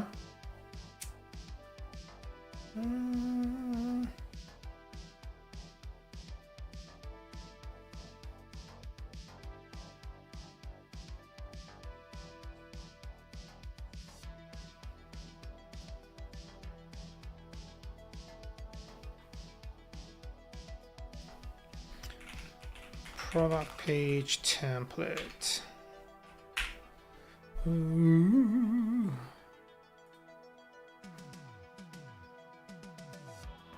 Does this work?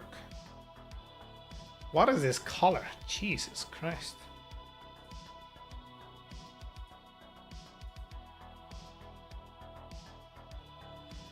Is it? No. What the hell is going on here, bro?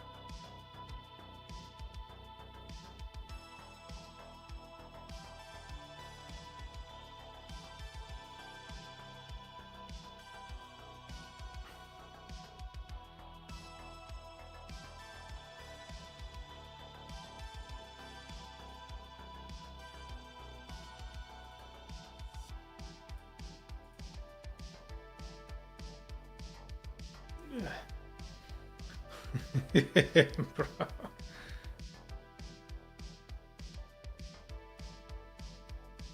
It is struggling, but I don't know what it is struggling with. So the thing that I was looking at here was not the accordion, no, not that one. What was it that I was looking at? Oh, this one right here. List table form layouts. What is going on?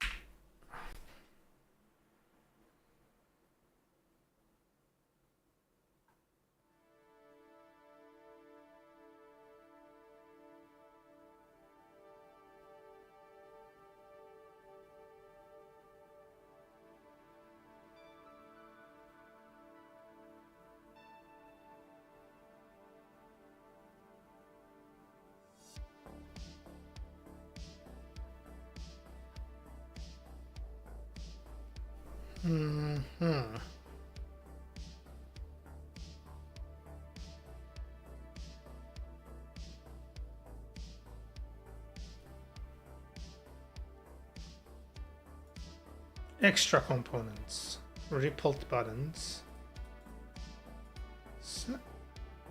Oh, showed up everywhere.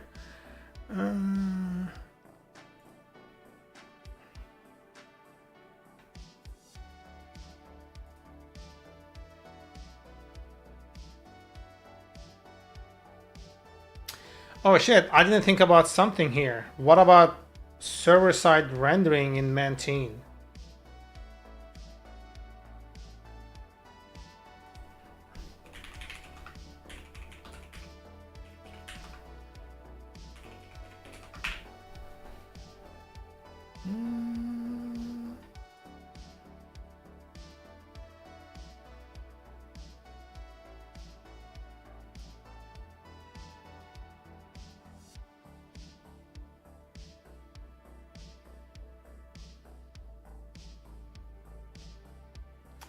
That is a deal breaker, right? Yeah, fuck, that's not good.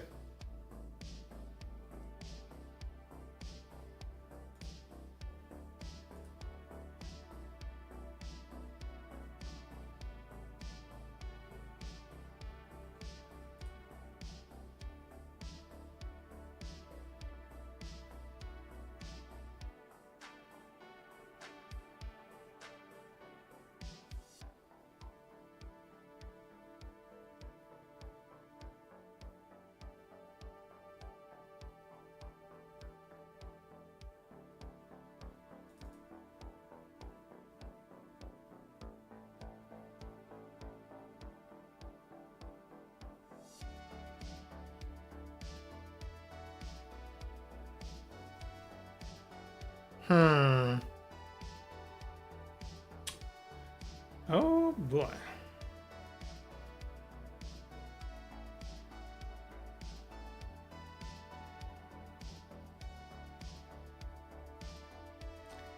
Yeah, in that case, I don't want to waste my time. Yeah, let's just...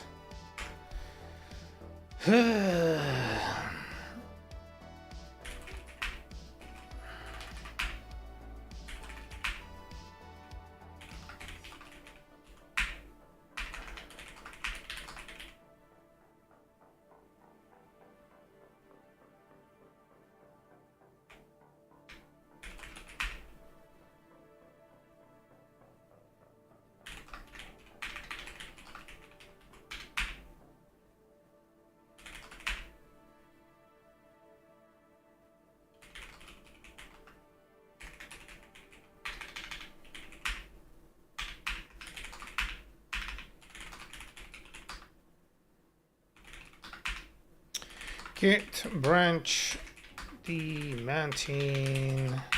Goodbye. Hit checkout.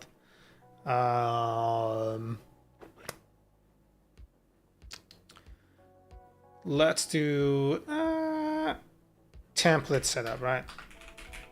Template. Okay, git. So we don't have anything here, which is good. Cool, cool, cool, cool, cool. How come Mentine is still there? Makes no sense.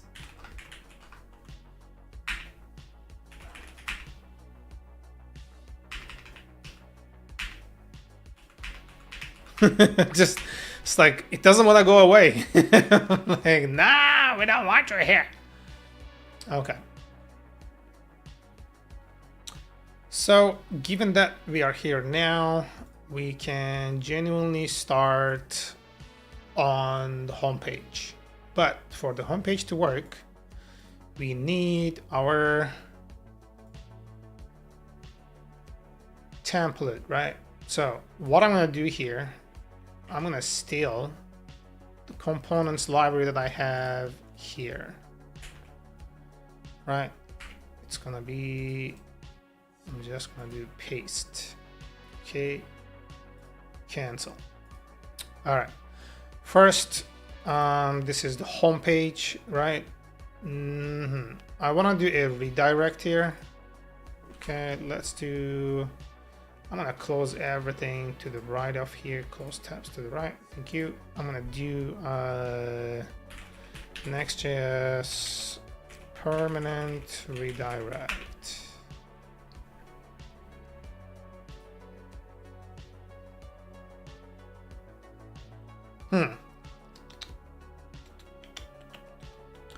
I don't know if I want to do that though, but because this is the home page, okay.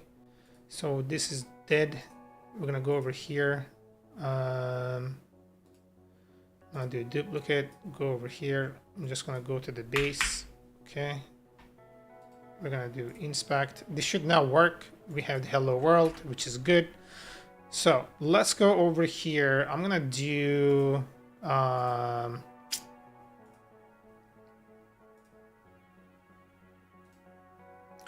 okay, new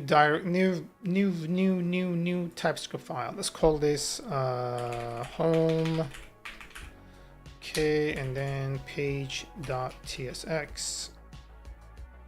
Cool. Fuck it. I'm gonna do here export default function home. I say return div. This is home page, and then here I'm just gonna do return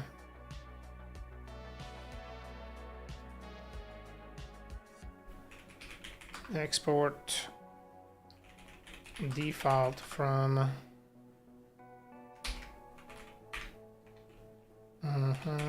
home. Yeah.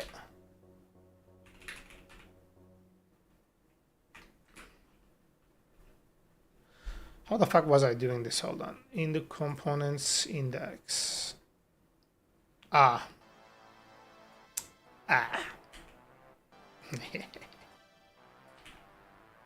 From home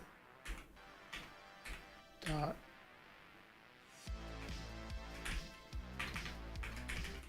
page. I don't know if this is gonna work.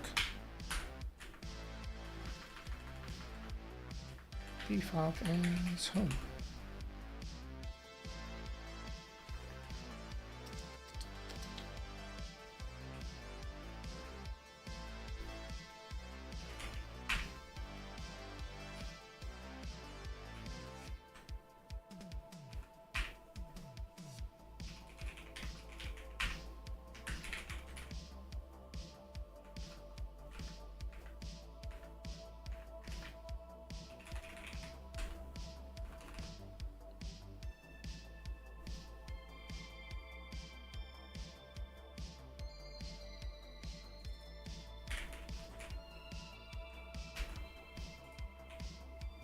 Holy shit, this works. What the hell? Damn. Okay. Cool. So I don't have to recreate this, and then if I end up doing home, it still works. Cool. I like it. All right. First application. Session. Nah, fucking cookies. Okay. I don't know if it is. Is it local storage? Yeah, chakra your color mode is dark. Sweet. So default one is dark. We are not doing anything different here, so should be cool. Yeah.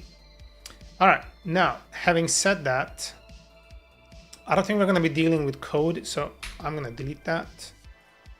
Okay. I'm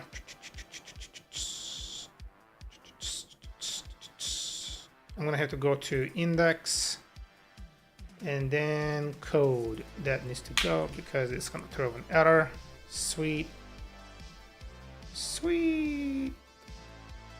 Okay. Now what I want to do here is we don't need that. Don't need that. No, fuck that. We're gonna go over here. All right.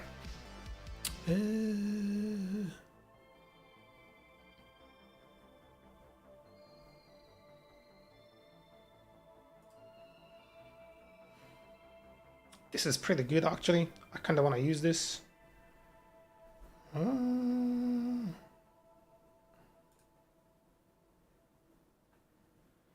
Kinda stupid though.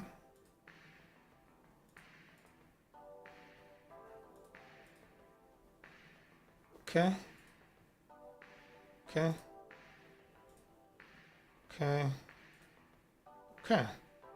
So which one am I liking more? This color or this color? I don't like this color that much, but I guess it doesn't really matter that much. Search for articles.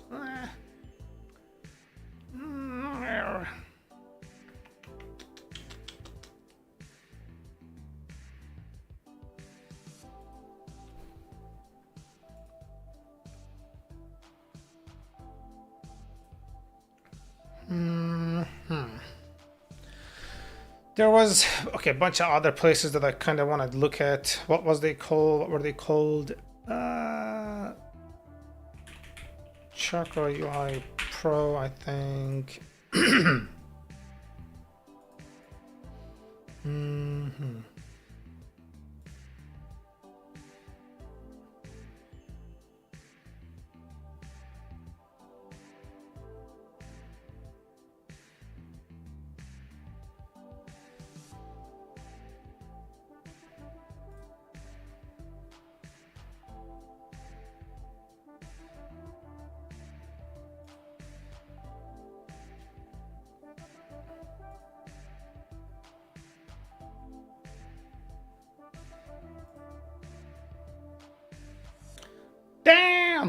$2.99.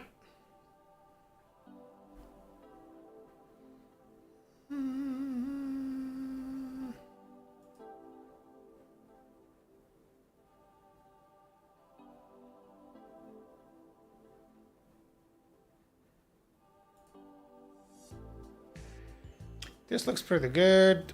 Yeah.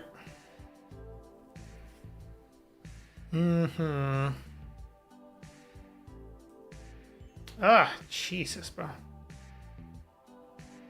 This is pretty sick. This one here.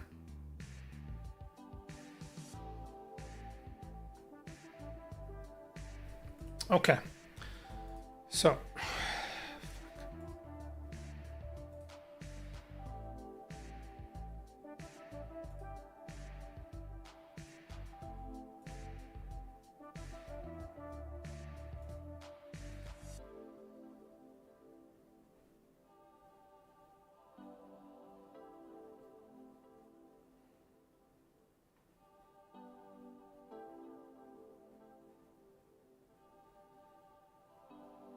I don't see like a login page.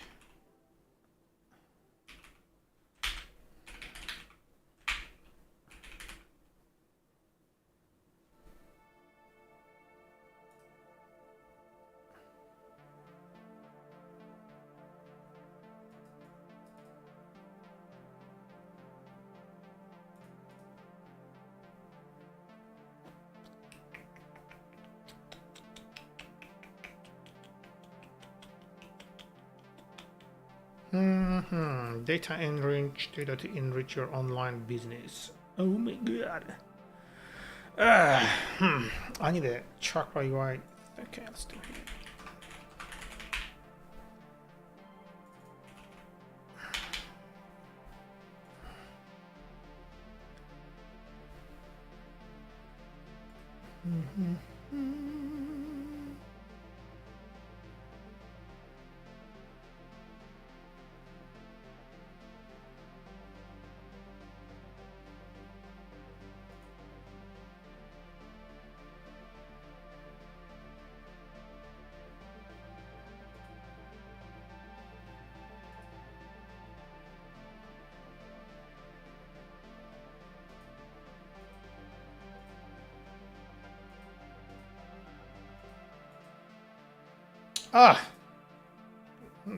This coloring is just throwing me off, especially this sign thing here.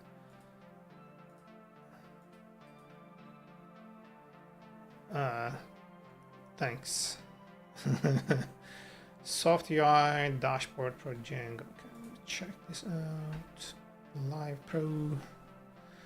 General statistics. Dashboards. Default. Authentication. Sign in. Basic. Okay. Cover. Okay. Illustration. Okay.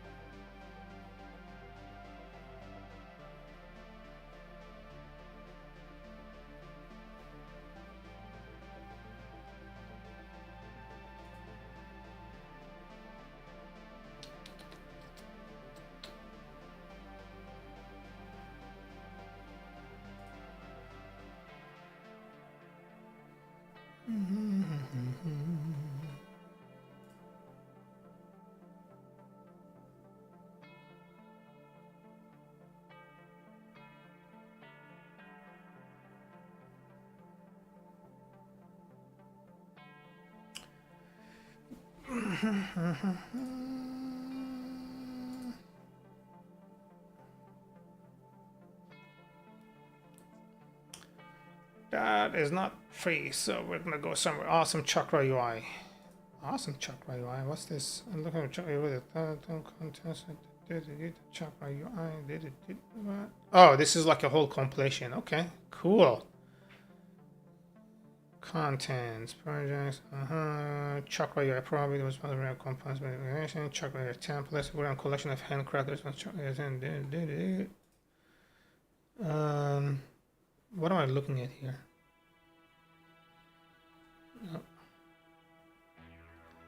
There was like a website, Chakra UI, chakratemplates.dev or something like that. Chakra UI templates. I think.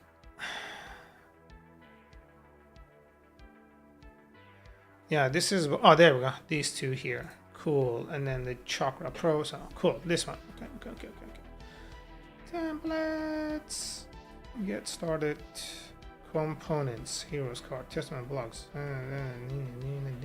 Navbars. Do. Pagination. Do. Yeah. Mobile. Cool.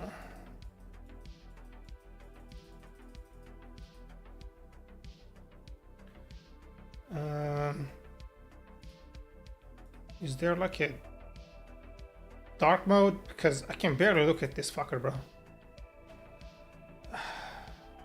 Please, you're killing me here. What's happening here?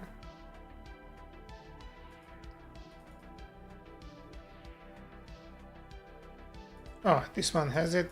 It doesn't work. Come on! Is it this mode? Oh, thank you. Bro, this was killing me here.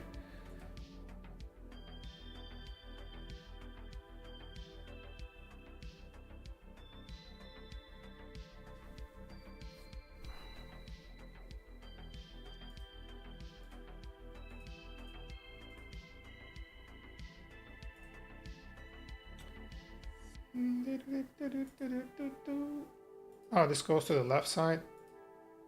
Nope, wrong one, please. Multiple links. Oh!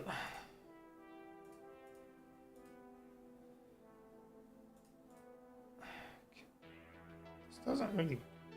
Okay, fuck it, let's see. We do this, we touch this, this goes over here. This doesn't really look like it works. So it just hides it. That's not really. You're on the mobile, you can't see shit. That's not good.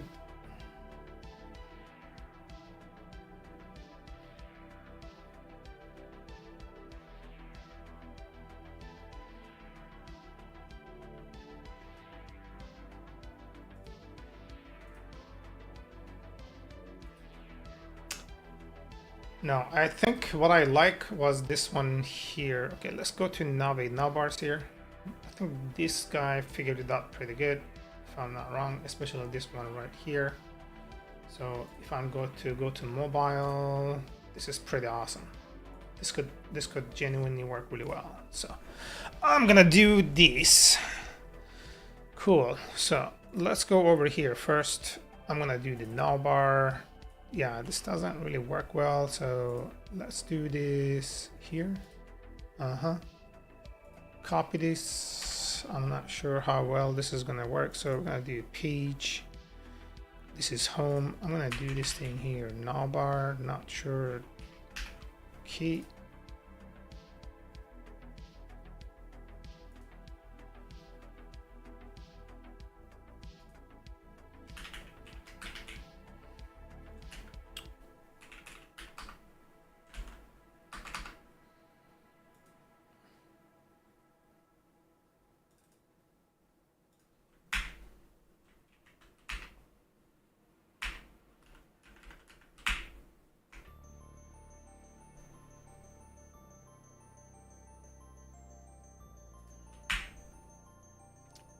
Add all imports, please. Yeah, I don't want to be dealing with it. So what is this complaining about? Unresolved component chakra. Chakra. There you go.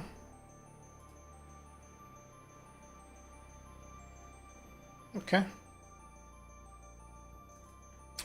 And I'm just gonna do this here.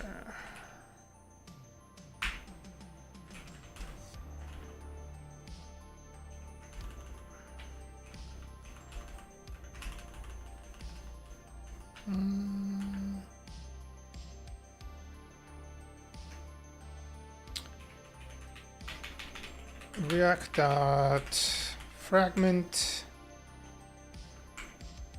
No, that's not. It thinks that fragment is a thing. Bit. Okay. Okay.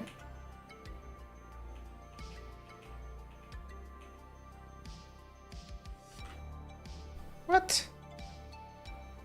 What is this talking about, bro?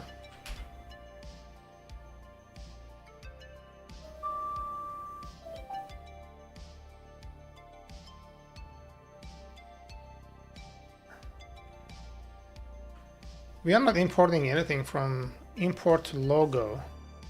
Oh, no, we are not doing that. Shit, that's why it's happening apparently. We're not, we don't want to import anything. Okay, React is not defined. Cool, we're gonna say import React. Use color mode value is not a function. That's because it is doing this on the server side. Okay, logo is not defined. So what the fuck is this? So where is this logo coming from? Where did I copy this from? I did it from here, didn't I? Right, right. So logo.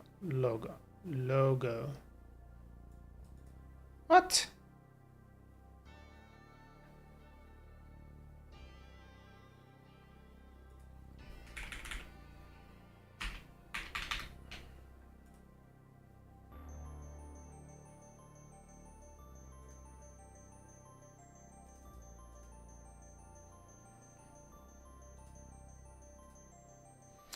Honestly, instead of saying logo, I'm just gonna say here, comment it out. Thank you. AI outline menu is not defined. AI outline menu. Search Google AI out. It's React icons. Okay, let's do that. Looks like we're gonna install this. React icons. Yeah.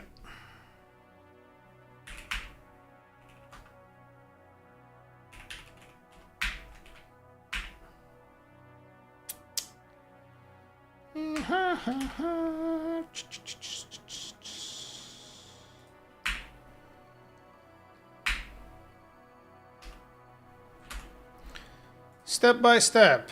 VStack is not defined. Are you kidding me?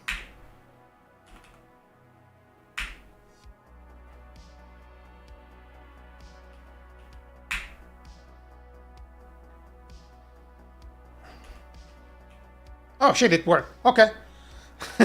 Cool. Alright, time to go mobile. Ooh. What the fuck is this? No, just give me a fucking phone. And stop fucking with me. Okay. I could work with this. So instead of doing header, we're just gonna say heading, I guess.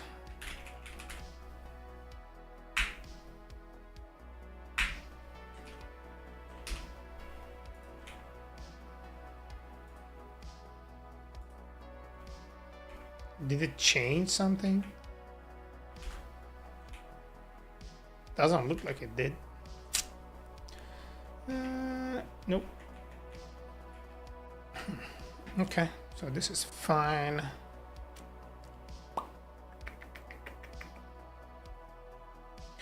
So what I want to know here is there any duplication anywhere? Like, is this being duplicated anywhere? It looks like it is. That's the annoying part. All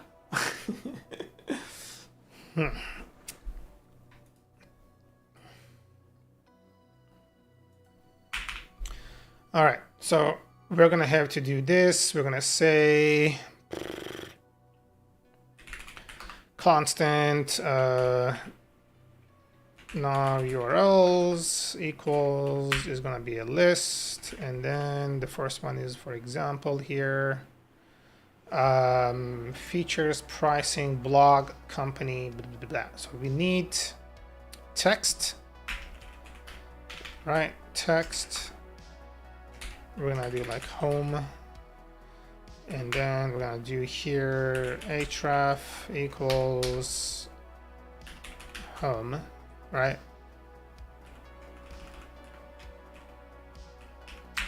And then we're gonna do here type nav item equals text. We're gonna do s string, and then href string.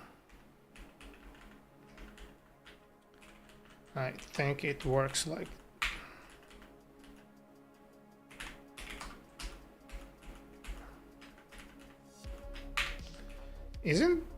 doesn't this work like this? So now URLs is going to be a list of now item. That's it, right? Right. Okay, let me see. One sec, y'all.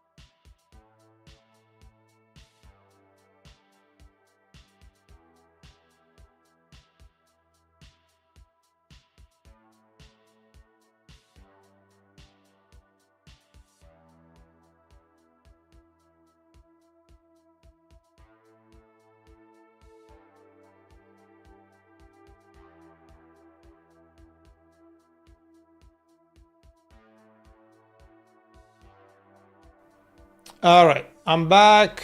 I had to talk to my lady real quick, check on my cat. And now we're here. So let me see if I can place an order on Domino's because I'm hungry. Like me hungry. Okay, there we go. Sign in.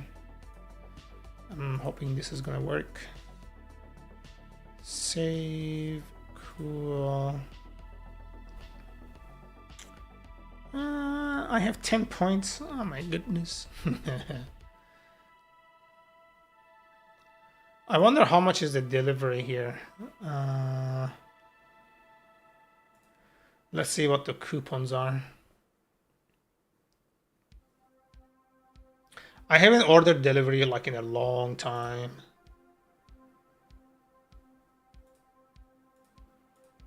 Bro, their website is ass.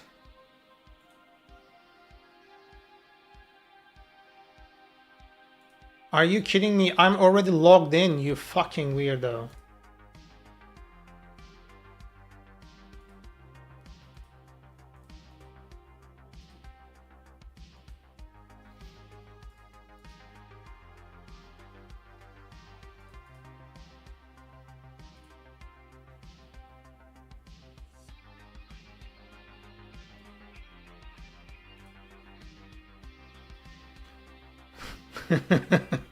I wonder what they are using for session management. It doesn't seem like it's working really well.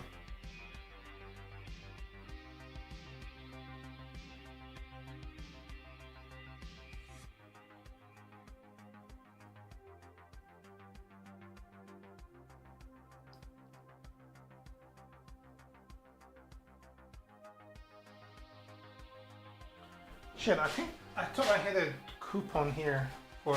Fuck. Did I throw it away? Like everything else in my life.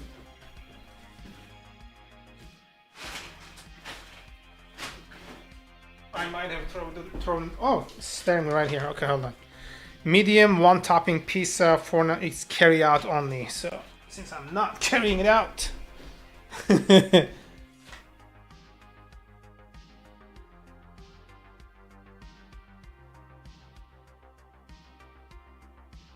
Okay.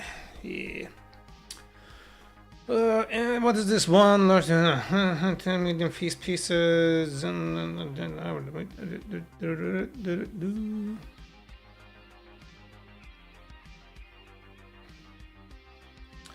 What am I ordering, yo?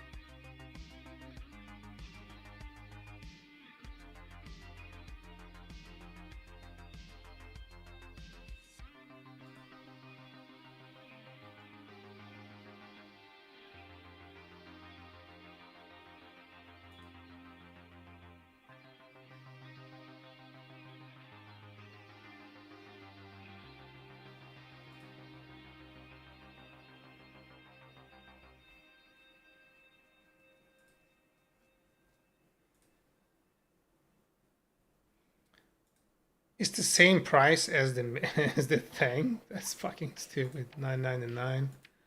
And then you look at the coupon, it's the same thing.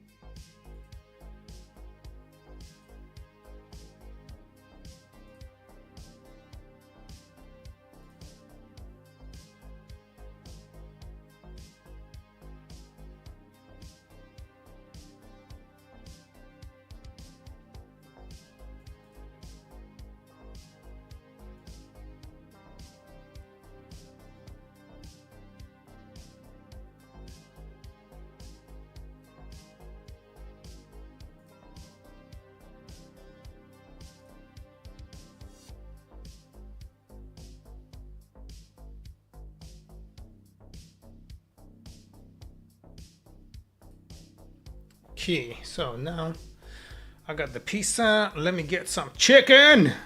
I need some wings. I need wings in my life. Okay. Where's the fucking mango habanero? Spicy jalapeno, sweet barbecue bacon, classic hot, crispy bacon, tomato. Ew. No, I don't want it.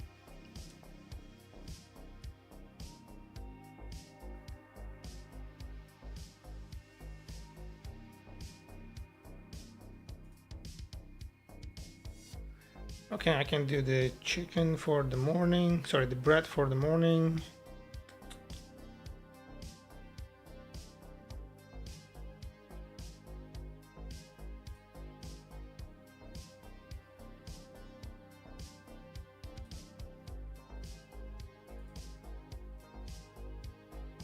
And then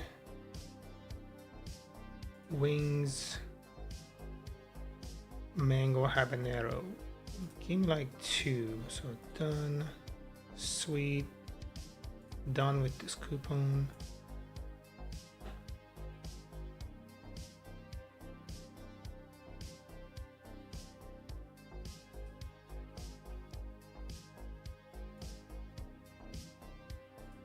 Okay, go to checkout. No thanks.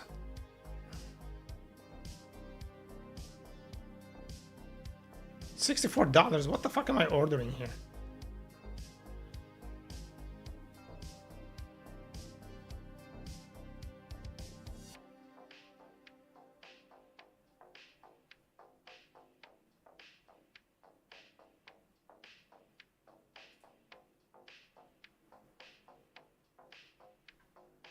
Chicken and then wings, yes.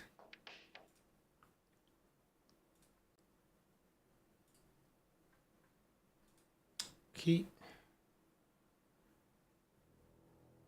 It's the exact same price. This is so fucking stupid, bro.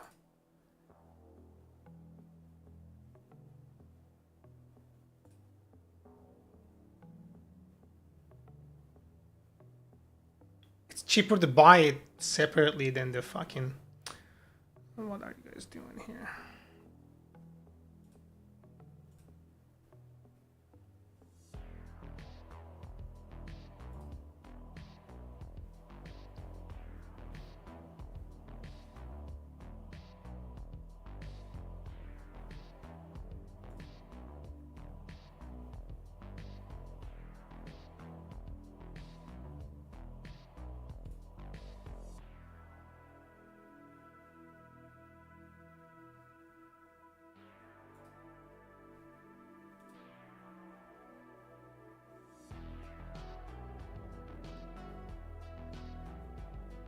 Are you serious?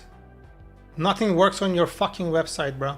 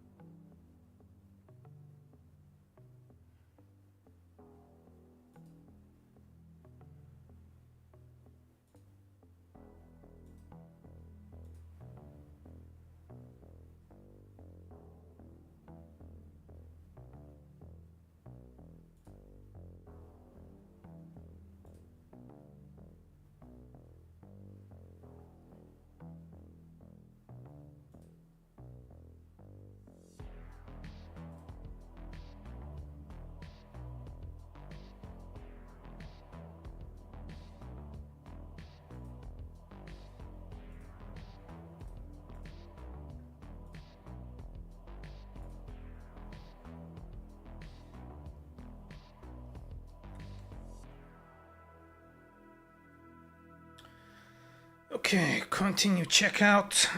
And please, me so hungry. And then I'm gonna do pay card, debit card at the door. Yeah, I'm just gonna pay over here. Key address is correct.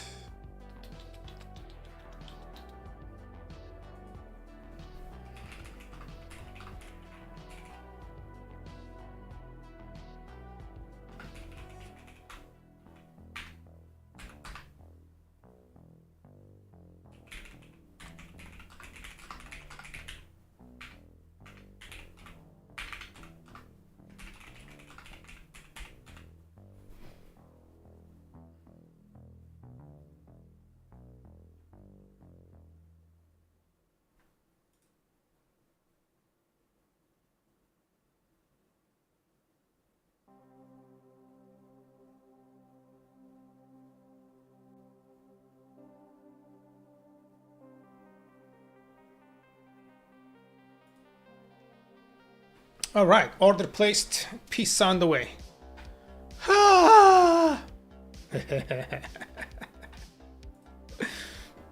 Okay, what was I doing here? Oh yeah, I was automating this thing. Nav URLs, so we're gonna have, right now we have what? Okay, now we have features, pricing, blog, company, sign in. Yeah. Okay, let's get some inspiration here. Components. We're gonna do e-commerce, category showcases. Not really. Countdown, product details, reviews, shopping cart, store navigation. Store navigation. Products, new sale. Okay, this actually makes sense. Yeah, we need home. Okay, we need products.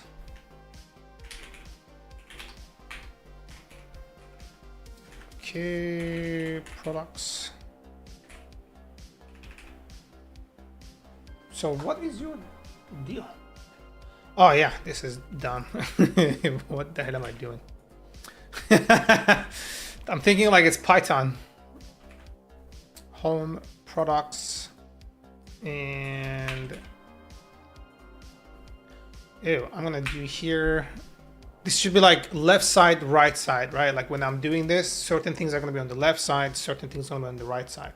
So I should add left and right, right? I'm gonna do here.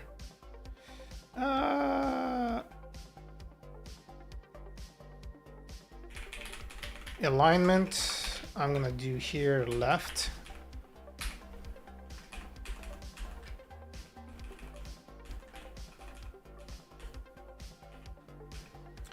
And products, and I'm gonna do sale, I think. I'm gonna do here on sale.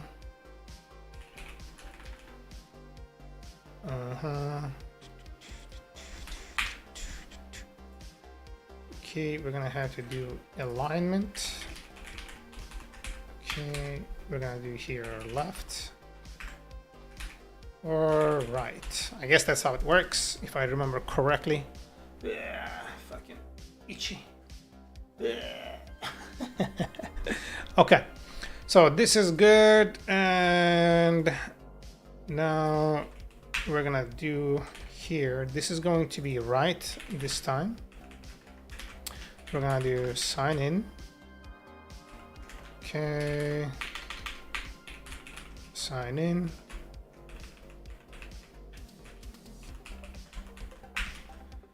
And this is going to be sign up,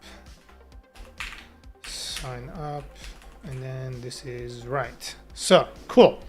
Initially, I'm just going to do this here. Okay, I'm gonna do nav urls dot map. I'm gonna do here nav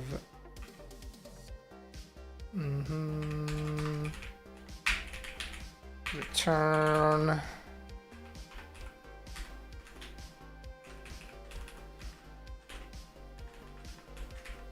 Okay, we're gonna do here now item nav dot text, and then I'm gonna do as a. Okay, and then I'm also going to say here href equals nav dot href. I think that should work if I am out of this thing here. Home, product, sales, sign in, sign up. Sweet. So I can actually get rid of this now. Ooh, what is there's something here. What is this? Get started.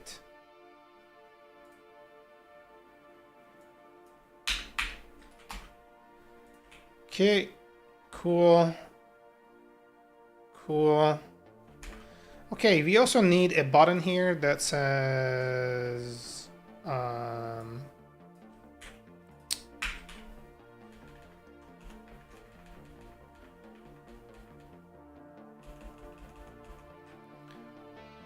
like light switch, dark switch,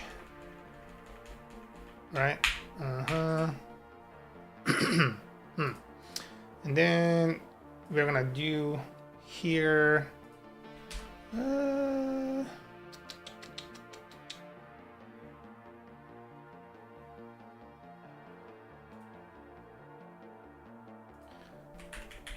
chakra UI toggle dark mode.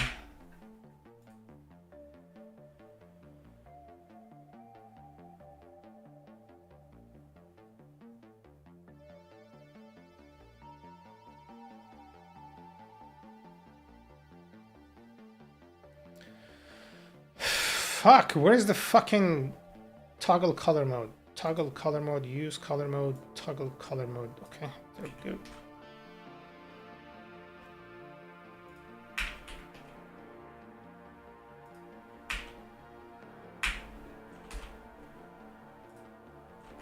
Okay.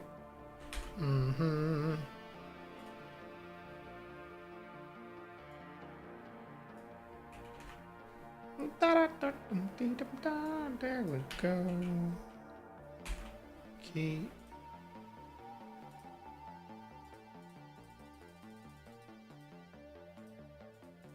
Doesn't look like it cares. Something is broken. What's happening here? Yeah, we should.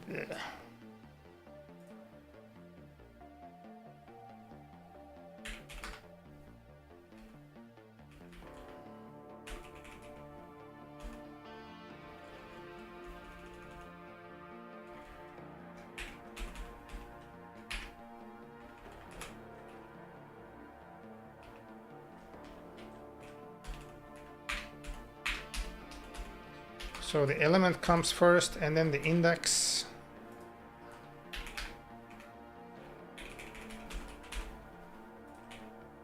Okay. This doesn't look like error permission post agent trying to control feature not in compute pressure. What the fuck?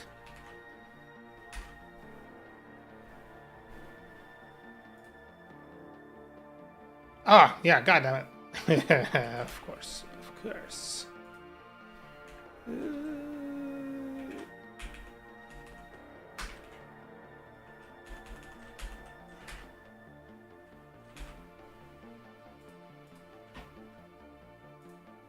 There we go. Okay, so now I'm just gonna steal it because these guys already have this. So let me do what's the fucking what? It should have a name, no?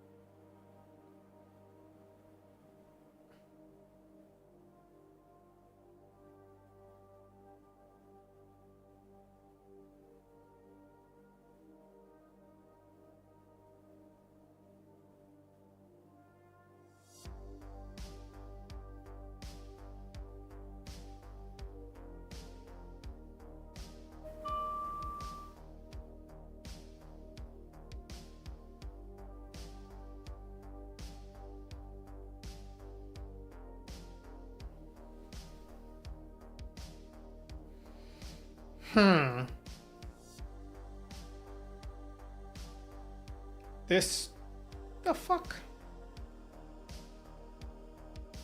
Cookie store manager, SSR, local storage manager.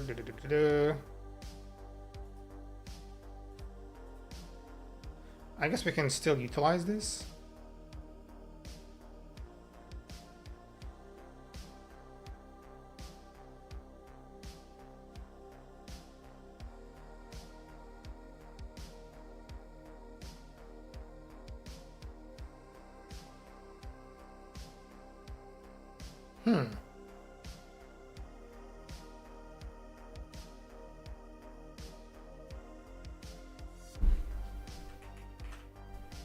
Let me see. I think I do have the providers here, and then it gets passed down here. Provider, cookies. I don't know if it actually has access to it or not.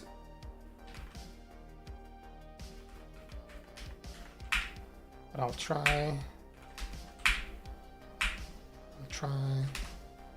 And chakra provider, simply pass this along. Not sure if this is gonna work. Guys, 1 second. Someone is calling me. I think it's Domino's. 1 second, yeah.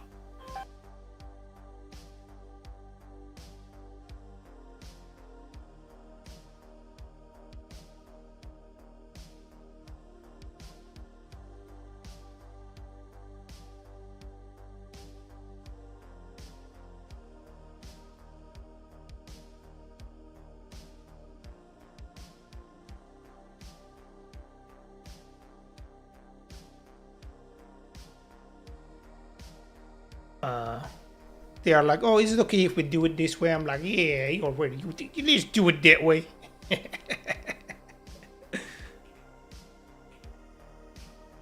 The flashing still happens though. It looks like it doesn't fucking work. Blech. Oh, it's because we are doing use client on this thing. So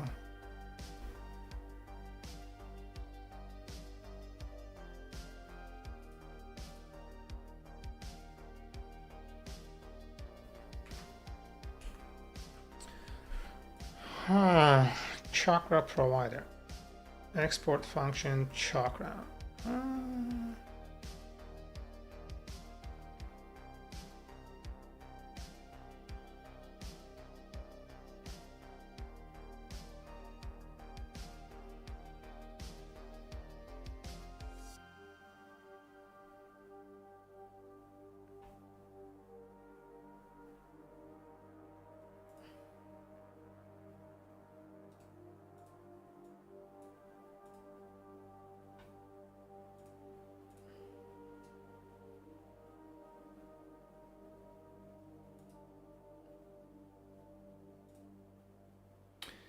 Yeah, with the name like that, you are not coming here.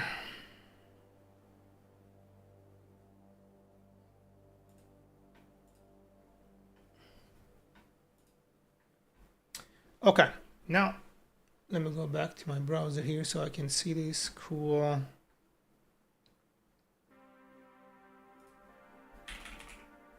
Oh, no, I'm not done here.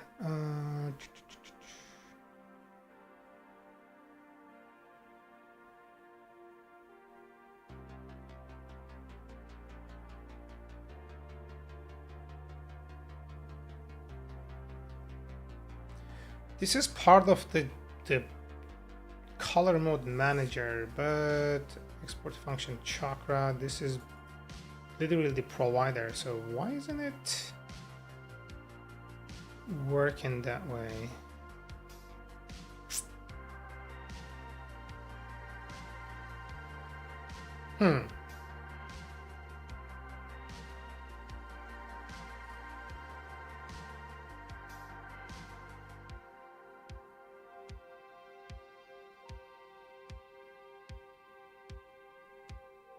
No issue, we are looking to fix it. Okay, so looks like they're already, hold on, this is, okay.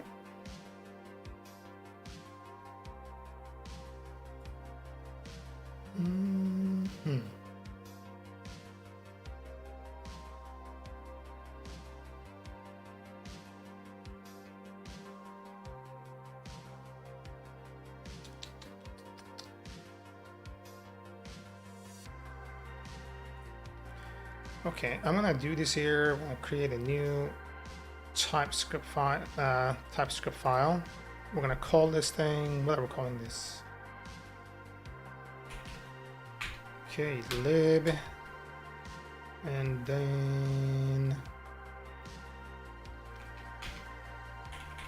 utils, and then I'm gonna call this thing actions.ts. Fuck it, let's add it. And then I'm gonna do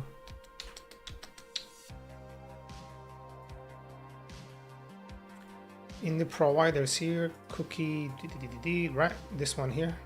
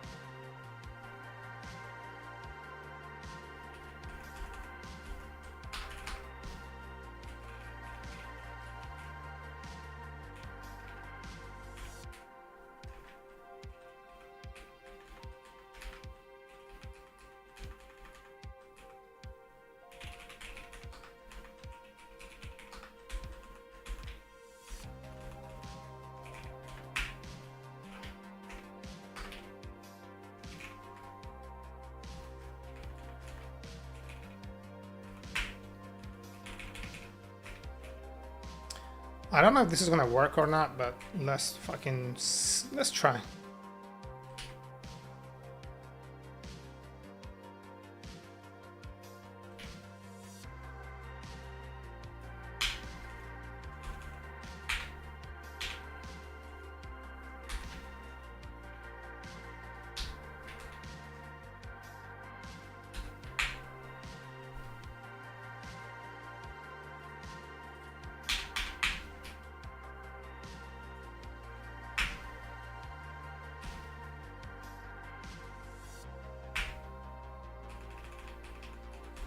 And let's make this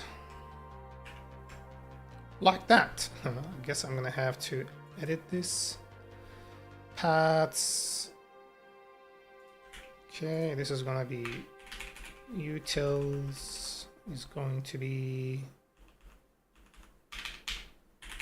utils. I think this should work now, right?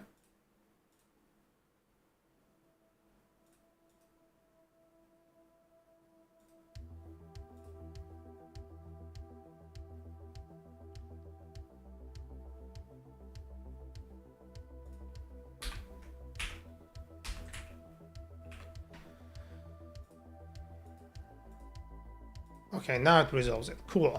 I'm not sure if this is gonna work, but what's happening? Oh, we're getting like 500. That's not good. Oh, wrong key. Sorry. Make logs container.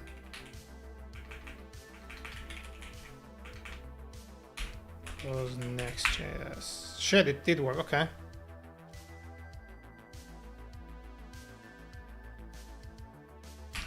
Server actions must be async functions. Oh.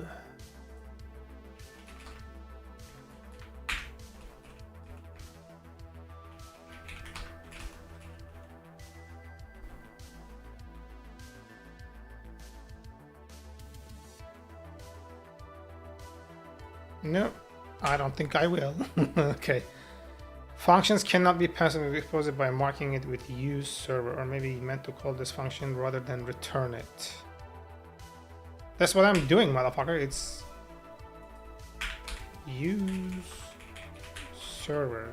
It's marked. Like, what more do you want?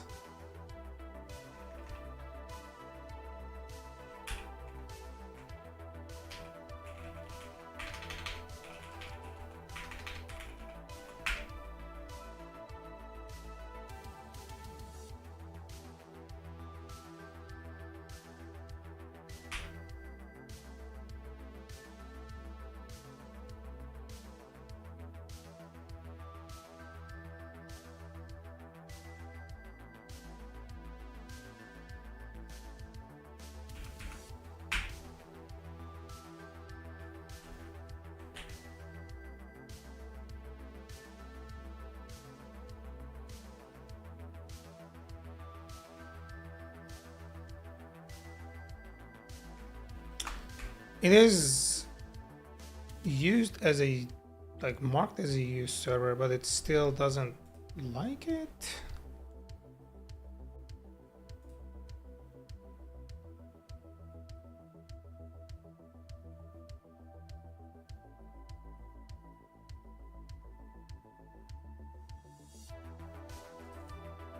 Let's do this. Just out of curiosity here. What is this complaining?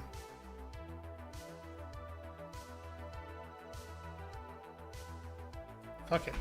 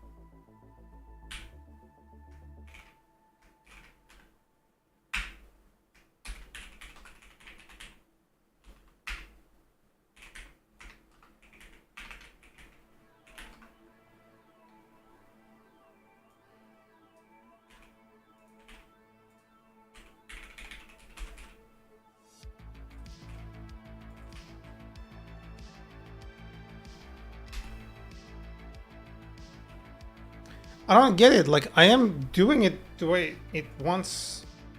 Yeah.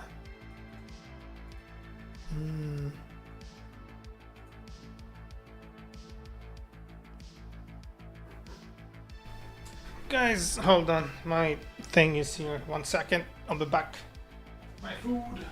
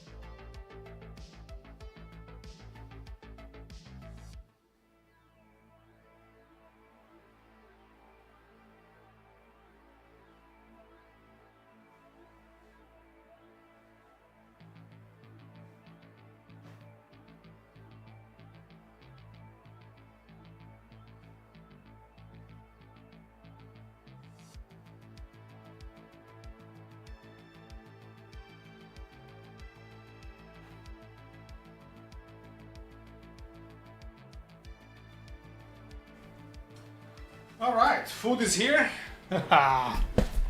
Yo, I think it's time to say goodbye. It's 7 p.m. I'm gonna eat and then rest and then chill out. But who should I send you guys to? Who's out there? Nobody's coding? That's a shame. Actually, it's gonna be faster if I look at it over here.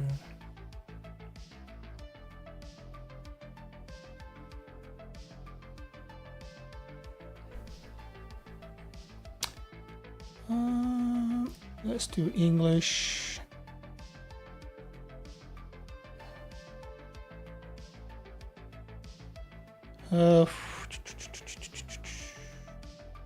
Somebody doing like Python or trying to fix game. Nope, it's a game. Game, software, English, second solving programming. I don't know what that is. That's me. Co-working, no, fuck co-working things. I hate those streams so much. Just there's no value whatsoever.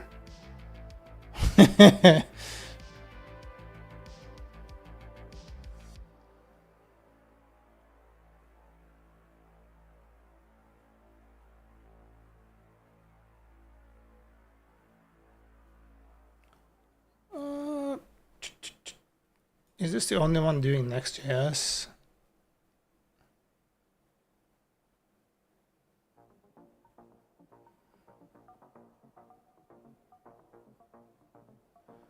Okay, I don't know what's happening here. Let's check this out. If there's an actual person doing actual stuff.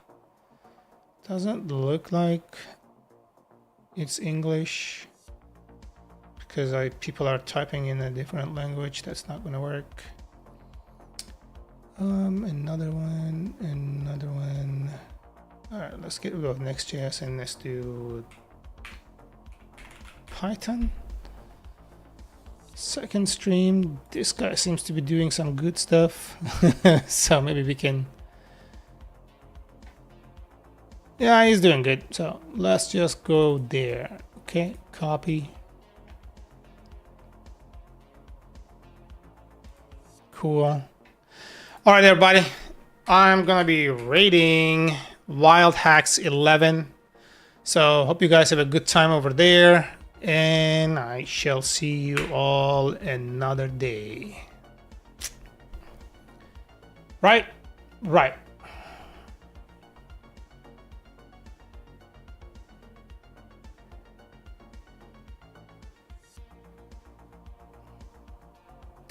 So, see you.